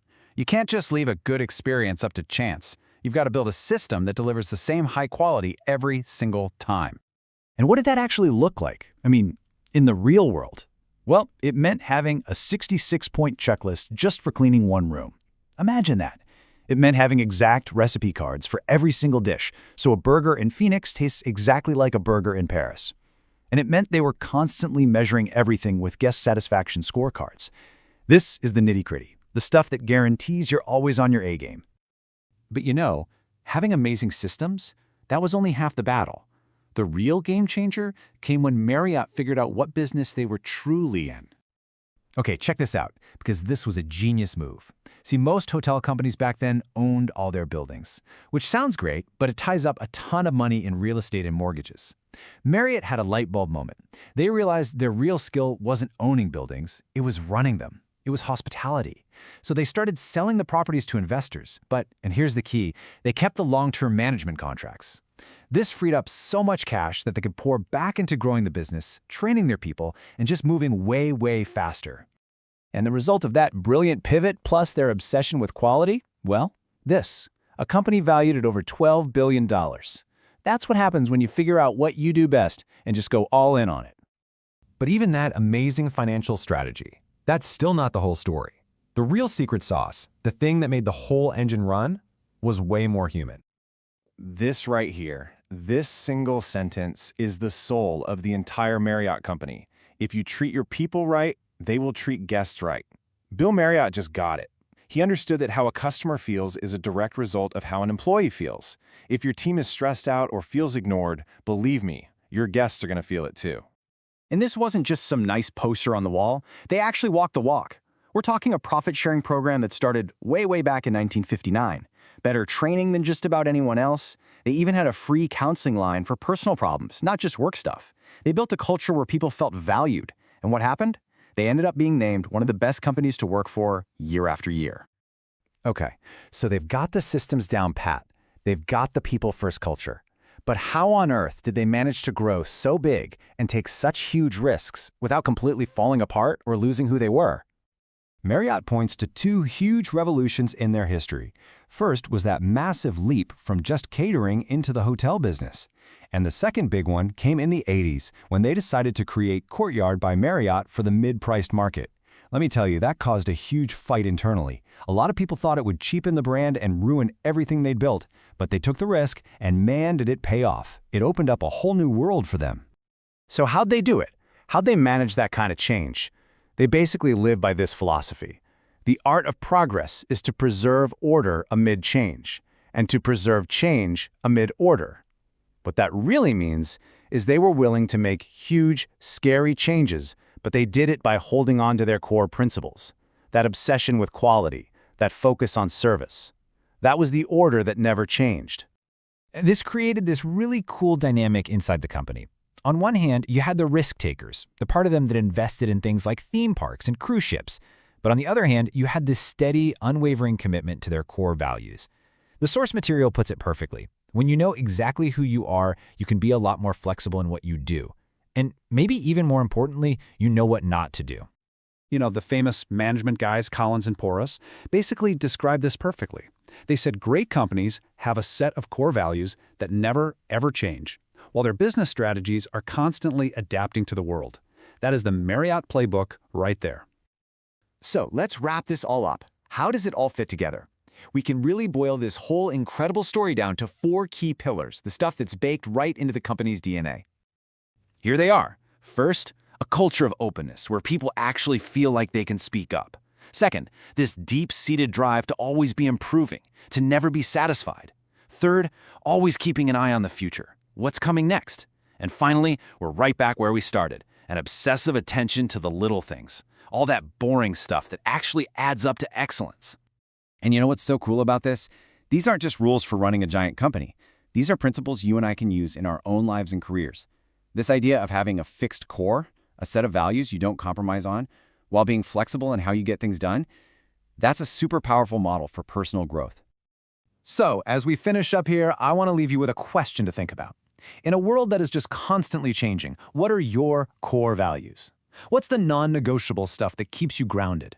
What's the order that you hold on to that gives you the confidence and the freedom to change everything else? You know, for centuries, there's been this powerful idea connecting spirituality with, well, with being poor. But what if that's all completely backward? Today, we're going to dive into the work of Catherine Ponder. She was a writer who made a pretty bold claim that true spirituality isn't about rejecting wealth at all. It's about mastering the laws that actually bring it to you. So let's just ask it outright. Can you be spiritual and wealthy? I mean, for a lot of us, those two things feel like they're on opposite ends of the spectrum, right? They feel like they're in direct conflict. But Catherine Ponder, she didn't just ask that question. She dedicated her entire life's work to proving that the answer is a huge, resounding yes. Okay, so to really get where Ponder was coming from with this, I mean, it was a pretty radical idea for her time. We first have to understand the giant problem she was up against. For centuries, this one powerful belief had really taken hold, that to be a truly spiritual person, you basically had to be poor. I mean, this idea goes way back. It really became widespread back in the Middle Ages, and you could even argue it was used as a form of social control. Now, fast forward centuries later to 1958, it's the middle of a recession, people are struggling, they're looking for hope, and into this scene walks a minister, Catherine Ponder. She starts teaching these prosperity classes, and in them she's pushing this incredibly radical new idea that challenged that whole piety equals poverty thing right to its very core. This right here, this was the heart of her argument. Ponder looked at the exact same religious texts that people had used for ages to justify poverty, and she saw something completely different. She basically said, nope, this isn't a manual for being poor, it's a textbook for prosperity, it's a spiritual blueprint for a rich, abundant, and fulfilling life. So what about that famous line, you cannot serve God and mammon? Ponder went right at it. She made this really, really important distinction. She said mammon isn't money. It's the worship of money, money for its own sake, totally disconnected from God or any spiritual source. But her idea of prosperity thinking, well, that does the exact opposite. It puts God first as the source of everything you have, so wealth becomes an outcome of your faith, not some idol you worship instead. Okay, so if prosperity isn't just about cash, what is it then? For Catherine Ponder, the answer was crystal clear. She believed wealth doesn't start in your bank account or your wallet. Nope, it starts in your mind. And this right here, this is the absolute engine of her entire philosophy. It's the belief that your internal world, your thoughts, the pictures you make in your head, they are the primary cause of your financial results. For Ponder, this wasn't just some fluffy, positive thinking mantra. To her, it was a fundamental, unshakable law of the universe. And of course, the flip side is just as powerful. When you operate from a mindset of lack, you're putting out a totally different energy. You start to expect negative results, you set your expectations low, you're constantly wrapped up in fear and worry, and you cling to whatever you have for dear life. Ponder argued that this state of mind just, well, it inevitably creates a reality with even more lack. So what's the alternative? Well, it's an active, daily practice. Ponder really pushed people to consciously, deliberately expect abundance from the very moment they wake up. She literally wrote, think of and expect lavish abundance for the day ahead when you wake up in the morning. You may be surprised at what happens. Okay, this all sounds great in theory, right? But how do you actually do it? How do you put it into practice? Well, that's the thing. Ponder didn't just leave it at theory. She provided specific, actionable tools to turn these big mental ideas into real, tangible results. Her success formula really boils down to 3 key steps. First up is desire. And for her, desire wasn't selfish. It was a divine signal, your potential trying to express itself. Step 2 is visualization. This is where you create big, bold, super detailed mental movies of what success looks like for you. And finally, step 3 is affirmation, where you lock in that vision using the power of both written and spoken words. Now, of all those steps, Ponder put a huge emphasis on one specific physical act, writing it all down. Just thinking about your desires, not enough. She said you have to write them down to make them real, to make them concrete. And you have to be specific. What exactly do you want, and when do you want it? Because those details, that's the fuel for making it happen. So why does this work? Why is writing it down so powerful? Well, Ponder believed that when you get crystal clear on your purpose, when you state exactly what you're aiming for, the universe itself starts to help clear a path. Think about it. A vague wish doesn't have much power, does it? But a clear, stated purpose, that commands respect. As she put it, nature respects purpose. All right, the final piece of Ponder's whole philosophy, and honestly, this might be the most challenging one for a lot of people. It's the idea that it's not enough to just think positive thoughts and write down your goals. To really open yourself up to receiving abundance, you first have to master the art of giving. She called it the vacuum law of prosperity, and it's a fascinating idea. The concept is super simple. You can't fill the cup that's already full, right? So to attract new good things into your life, new opportunities, more income, you have to create space for it first. And this can be totally literal, like clearing out old junk from your house. Kind of sounds like Marie Kondo, doesn't it? But it can also be metaphorical, like letting go of old negative ways of thinking. And this idea of making space leads directly to our most specific instruction on giving. And it all revolves around one number, 10%. Yep, Ponder was a huge believer in tithing, but she was very specific about it being systematic giving. This isn't about dropping a few bucks in a donation box when you feel like it. No, this is the disciplined, consistent practice of giving away the very first 10% of your income. She saw it as a powerful act of faith, a statement that you believe more is on its way. She had this perfect analogy to explain it. Think about a farmer. A farmer would never eat all of their seed corn, right? Of course not. They have to plant some of it back into the ground to guarantee there will be a harvest next year. Ponder saw money the exact same way. Giving that first portion away is like planting seeds in the soil for your own future prosperity. And hey, this wasn't just a theory for her.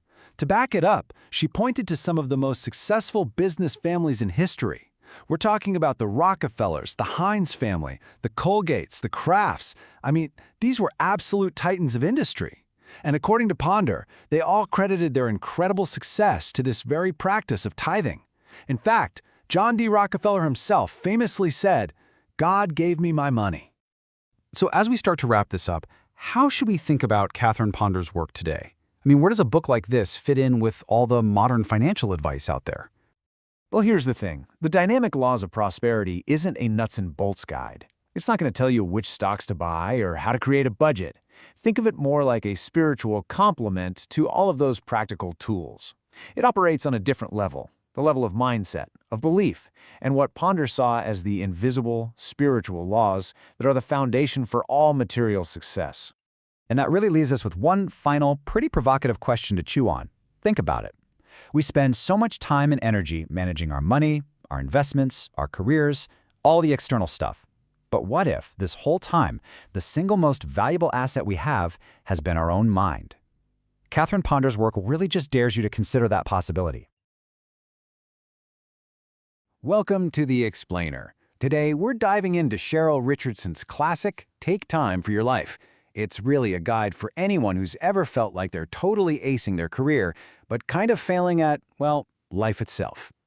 So, let's just start with a question that probably hits home for a lot of us. You know that feeling? You're getting things done, you're hitting all your goals, but you are just completely drained. Like you're stuck on a merry-go-round of endless work and responsibilities that never ever stops. If that sounds even a little familiar, you are in the right place. All right. First up, let's talk about the burnout myth. Richardson's work really starts by taking a sledgehammer to this belief that so many of us treat as gospel. This idea that the more we work, the more we're going to achieve. She argues that this is one of the single most damaging myths in our culture. This relentless hustle culture idea, where you sacrifice your health, your relationships, your peace of mind, it doesn't actually lead to more success. It leads straight to burnout. And when you're burned out, you're no good to your job, your family, or even yourself. This quote right here, this really gets to the heart of her philosophy. See, the solution isn't to stop being ambitious or to just abandon your goals. No way. It's about rebalancing the whole equation with this powerful, almost counterintuitive strategy that she calls extreme self-care. So if we know we're on the brink of burning out, right? Why is it so darn hard to just step off that merry-go-round? Well, it's because there are very real and very common obstacles that are holding us in place. Through all her work as a top life coach, Richardson basically identified 7 key obstacles, 7 things that consistently keep people feeling stuck and completely overwhelmed. So just take a look at this list for a second. Do any of these just jump out at you? Maybe your calendar is absolutely packed, but it's packed with other people's priorities, not yours. Or hey, maybe you're just constantly living on caffeine and stress. Just identifying your specific roadblock. That is the crucial first step to taking it down. So the antidote to these obstacles isn't about just trying harder or being more disciplined. No, it requires a pretty radical shift in how we even think about productivity. And that's exactly where extreme self-care comes in. Now, let's be super clear here. This isn't about bubble baths and massages. I mean, those are great, don't get me wrong, but this is a strategic approach. It's about managing your single most valuable resource, your own energy. It's all about renewal, not just cranking out more work. This comparison really reframes the whole problem, doesn't it? For so long, we've been taught to manage our time, to squeeze more and more tasks into every hour. Richardson argues we're playing the wrong game entirely. The real goal is to manage yourself, your energy, your focus, your well-being, so that the time you do spend is just way more effective. And this idea, it connects directly to another classic success principle. It's like that idea of sharpening the saw. If you're a woodcutter trying to chop down a forest, you can't just keep swinging a dull axe forever. You have to stop and sharpen the saw. Without that constant renewal, we just become blunt in our work and, honestly, disconnected in our own lives. Okay, so this all sounds great in theory, right? But how do we actually put this whole self-management thing into practice? Well, it all starts with what Richardson calls her most powerful tool. This absolute yes list. It's deceptively simple. It's a really conscious, deliberate process of deciding what truly matters most to you. Not what you think should matter or what other people want from you, but what actually does. And then you use that list as the blueprint for your entire life. And the key point in this example is that the client didn't have to quit her job or abandon her family. All the pieces of her life stayed the same. The only thing that changed was the order of her priorities. By putting her own renewal first, everything else just started to fall into place with a lot more harmony. And here's another perfect example of this in action. A small, conscious boundary, just leaving work at 5:30, didn't lead to failure. In fact, it forced her to be more focused and to delegate better. It just proves that setting limits can actually enhance your success, not get in the way of it. Okay, so this leads us to the final and maybe the most important point. How do you make this a permanent habit and not just some temporary fix that you forget about in a few weeks? Now, Richardson's book is filled with hundreds of practical ideas, but they all serve one core purpose: to help you regain control and tip the scales back in your favor. Whether it's hiring someone to do a chore you absolutely hate or just scheduling time to do nothing, these are all investments in your own well-being. This right here is the key mindset shift. It's just like that classic financial advice to pay yourself first, put a portion of your income into savings before you pay any other bills. Richardson says you have to do the same thing with your energy. You have to allocate it to your own renewal first, before you give it all away to your job, your to-do list, or other people's demands. And this is really the bottom line, isn't it? True sustainable success isn't measured by what you achieve if it leaves this trail of poor health, broken relationships, and that constant empty feeling of never having time for yourself. So, as we wrap up, the real question isn't just about what you've learned. It's about what you're going to do. If you sat down right now to create your absolute yes list, what would be at the very top? What's number one? Because that's where you begin. Today, we're diving into the playbook from one of the most influential books on personal achievement ever written, Tony Robbins' Unlimited Power. We're going to break down the core strategies for taking absolute control of your life. But first, let's start with a really interesting question. What if everything you've been taught about power, money, job titles, status, isn't the real deal anymore? What if the true source of influence has totally shifted right under our noses? And this slide, well, it lays it all out. See, in the old industrial age, money was king. But we're in an information age now, and knowledge is the new currency. Old power was external. It was something you had. But Robbins argues that real power, the kind that lasts, is internal. It's your ability to influence, to build things from scratch, and to direct your own mind. It's a skill you build, not a thing you own. So, how do we build this internal power? Well, here's our 5-step playbook for today. We're going to start by totally redefining what power even is. Then, we'll look at a shortcut to success. After that, we'll get into how to program your own mind, create goals that actually pull you forward, and wrap it all up with the one final ingredient that makes it all work. Okay, first up, Redefining personal power. The big idea here is simple, but it's a total game changer. True power isn't about what's in your bank account or what your title is. It's about what you can do. It's your capacity for action in this very moment. This is where we build our real wealth. And it all starts with masterful communication, not just with other people, but with yourself. Now think about this for a second.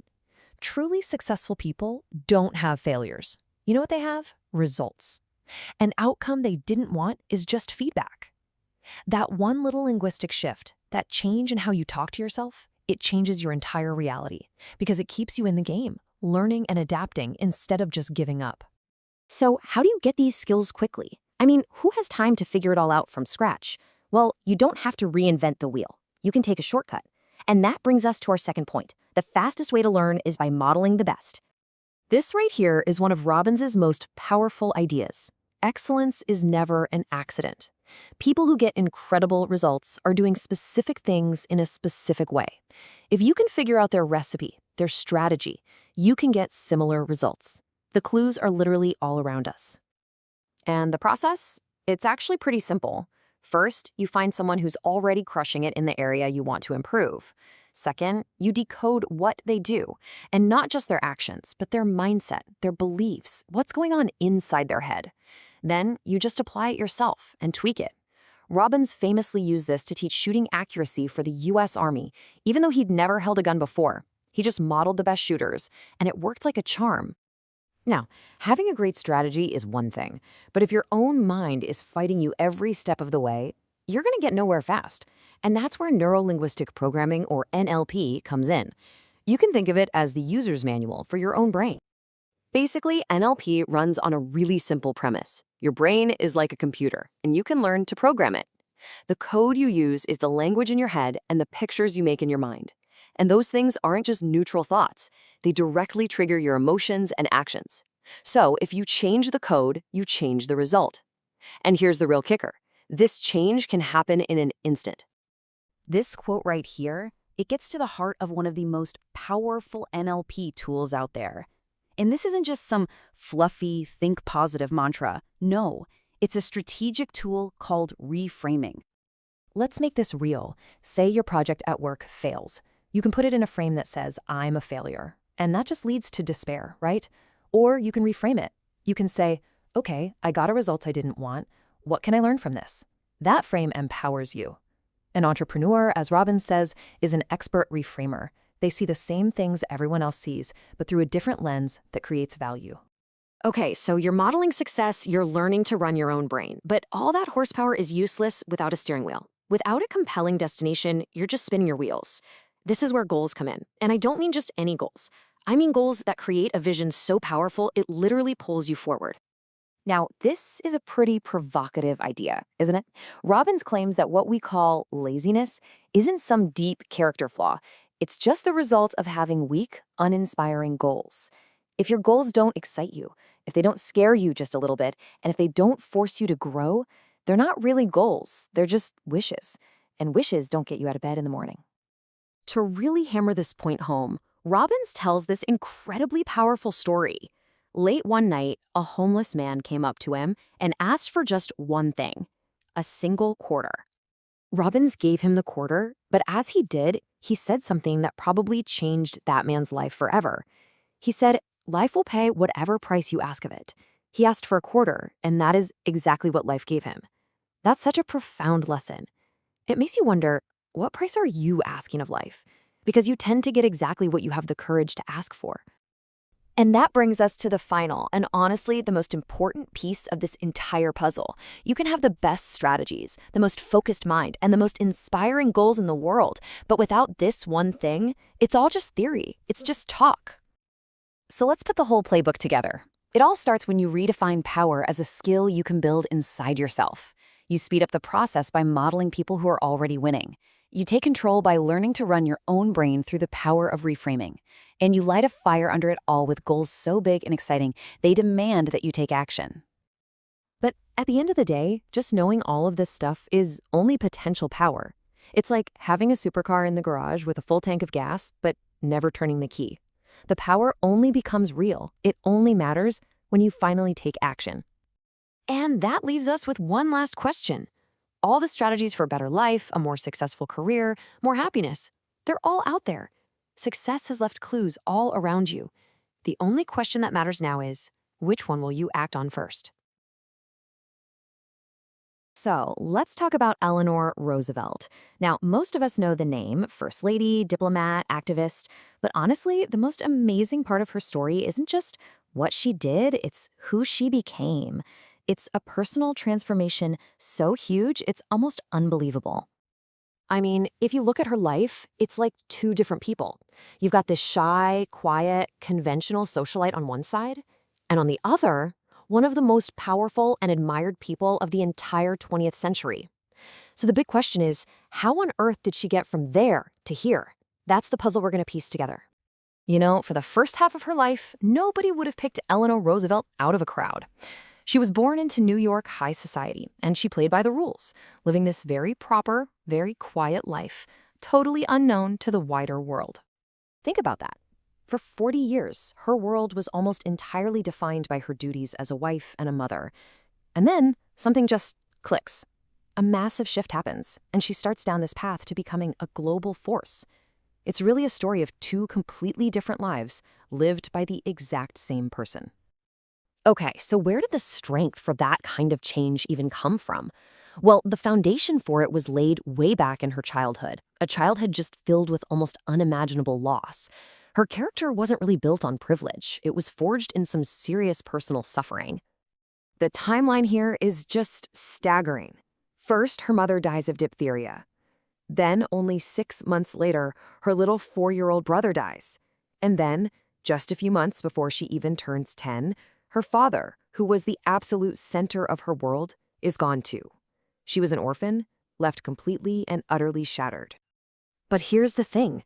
That devastating childhood, it didn't break her, not at all. Instead, it created this deep, lifelong empathy for anyone who was in pain. She didn't just feel sorry for people from a distance, she understood what suffering felt like firsthand. And that became the absolute bedrock of her entire public life. So, after she comes back from school in England, she steps right into the next expected phase of her life. She marries her handsome, very ambitious distant cousin, Franklin Delano Roosevelt. But, you know, this wasn't a partnership of equals. Not at first, anyway. For more than a decade, her world was this kind of gilded cage. She was a young mother, had 6 children in just 12 years, and all the while, she's living under the thumb of her really formidable mother-in-law, Sarah Delano. It wasn't until World War I, when she started doing volunteer work while FDR was away, that she got her first real taste of a life beyond those walls. And then, everything changed. 2 massive crises hit her life, one right after the other. And they would absolutely shatter her world, but they would also, in a strange way, set her free and force her to build a brand new one. In 1918, after 13 years of marriage, she's unpacking her husband's suitcase and finds love letters. She discovers that FDR is having an affair with her own social secretary. The source material says it best. The bottom fell out of her world. Just another devastating blow. But instead of just collapsing, she made a choice. She agreed to stay in the marriage, but on completely new terms. And you can really see her mindset in her later writing about courage. This wasn't about suddenly being fearless.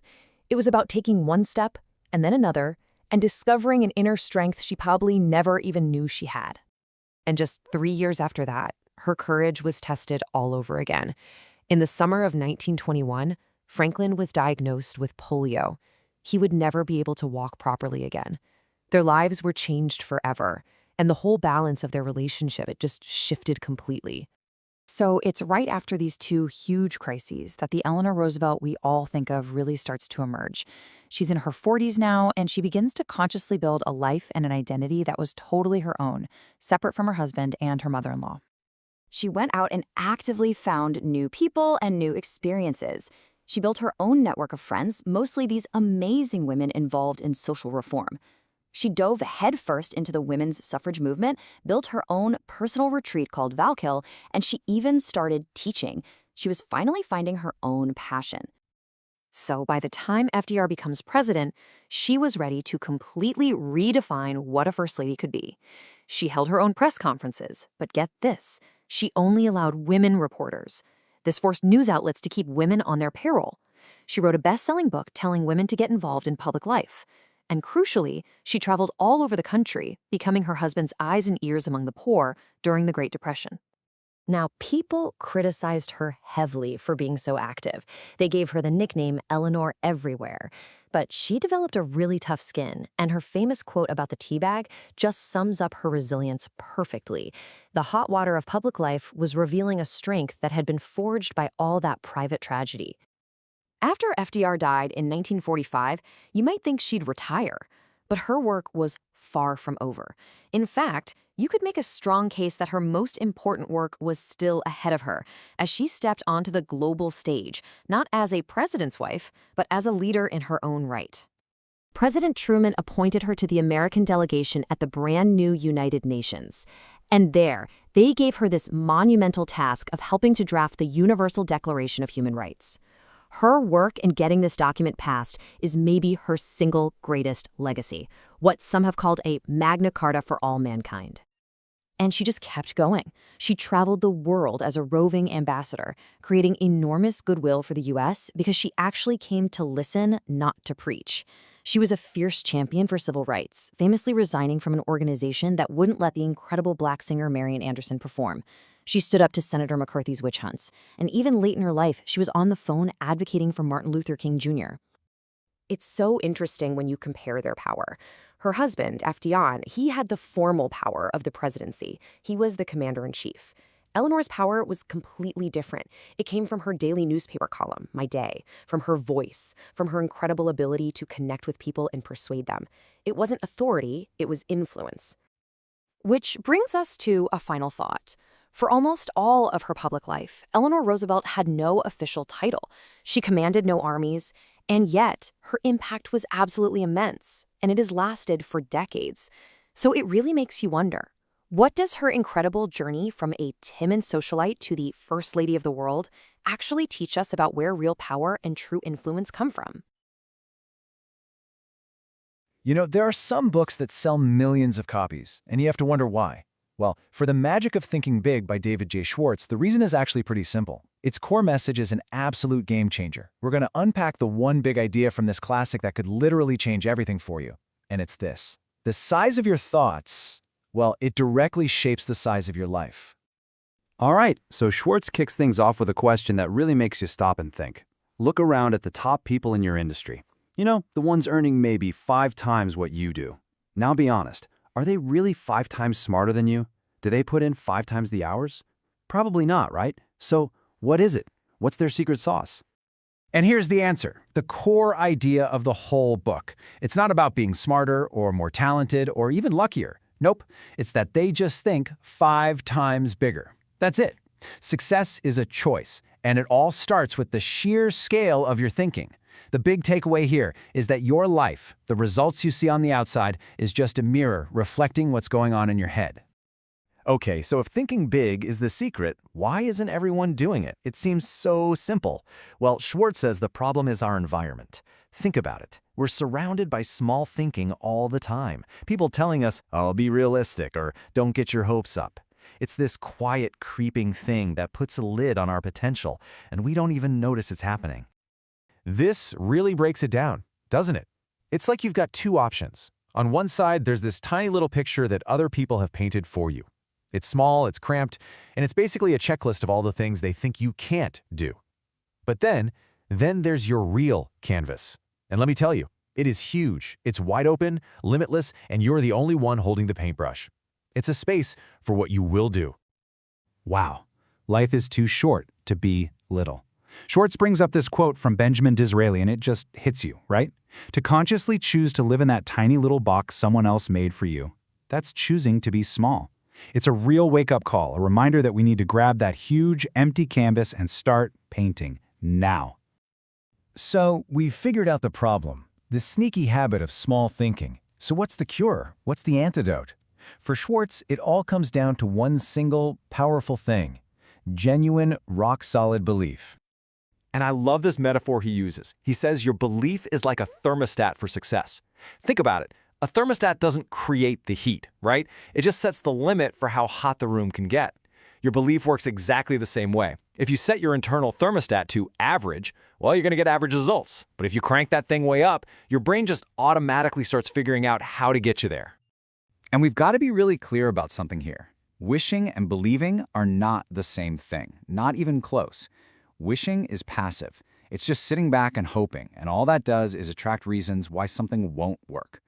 But believing is an active force. It rolls up its sleeves and starts finding the how. It's the fuel for confident action. Okay, so if belief is the powerful medicine, then what's the actual disease it's fighting? Schwartz pinpoints this one major thing that holds us back, that sabotages our best intentions, and he gives it this perfect, unforgettable name. He calls it excusitis, the failure disease. And it makes so much sense, right? The most successful people you know, they just don't make excuses. But if you find yourself constantly listing all the reasons why you can't do something or haven't done it, you might have a bad case of excusitis. It's basically our brain's slick little trick for making us feel okay with not trying. So how do you cure it? Well, Dr. Schwartz has a two-step prescription for us. First, you have to completely stop waiting for luck. Just forget about it. You have to take total ownership of everything.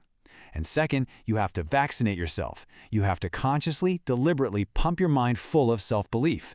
And this isn't a one-time shot either. It's like a daily vitamin you need to take to keep that immunity strong. This just says it all. I mean, think about a championship team. They're down by 20 points with 5 minutes to go. Do they start complaining and making excuses? No way. That self-belief vaccine kicks in.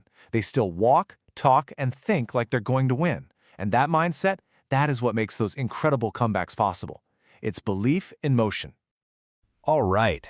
So we've got the diagnosis, we know the cure, and we know what disease we're fighting. So now for the practical stuff, the prescription, the actual steps you can take to start thinking bigger, like right now. Okay, here's the playbook. First, upgrade your environment. Go first class. Surround yourself with high-quality people and big ideas. Next, stop taking advice from just anyone. Go talk to people who've actually succeeded. Watch your language. Use positive words that build you up. Focus on what you do have, your assets, not your problems. Be persistent, for sure, but don't just bang your head against a wall. Experiment and change things up. And maybe the most important one, act now. Stop waiting for the perfect time because guess what? It's never gonna come. And here's a weird one, but I love it. A simple physical hack from Schwartz. He noticed that important, successful people, they just walk faster. They move with purpose. So his advice? Try walking 25% faster. Seriously, it's a small change, but it sends this powerful signal to your own brain and everyone else that you're someone important with things to do. You're using your body to tell your mind to think bigger. So all these things we've talked about, curing excusitis, cranking up that belief thermostat, even walking faster, they're all tools. And they all point to one thing, building a life that actually matches your vision. And to show you just how incredibly powerful a big vision can be, let me share this one amazing story from the book. Picture this. It's the 1890s. An engineer named Gottlieb Daimler sends a postcard to his family. On it, he draws a simple, three-pointed star. But then he writes something incredible next to it. He writes, "One day, this star will shine down on my work." Now, that wasn't just some random drawing. That was a vision, a huge, powerful thought. And that simple sketch, that big dream, became the guiding star for the company that we all now know as Mercedes-Benz. Amazing, right?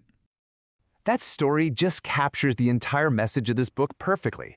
At the end of the day, who you are isn't defined by your current job or your bank account or anything like that. A person is measured by one thing, the size of the dream they are brave enough to chase.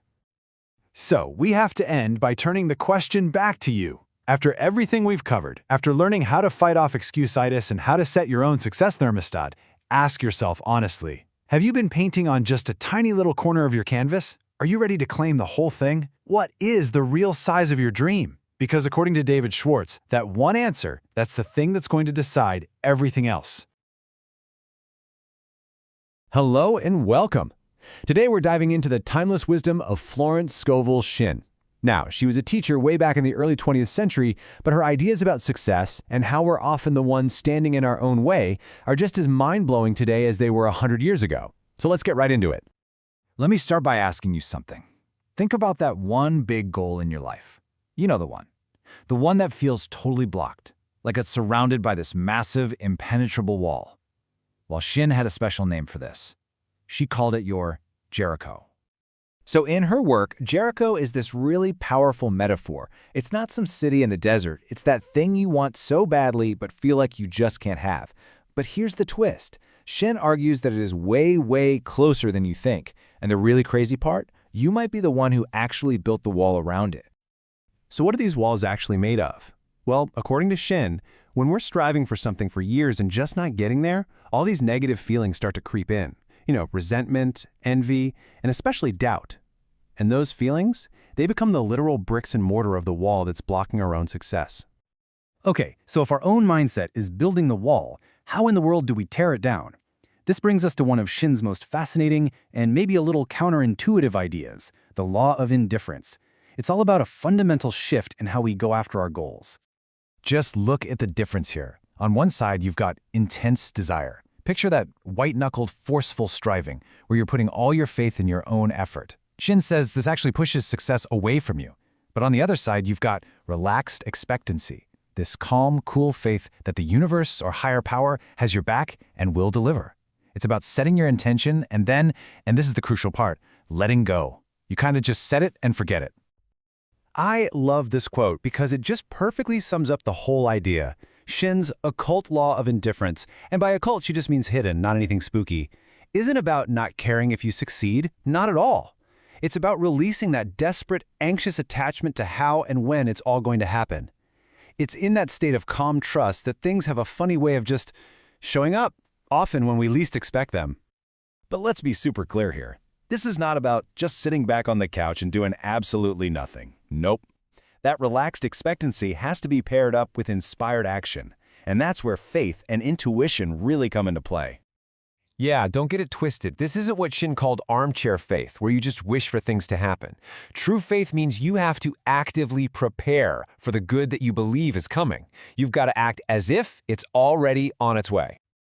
And this story is the perfect example of how it all works. Shin talks about a woman who wanted to send her daughters to college but had zero money. So, what does she do?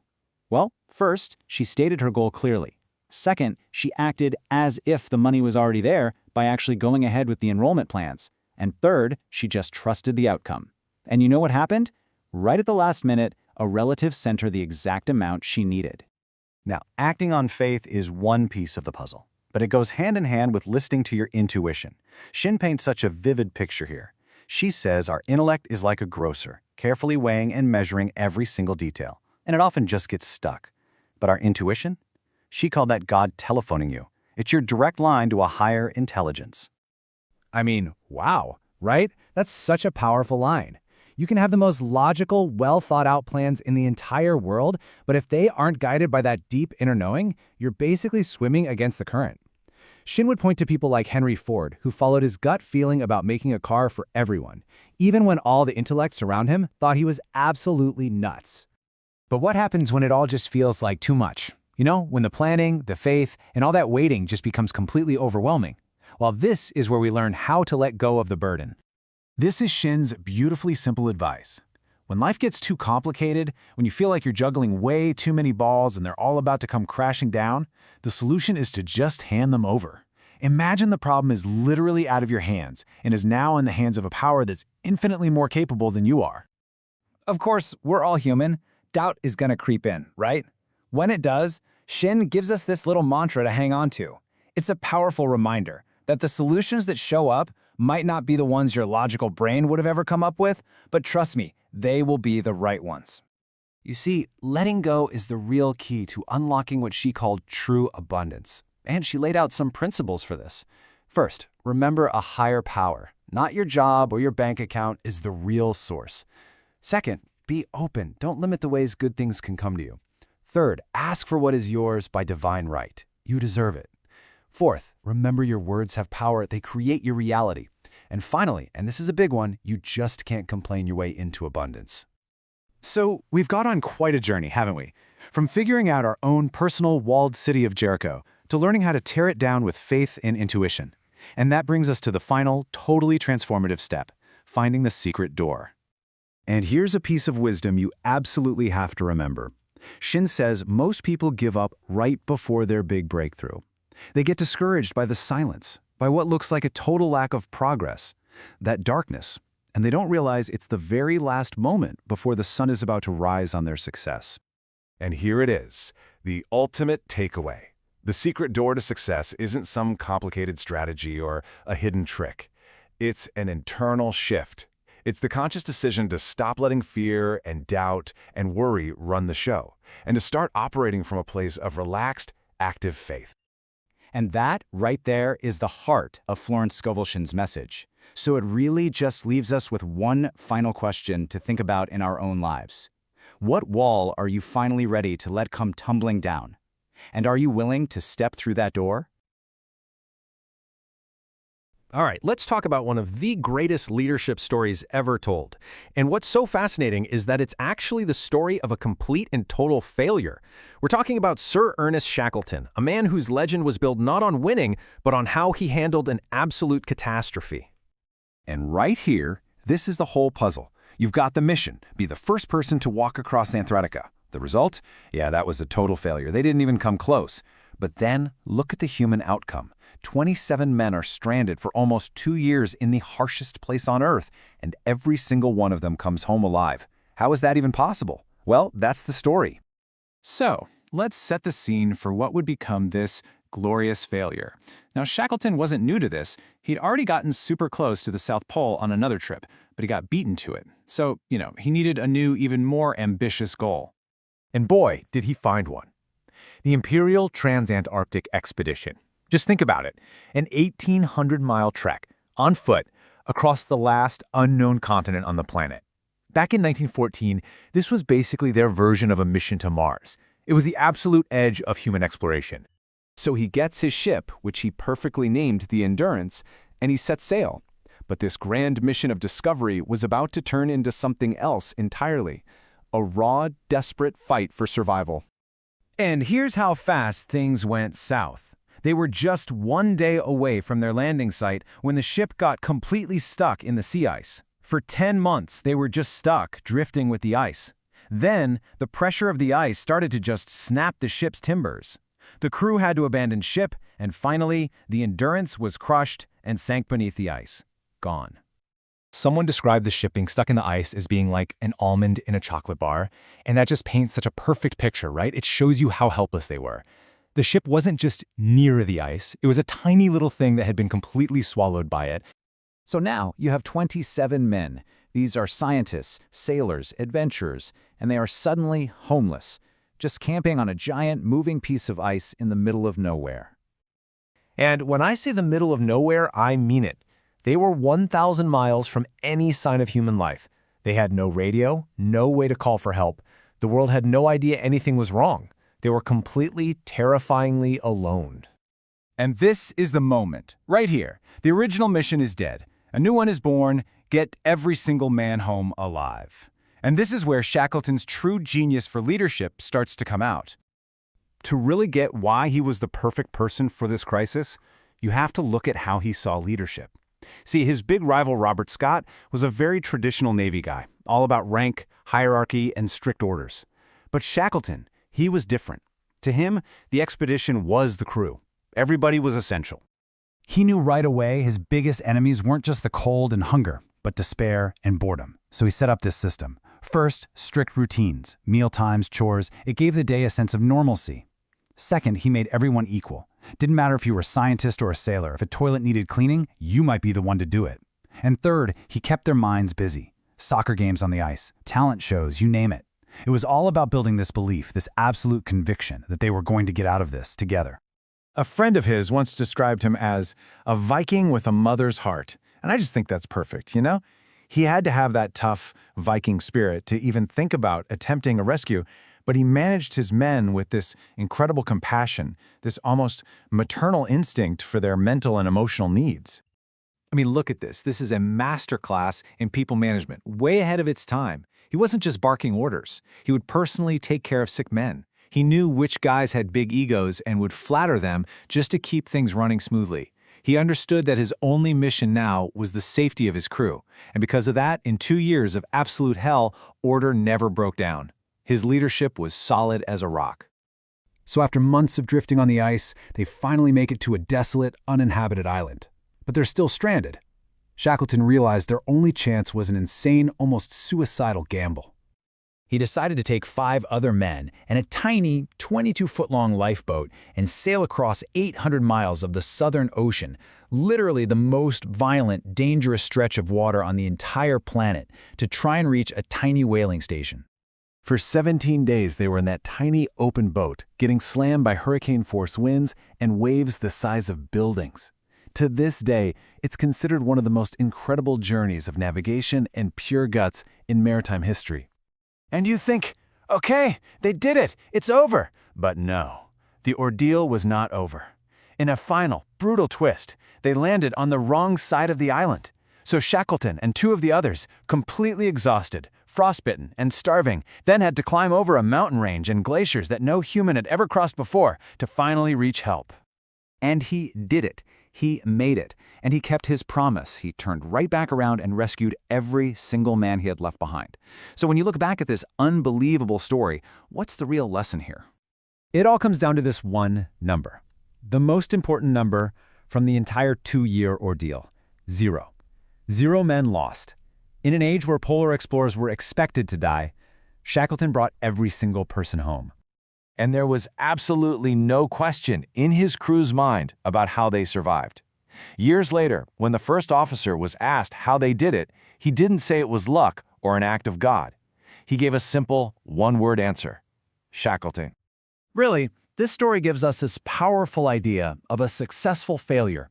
It's when you set out to do one thing and you fail completely, but in the process of failing, you achieve something else, something more important, more meaningful. And at the end of the day, it proves that old saying is true. The journey really is more important than the destination. Think about it. If Shackleton had crossed Antarctica, he'd be a footnote in a history book. But because he failed so spectacularly and because of how he led his men through it, his story is timeless. And that leaves us all with a pretty big question, right? In leadership, in our jobs, in our own lives, what matters more? Is it hitting that original target, or is it how we navigate the journey, especially when the ice closes in around us? Okay, let's dive right in. We're going to pull back the curtain on the world of the wealthy. And this isn't based on reality TV, but on Thomas J. Stanley's incredible, in-depth research of over 700 millionaires. Together, we're going to explore the psychology, the habits, and the really surprising truths behind what he calls the millionaire mind.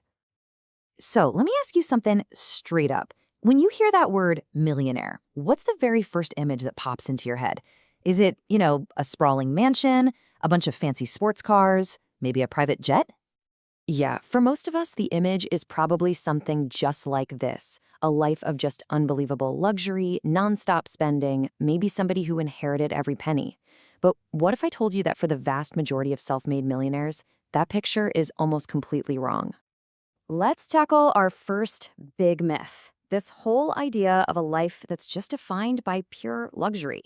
We're going to look at what Stanley's research actually reveals about what they truly value and where their money really goes. So, how do we redefine the millionaire lifestyle? Well, it turns out it's not about what they own, but who they spend their time with. The research just overwhelmingly shows they find their greatest wealth in family, friendships, and their community. In fact, Stanley even calls most of them a cheap date. And this is a really crucial distinction. Being frugal isn't about being cheap or stingy. No, it's about spending money intelligently on things that give you long-term value, and not just wasting it on flashy stuff that loses its value the second you buy it. And get this, here's a number that might actually shock you.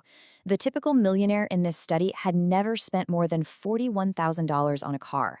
They just get it. A new car is a rapidly depreciating asset. A lot of them prefer quality used cars and let someone else take that biggest financial hit. So much for the Ferrari myth, right? And how about this one? $38 for a haircut. This just brilliantly illustrates their whole mindset.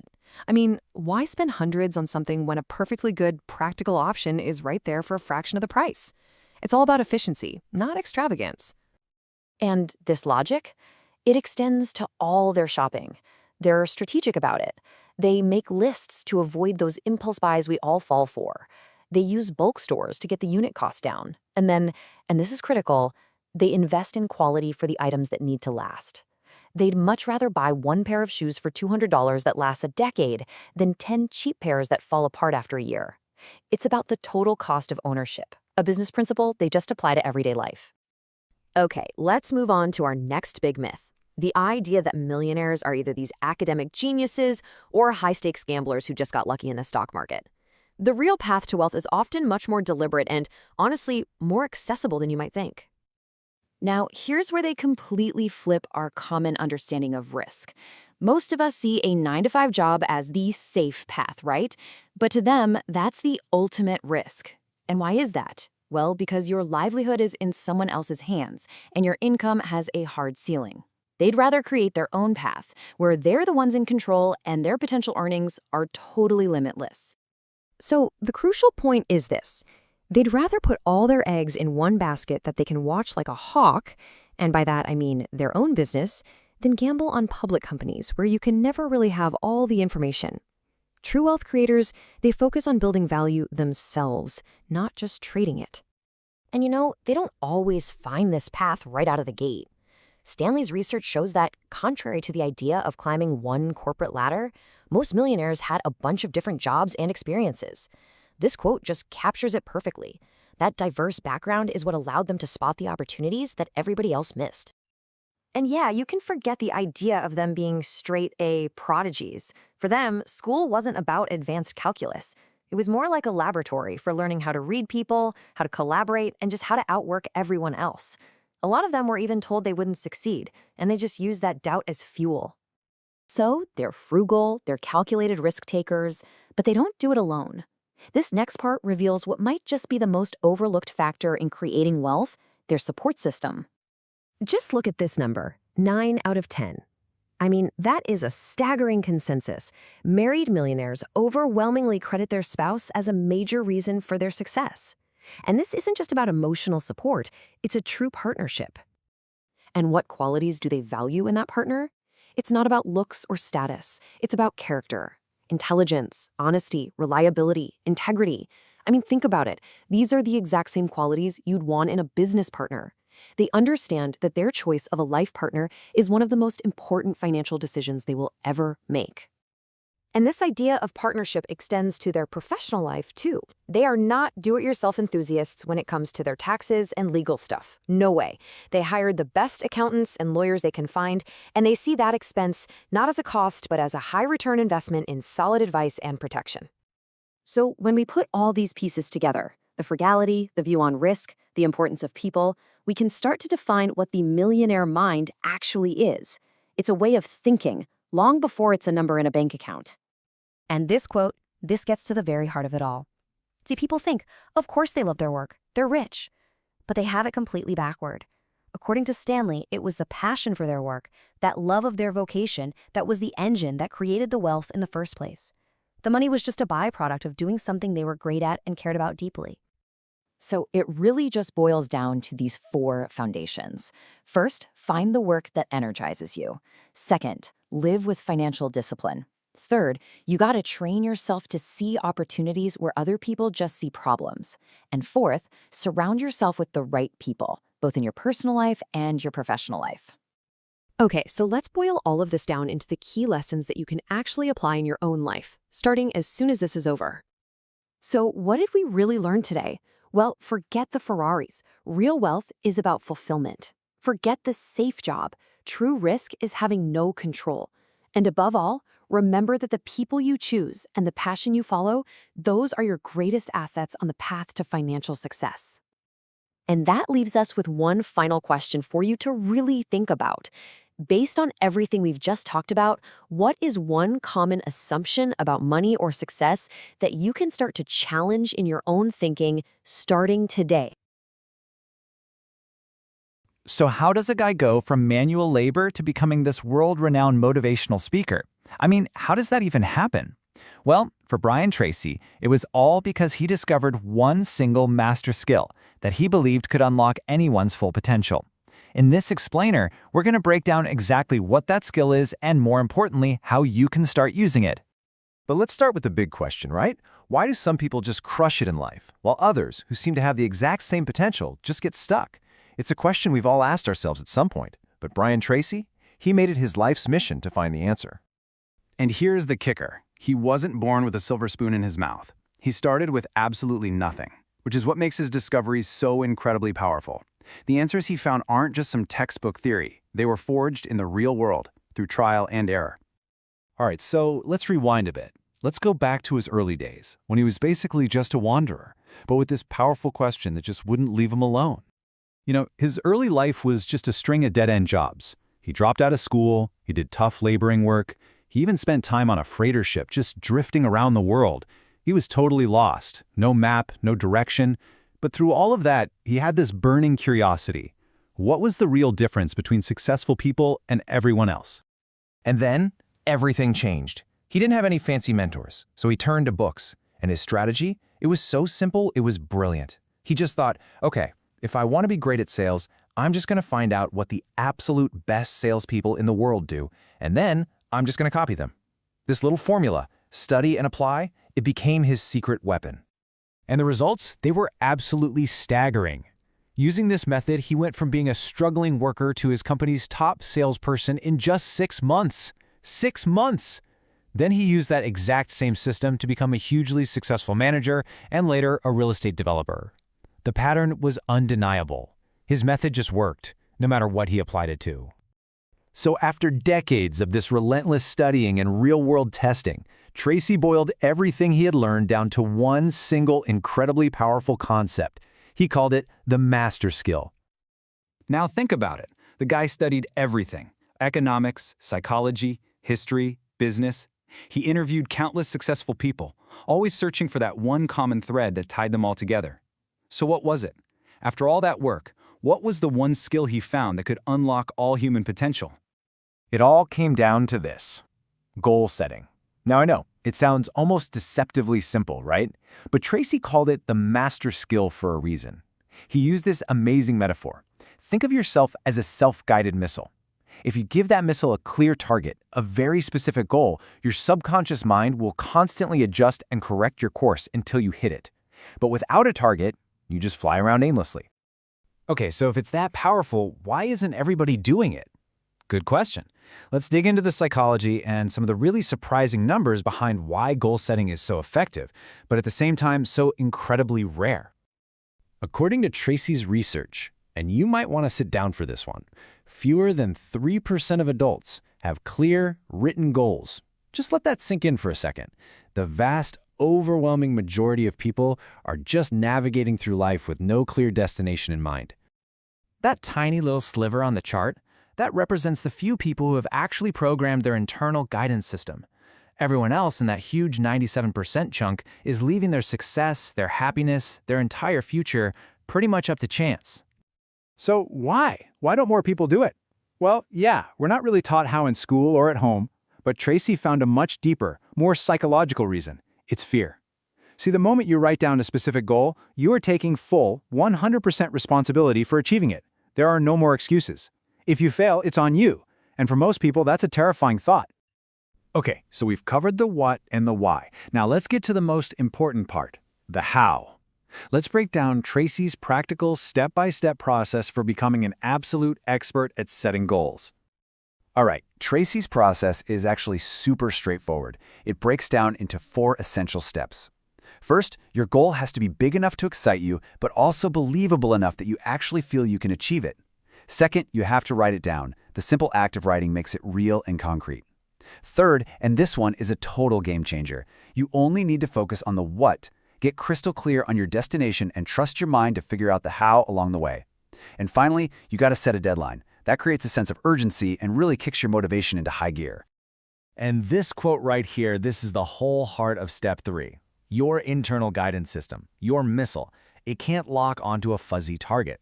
If you're vague about what you want, you'll get vague results. Clarity is absolutely everything.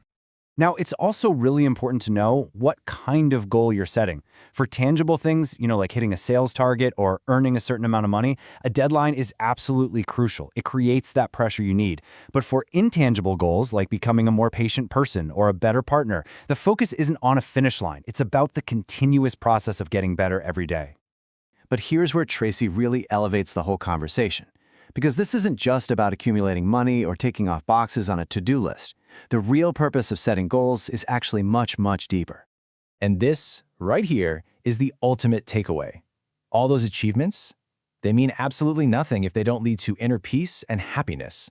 According to Tracy, the real goal behind every single goal you set should be to increase your own personal happiness. That's the end game. And he believed that real happiness is built on three main pillars. First, you have to pursue work and goals that you're genuinely interested in, things that excite you. Second, you have to nurture loving relationships, because that's what gives success its meaning. And third, working towards financial freedom, not so you can buy more stuff, but to eliminate the constant worry about money, which is one of the biggest stressors in life. This quote right here, this is really the heart of his entire philosophy. It's the ultimate yardstick. It doesn't matter how much money is in your bank account or what your job title is. If you haven't achieved your own happiness, then you haven't truly succeeded. So, we'll just leave you with this one simple question. Knowing the power of this master skill, knowing what you know now, the only thing left to ask is, what is the one goal you will write down today to start programming your own success? All right, let's jump right in. Today, we're cracking open one of the most famous books on strategy ever, Sun Tzu's The Art of War. But here's the thing. This isn't just about dusty old battlefields. We're going to see how these ancient ideas about survival and success are actually super relevant to the challenges you face, every single day. So let me just ask you a simple question. When you're up against a big challenge, maybe a tough negotiation or a serious disagreement, how do you win? Your gut reaction, right? It's probably to think about overpowering them, about using brute force. But what if that's completely the wrong way to look at it? And that's where Sun Tzu, this legendary strategist from ancient China, just flips the script on us. He says that winning every single fight, well, that's not actually the mark of real skill. I mean, that idea goes against almost everything we're taught, right? That winning means total domination, the big knockout punch. And here it is. This is the core, the absolute heart of his entire philosophy. The highest level of skill isn't about crushing your opponent. It's about getting what you want without ever having to fight in the first place. It's about being so smart, so strategic, that the battle never even happens. So, this leads us to a whole new way of looking at conflict. It goes way beyond that win-at-all-cost mentality. We're talking about winning without a fight. And this is where Sun Tzu's wisdom really comes alive, moving from the ancient world right into the modern boardroom or honestly any tricky situation you might find yourself in. I mean, let's be real for a second. Head-to-head conflict is just inefficient. It's incredibly expensive. You burn through time, you burn through energy, you burn through money. And you can seriously damage relationships, sometimes for good. At the end of the day, it's just a wasteful way to solve problems. And Sun Tzu knew this thousands of years ago. Okay, so if fighting is the problem, what's the solution? Well, Sun Tzu has this really elegant idea he called the art of taking whole. Taking whole basically means getting your objective with the absolute least amount of force needed. The goal isn't just to win. It's to win with as little destruction as possible, leaving the resources of both sides pretty much intact. It's about preserving value, not blowing everything up just to plant your flag. And you can really see the difference in mindset here, can't you? Conventional conflict is all about aggression and force. It's a win-lose game where somebody always walks away feeling beaten down. But the path of the art of war, that's totally different. It's driven by a bigger picture view of the whole situation. The goal is a win-win, where everyone's dignity stays intact. You're not trying to defeat an enemy, you're just trying to solve the problem. Okay, this all sounds great in theory, but how do you actually do it?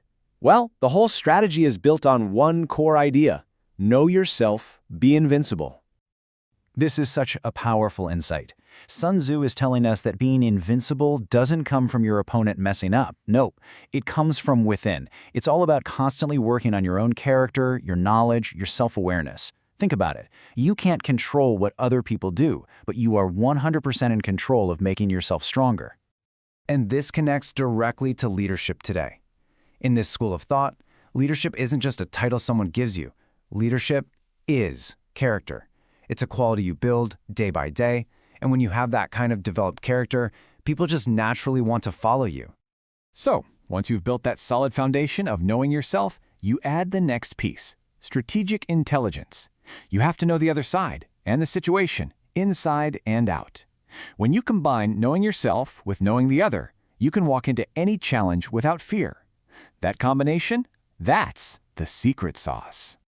So let's bring this down to earth. Can this ancient philosophy really work in our crazy, high-stakes world? You bet. Let's look at a perfect example of what Sun Tzu might call a sage commander. We're talking about the legendary investor Warren Buffett. So get this, he was a major investor in the Wall Street firm Salomon Brothers when it was about to be shut down by the US government for a massive trading scandal. This was a 5-alarm fire. A huge, head-on fight with the government seemed absolutely inevitable. But that's not what Buffett did. He didn't go in with guns blazing. This quote from his biography just says it all. He was superb at winning them over without a fight. He didn't argue, he disarmed them, he didn't overpower them, he co-opted them. He was basically practicing Sun Tzu's art of subduing the other without a battle, and he reframed the whole conflict. And the result? A textbook taking whole victory. Buffett just cooperated with the government, to an extreme degree. His lawyers then made this brilliant argument, hey, if you charge the firm, you're essentially punishing them for cooperating with you. And the government agreed. The charges were dropped, and the firm was saved. A total win-win that protected the market and saved the company. So, what does this all mean for you? How can you actually start using these ideas? Let's break it down into a practical guide we can call the Leader's Playbook.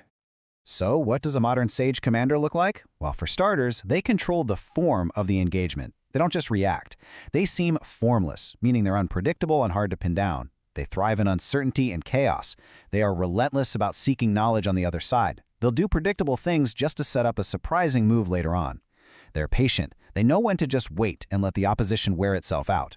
And maybe most important of all, they don't just wish for victory. They decide on it, actively shaping things to make success almost inevitable. And that brings me to my last question for you.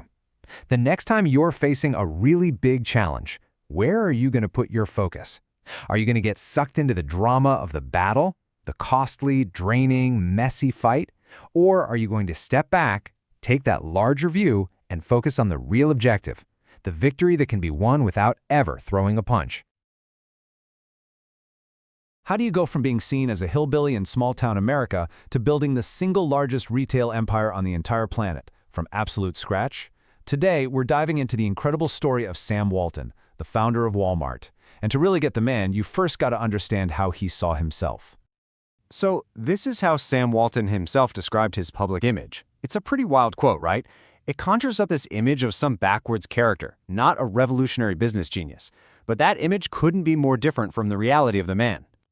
Because in 1985, Forbes magazine made it official, Sam Walton was the richest person in America. And this created this fascinating split, right? You got the folksy, pickup truck driving hillbilly, who's also one of the most powerful financial titans in the world. So who was the real Sam Walton? And how did he build this colossal fortune? Well, it turns out the story doesn't start with a big win. It starts with a crushing loss. To really understand his success, we have to start with one of his biggest failures. Because long before there was a Walmart, Sam Walton's journey began with a business that was literally ripped right out from under him. So, picture this. After learning the ropes at JCPenney, Walton risks it all on a little Ben Franklin franchise. He pours his heart and soul into it, and he absolutely crushes it. Sales go through the roof, profits are multiplying. But then, when it's time to renew the lease, the landlord sees all that success and decides, you know what, I want that. And he takes the store for his own son. Just like that, Walton was out. He was completely devastated. But here's the thing. He didn't quit. He just picked up his family and moved to an even smaller, more remote town, Bentonville, Arkansas. Now, to most people, this would have looked like a huge step backward, like a retreat. But for Walton, this was the move that would define absolutely everything. See, it was in these small towns, the ones the big national chains completely ignored, that Walton had his light bulb moment. He realized there was this massive, hungry market just waiting. He saw that if you could just offer people a real bargain, they would literally drive for miles to get it. This insight, this became the foundation for his entire empire. So armed with this big idea, Walton developed a business strategy that was completely counterintuitive at the time. I mean, it was a strategy that was about to turn the entire retail industry completely on its head. Okay, so the traditional way of doing retail was super simple. You mark your stuff up high, and you make a big profit on each individual sale. Walton's idea was radical. He said, basically, let's slash the price. We'll make just a teeny tiny profit on each item, but we'll sell so much of it that our total profit will be absolutely enormous. And to get those prices rock bottom, he lived by this simple philosophy. He believed that the middlemen were just adding cost. So he went straight to the manufacturers and squeezed every single ounce of inefficiency out of the supply chain. He felt that any high cost for him would mean high prices for his customers, and to him, that was just unacceptable. With this strategy in place, the growth was slow at first, but then it became explosive. So let's take a look at how this so-called hick upstart from Arkansas began to build an absolute giant. Get this, Walton was already 44 years old when the very first Walmart opened. But just look at that acceleration. You go from fewer than 70 stores in the early 70s to more than 1,500 by 1990, hitting $1 billion in profit. That little small-town strategy was paying off on a massive national scale. And to really put their underdog status into perspective, look at this. Back in the early 1970s, Kmart was the undisputed king. They had 500 stores. Walmart, with fewer than 70, was just this tiny player. They weren't even on the radar for most of the industry. Nobody took them seriously at all. So how on earth did they do it? Well, it all came down to one incredibly powerful number: 20%. Their prices were consistently about 20% lower than anyone else's. And yeah, the early stores were often described as ugly and chaotic, but you know what? It didn't matter. A 20% savings was like a magnetic force that customers just couldn't resist. All of this success wasn't just some business plan written on a napkin. It was a whole philosophy. We can actually distill Walton's entire approach down to a set of core principles that drove not just the business, but the man himself. First off, Walton famously wasn't an inventor. He was a master adapter. He'd literally walk into his competitors' stores with a notebook looking for great ideas to bring back and make even better. He loved competition. He thought it made him sharper. He was also completely obsessive about saving money, in everything from logistics to his own modest lifestyle. And he believed in treating his employees as associates, even offering profit sharing to give them a real stake in the company's success. And through it all, even when they were on top, he always kept that scrappy underdog attitude. Now, of course, this kind of success wasn't without its critics. Walmart has long been called out for its anti-union policies, its heavy reliance on a part-time workforce, and its level of charitable giving. Walton's defense, though, was always tied back to his one, single-minded mission. His number one goal, above all else, was to save his customers money. In his view, doing that directly raised their standard of living. For him, every dollar spent on something else was a dollar he couldn't pass on as savings. As he neared the end of his life, having built this unprecedented empire from nothing, Walton got reflective. He looked back on his decades of single-minded dedication, and he asked himself a really profound question. Was it worth it? Was building Walmart really worth the immense personal sacrifice, all the time away from his family, and the relentless, non-stop focus that it demanded for decades? And his answer was a definitive yes. But it wasn't because of the money or the fame. It was because he truly believed that everyone has a purpose in life. And his, he felt, was to be a merchant. It wasn't just a job, it was his calling. A simple but incredibly powerful justification for one of the most remarkable business stories of our time.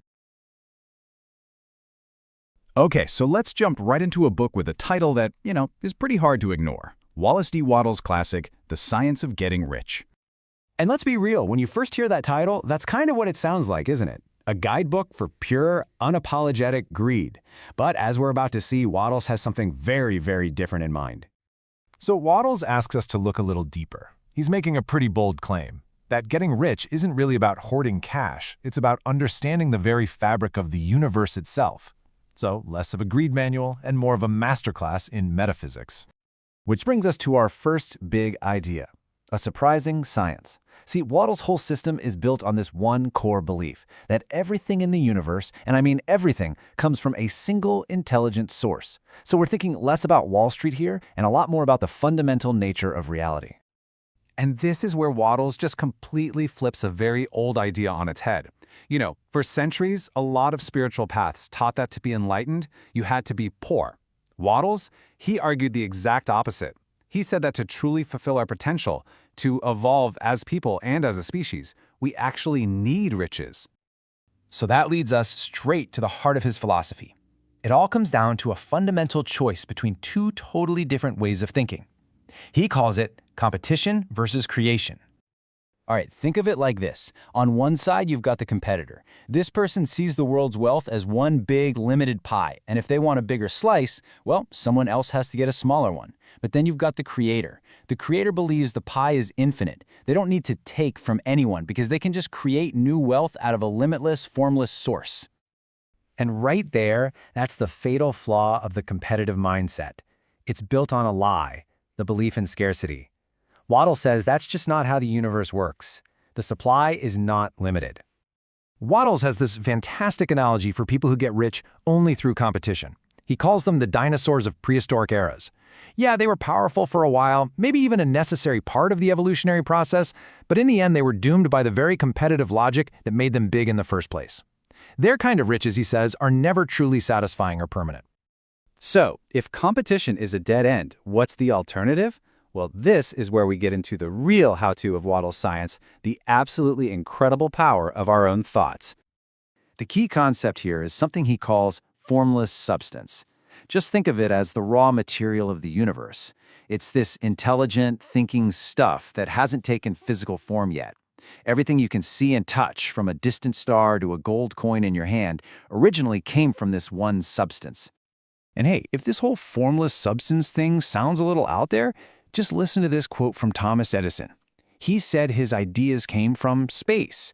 He believed he was tapping into that exact same universal source that Waddles is talking about. So how do we actually use this stuff? Waddles breaks it down into a pretty simple three-step process. Step 1, form a crystal clear mental picture of what you want. Step 2, hold on to that thought with unwavering faith and purpose, basically impressing it onto this formless substance. And step 3, the substance, just by its nature, has to create the physical version of your thought. It can't help it. Now, Waddles is very clear. This isn't some walk in the park. It takes serious mental power to think about wealth when everything around you is screaming poverty. But, he says, the person who can actually do this, they become a mastermind, someone who can literally shape their own reality. Okay, so how do you develop that kind of mental power? How do you stay plugged into this creative force and not fall off track? Well, according to Waddles, the answer is one simple but incredibly powerful practice. It's gratitude. That's the secret sauce. Think of gratitude as the tuning fork that aligns your mind with the universe's creative frequency. It's what keeps you focused on abundance and stops you from slipping back into that negative, competitive, not enough way of thinking. And for Waddles, this wasn't just some nice-sounding spiritual idea. It was a scientific law of cause and effect. He even uses a biblical quote to drive the point home. Draw nigh unto God, and he will draw nigh unto you. What he means is, get closer to the source of everything through gratitude, and the source of everything will get closer to you. It's a two-way street. And he gives some really practical advice for how to live this way. He says, stop complaining about how things are. Never ever talk about your past money problems. Don't even study poverty. Why? Because all of your attention, all of your mental energy needs to be focused only on the things that create riches. Focus on what you want, not what you don't have. So all of this leads to a pretty big question. Why? Why should we even want to be rich? Is it really just about buying more stuff? Waddles gives a very clear no. He's super specific that the goal is not to, in his words, live swinishly for the gratification of animal desires. The real point of wealth is to be a tool, a way to achieve the fullest, richest, most complete expression of your life. And what does that actually look like? Well, it means having the freedom to chase your passions, the resources to develop your mind, the chance to travel the world and learn new things, to surround yourself with beauty, and, this one's huge, to have the ability to give generously to others. And this really is the bottom line of his whole argument. Waddles says that you can't really focus on being a great person, morally or spiritually, if you're stuck in a constant fight for survival. Having that financial stability is the foundation you build everything else on. And that is the huge paradigm shift he offers. Wealth isn't something to feel guilty or ashamed about. It's a natural and necessary tool for a full, evolving life. In his world, it's not a sin, it's a rightful expectancy. It's something you should expect to have. And that leaves us with a pretty provocative question, especially for today. In a world that so often feels defined by limits and scarcity, what if Waddles was right all along? What if the greatest, most powerful, most untapped resource on this entire planet has been right inside our own minds the whole time? So, Jack Welch. You've probably heard the name, right? But what's the real story? Well, this was a guy whose, let's just say, radical methods completely transformed General Electric, one of the biggest, most iconic companies in America. We're going to look at exactly how he pulled it off. So what was it about him? I mean, in a world that felt like it was full of corporate drones, Welch was a total rebel. He refused to let the company shape him. Instead, he was the one doing the shaping. And that idea, the idea that you could actually succeed by being a nonconformist? Wow, that was a really big deal. All right, so how does a guy like that get to the very top? Let's track his journey, this rise of a maverick, right from the factory floor all the way to the CEO's chair. And trust me, it was a journey all about ambition and, a willingness to break a few things along the way. Okay, look at this timeline. The thing that jumps out at you right away is the speed. I mean, he starts as a junior engineer in 1960. Just 8 years later, boom, he's the general manager of the entire plastics division. And then by 1981, he's the chairman and CEO of all of GE. This was not your typical corporate ladder climb. This was a rocket ship, plain and simple. And get this, he blew up a factory. I'm not kidding. Early in his career, he accidentally blew up a factory. You'd think that's a career ender, right? Nope. For Welch, instead of getting him fired, it actually highlighted his relentless drive. It proved he wasn't scared to take huge risks and make big mistakes, as long as it meant pushing forward. And this quote really says it all, doesn't it? Throwing hand grenades. That's exactly how he saw himself, as an internal disruptor. His mission wasn't to just tweak the system or manage the status quo. No, he wanted to completely blow up the bureaucracy, the old traditions, all the stuff he felt was holding GE back.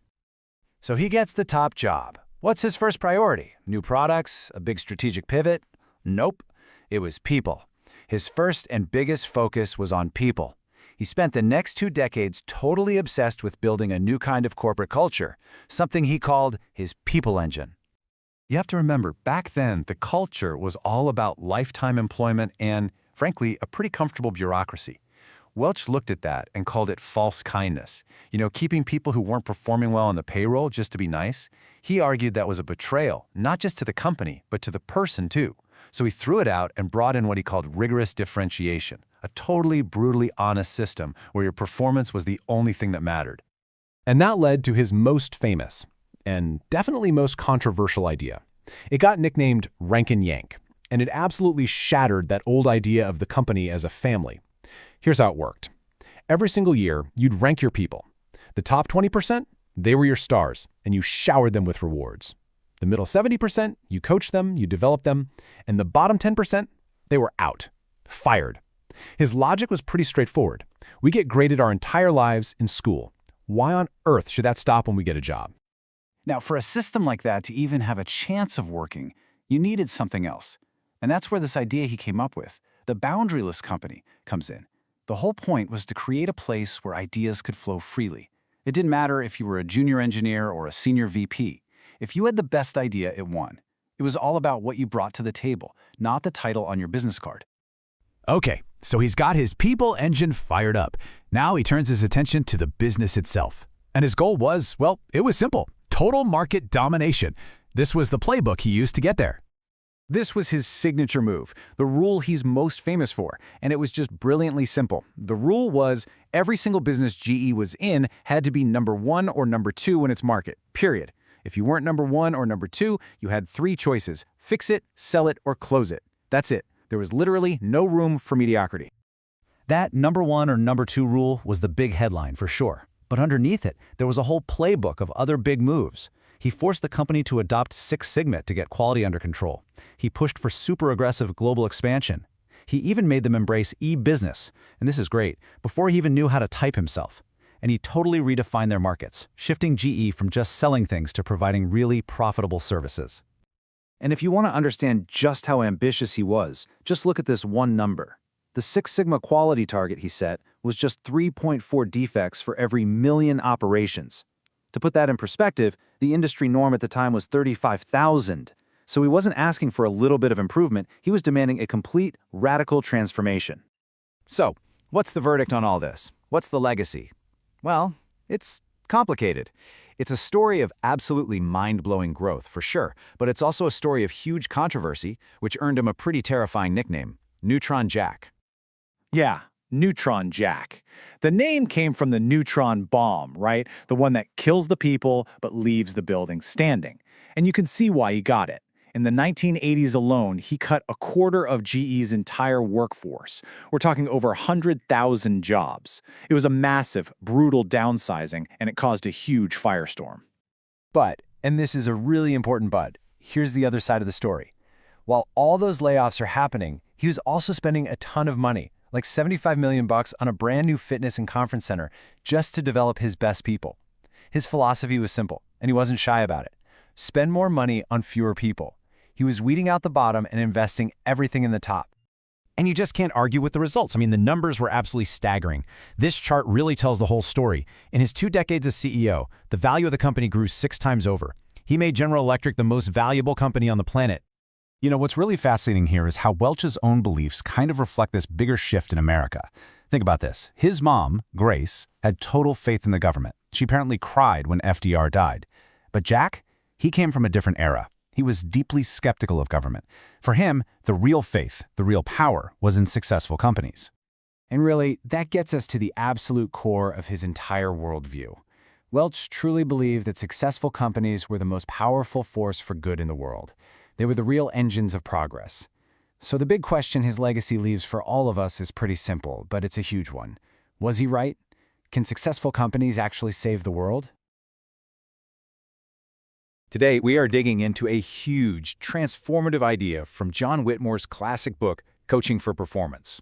It's a book that basically calls for a complete revolution in how we work, and it all kicks off with one pretty shocking number.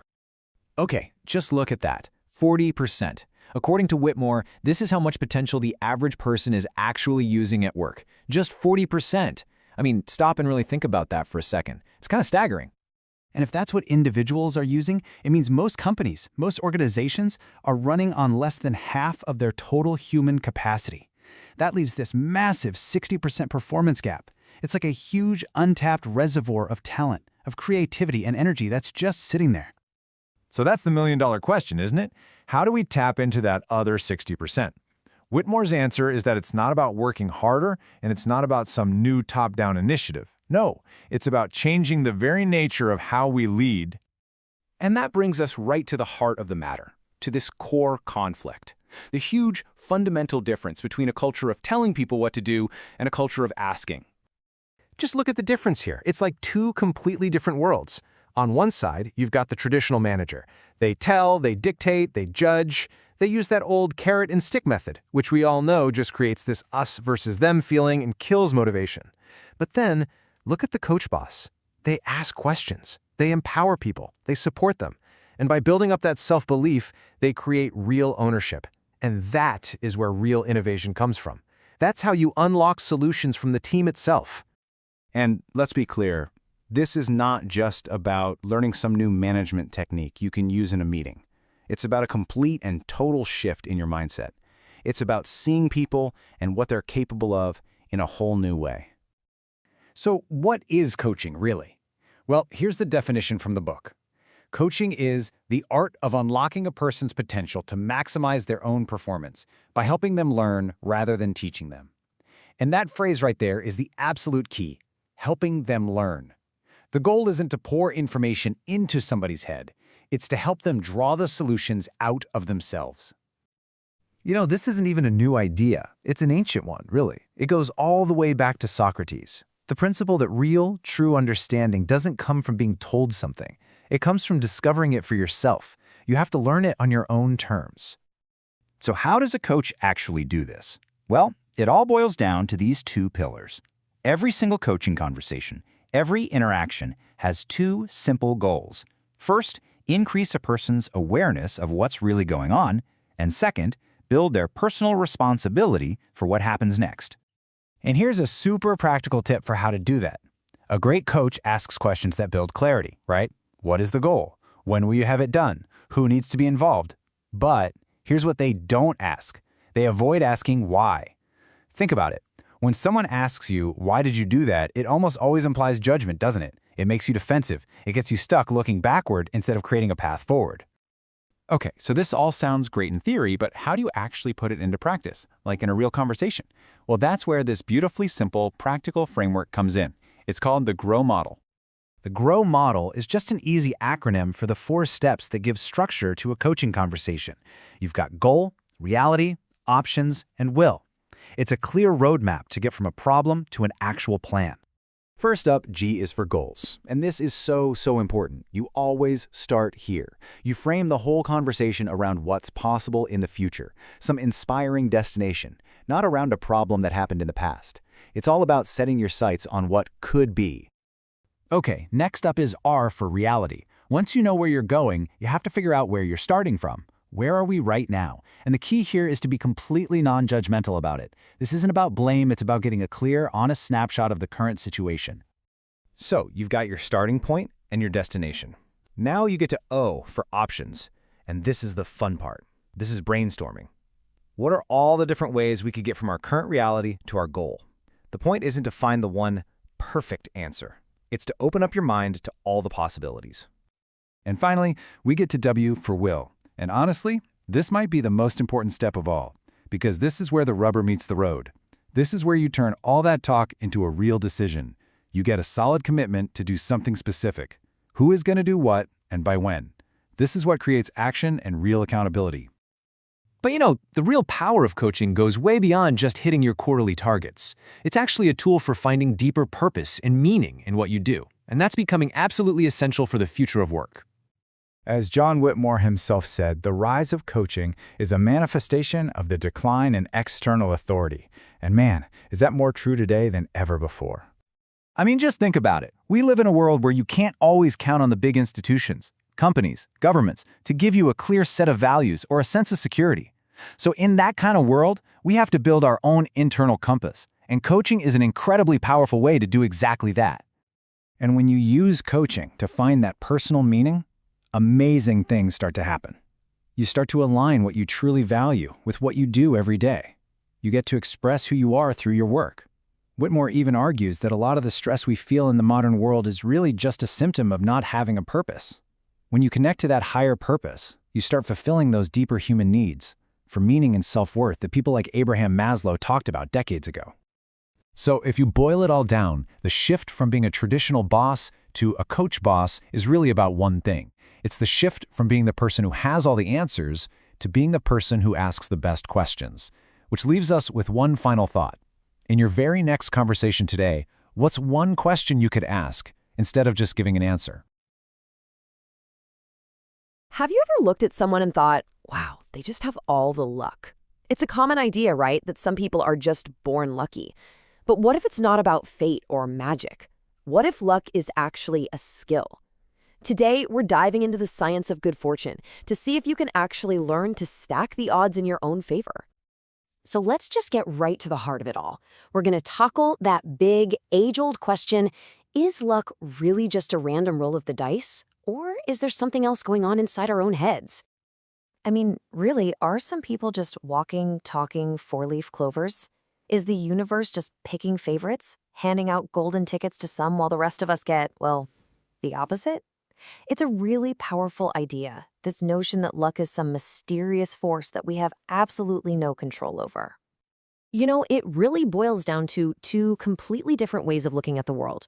On one hand, you have the belief that luck is just fate, random chance. It's something that happens to you. But on the other hand, there's this idea that it's all about psychology, that it's actually a learnable skill you can get better at. Well, this exact question really bugged a psychologist named Richard Wiseman. He just wasn't buying the idea that the universe randomly blesses some people and not others. So, being a scientist, he set out to see if there was something real, something measurable that he could actually study. So get this, for nearly a decade, he studied hundreds of people who consider themselves either consistently lucky or consistently unlucky. And what he found was, honestly, a total game changer. Luck wasn't a magical force. It wasn't random chance at all. It was a clear, consistent pattern of thinking and behaving that separated the lucky from the unlucky.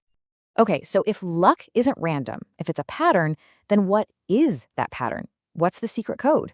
Well, wise men managed to break it down into 4 core principles that lucky people tend to follow, a lot of the time without even knowing they're doing it. Just 4. That's it.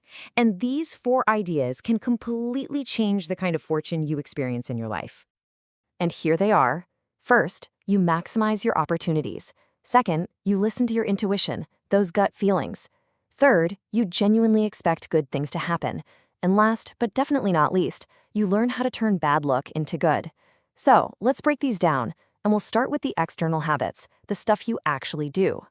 First up, let's talk about the external habits, the actual physical things lucky people do that put them right in fortune's path. This is all about getting out there and creating opportunities, not just sitting around and waiting for them to fall in your lap.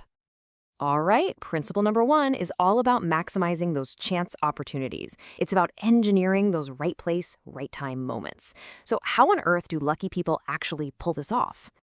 What's so interesting is how simple the actions are. Lucky people are generally more social. They talk to strangers, they build networks. They also tend to have a more relaxed attitude, which helps them notice things that someone who's super stressed or anxious would just walk right by. They're open to new things, and they see what's actually in front of them, not just what they went looking for. You know, it reminds me of that old saying. It really just sums it all up. By just being present, being engaged, and being open to what's going on around you, lucky people massively increase the odds that something good will happen. It's like they create a bigger net for luck to fall into. Okay, so we've talked about the outside stuff, the actions, but that's really only half the equation, right? Let's switch gears and dive into the internal mindset, because what's going on inside the heads of lucky people is just as important. Principle 2 is all about listening to those hunches, those gut feelings. Lucky people just tend to trust their intuition more, and this isn't some kind of superpower. Wiseman's research suggests that intuition is really just our subconscious mind processing millions of little details and patterns that our conscious brain is too busy to notice. It's that little voice that tells you a deal feels off, even if the paperwork looks fine. Unlucky people often ignore that voice, but lucky people have learned it's worth listening to. All right, principle 3. This one is huge. Expect good fortune. It's basically the definition of a self-fulfilling prophecy. Lucky people just move through the world with a genuine belief that things are going to work out for them. And this isn't just wishful thinking. It actually changes how they behave. And this really highlights the core difference. Unlucky people often feel like they're just passengers in a car, and life is driving them around. They feel like they're at the mercy of whatever happens. But lucky people, they see themselves in the driver's seat. They believe they have some control, and that belief makes them more persistent, more resilient, and more likely to try again when others would just give up. And that brings us to the 4th and, honestly, maybe the most powerful principle of all, the ability to turn bad luck into good. Look, everyone has bad things happen to them. Everyone. The big difference is how you respond. Lucky people are masters at reframing a negative situation and finding the upside. So let's try a little thought experiment that wise men used. Picture this. You're in a bank during a robbery, and a robber shoots you in the arm. Now, is that good luck or bad luck? Your answer says a lot about your mindset. So the unlucky person's brain goes straight to, this is a nightmare. What terrible luck, I can't believe this happened to me. But the lucky person, their first thought is something like, wow, I am so incredibly lucky I was only shot in the arm. It could have been so much worse. I wasn't killed. They find the good even in the bad, and that allows them to bounce back way faster. So when you put it all together, what's the big takeaway here? It's this. Luck isn't some mysterious external force that just happens to you. It's something that actually flows from you. It's a product of your attitude and your actions. You know, there's that classic Napoleon Hill quote, and it really lines up perfectly with what Wiseman found in his research. What your mind believes is possible actually shapes your reality. If you genuinely believe you can be luckier, you'll start acting in ways that make that a reality. What this all really means is that you have so much more control than you might think. We are not just helpless leaves blowing in the wind of chance. By understanding these principles and actually trying to use them, we can take the driver's seat and start to shape our own fortune. So I'll leave you with this final thought. If your fortune is truly in your hands, if you now know that you can create your own luck, what are you going to do with that power? What amazing things will you make happen? Thanks for tuning in. Welcome back to The Explainer, where we love to break down big ideas. And today, we are tackling an absolute classic in the world of motivation, Zig Ziglar's See You at the Top. So, to get a sense of just how big this book is, check this out. It's sold over 2 million copies since it first hit the shelves way back in 1975. I mean, that's huge. We're talking Hall of Fame level stuff in the self-help world. But that right there, that's the big question, isn't it? I mean, can a guide from the 70s, a book that's packed with some seriously old-school views, really have anything to teach us now? Well, that's what we're here to find out. Let's get into it. All right, so first things first, we've got to be honest. Opening this book, it's kind of like stepping into a time warp. I mean, this book is so unapologetically a product of its era. It comes straight out of the 1970s American Christian right, and Ziglar, he does not pull any punches. You've got these rants against communism, marijuana, homosexuality, pretty traditional views on gender roles, and the picture of success, it's literally a guy in a suit with a briefcase. For a modern reader, yeah, it can be a little jarring, to put it mildly. So, who was the guy behind all this? Zig Ziglar, real name Hilary Hinton Ziglar, was pretty much the classic American success story. This is a guy who started out as a top cookware salesman and built a massive empire for himself as one of the most recognizable names in personal development. His whole thing was built on hard work, faith, and just this relentless positivity. Okay, but, and this is a big but, if you can look past that kind of dated, time capsule stuff on the surface, what you find underneath is a core philosophy that's actually, well, surprisingly selfless. This right here, this is the absolute heart of the book. His mantra was, you can have everything in life if you will just help others to get what they want. See, it wasn't about being selfish or climbing over people to get to the top. No, for him, success came through serving other people. And his logic was really simple, but also really powerful. The more you give, the more you contribute, the more value you create for other people, well, the more success you're going to get back in return. And we're not just talking about money here. He believed this was the key to building a real, healthy self-image, not just a big ego. So, that's the big idea, right? The philosophy of service. But what about the nuts and bolts? What was Ziglar's actual recipe for success? Well, he laid it all out, and it was built on a few key pillars. You know, he had this great analogy. He saw success as a three-legged stool. You've got your physical side, your health, your mental side, what you're feeding your brain, and your spiritual side, your faith, your values. And his point was, if you let any one of those legs get wobbly, the whole stool collapses. You become what he called a phony, totally out of whack. And when it came to setting goals, man, Ziglar did not mess around. He had this awesome line, people do not wander around and find themselves on Mount Everest. And what he meant was success isn't something you just stumble into. It doesn't happen by accident. You've got to be intentional about it. You've got to be specific. You've got to have a plan. And check out this take on habits. He points out this kind of paradoxical truth. Bad habits, super easy to pick up, right? But they make your life hard. Good habits, they're tough to build. But once you have them, they make your life easy. It's such a simple idea, but when you really think about it, it's pretty profound. He was also a massive believer in the idea that you are what you eat applies to your brain, too. You know, what are you feeding your mind? His advice was to read biographies of successful people, read the Bible, and, this is my favorite part, use your time in the car to listen to empowering tapes. I mean, come on, that is literally the 1970s version of podcasts and audiobooks. The guy was so ahead of the curve on that. So, let's bring this all together. What's the big takeaway here? How do we make lemons in the lemonade with this thing? Well, Ziglar saw his whole philosophy as an answer, a challenge, really, to a culture that he saw even way back then as getting hooked on instant gratification. Yeah, this book is basically an antidote to apathy. It's not subtle at all. It's very black and white. This is the kind of book you grab when things are a real mess, you know? When you need someone to just give you simple, direct, no-nonsense steps to start pulling yourself up.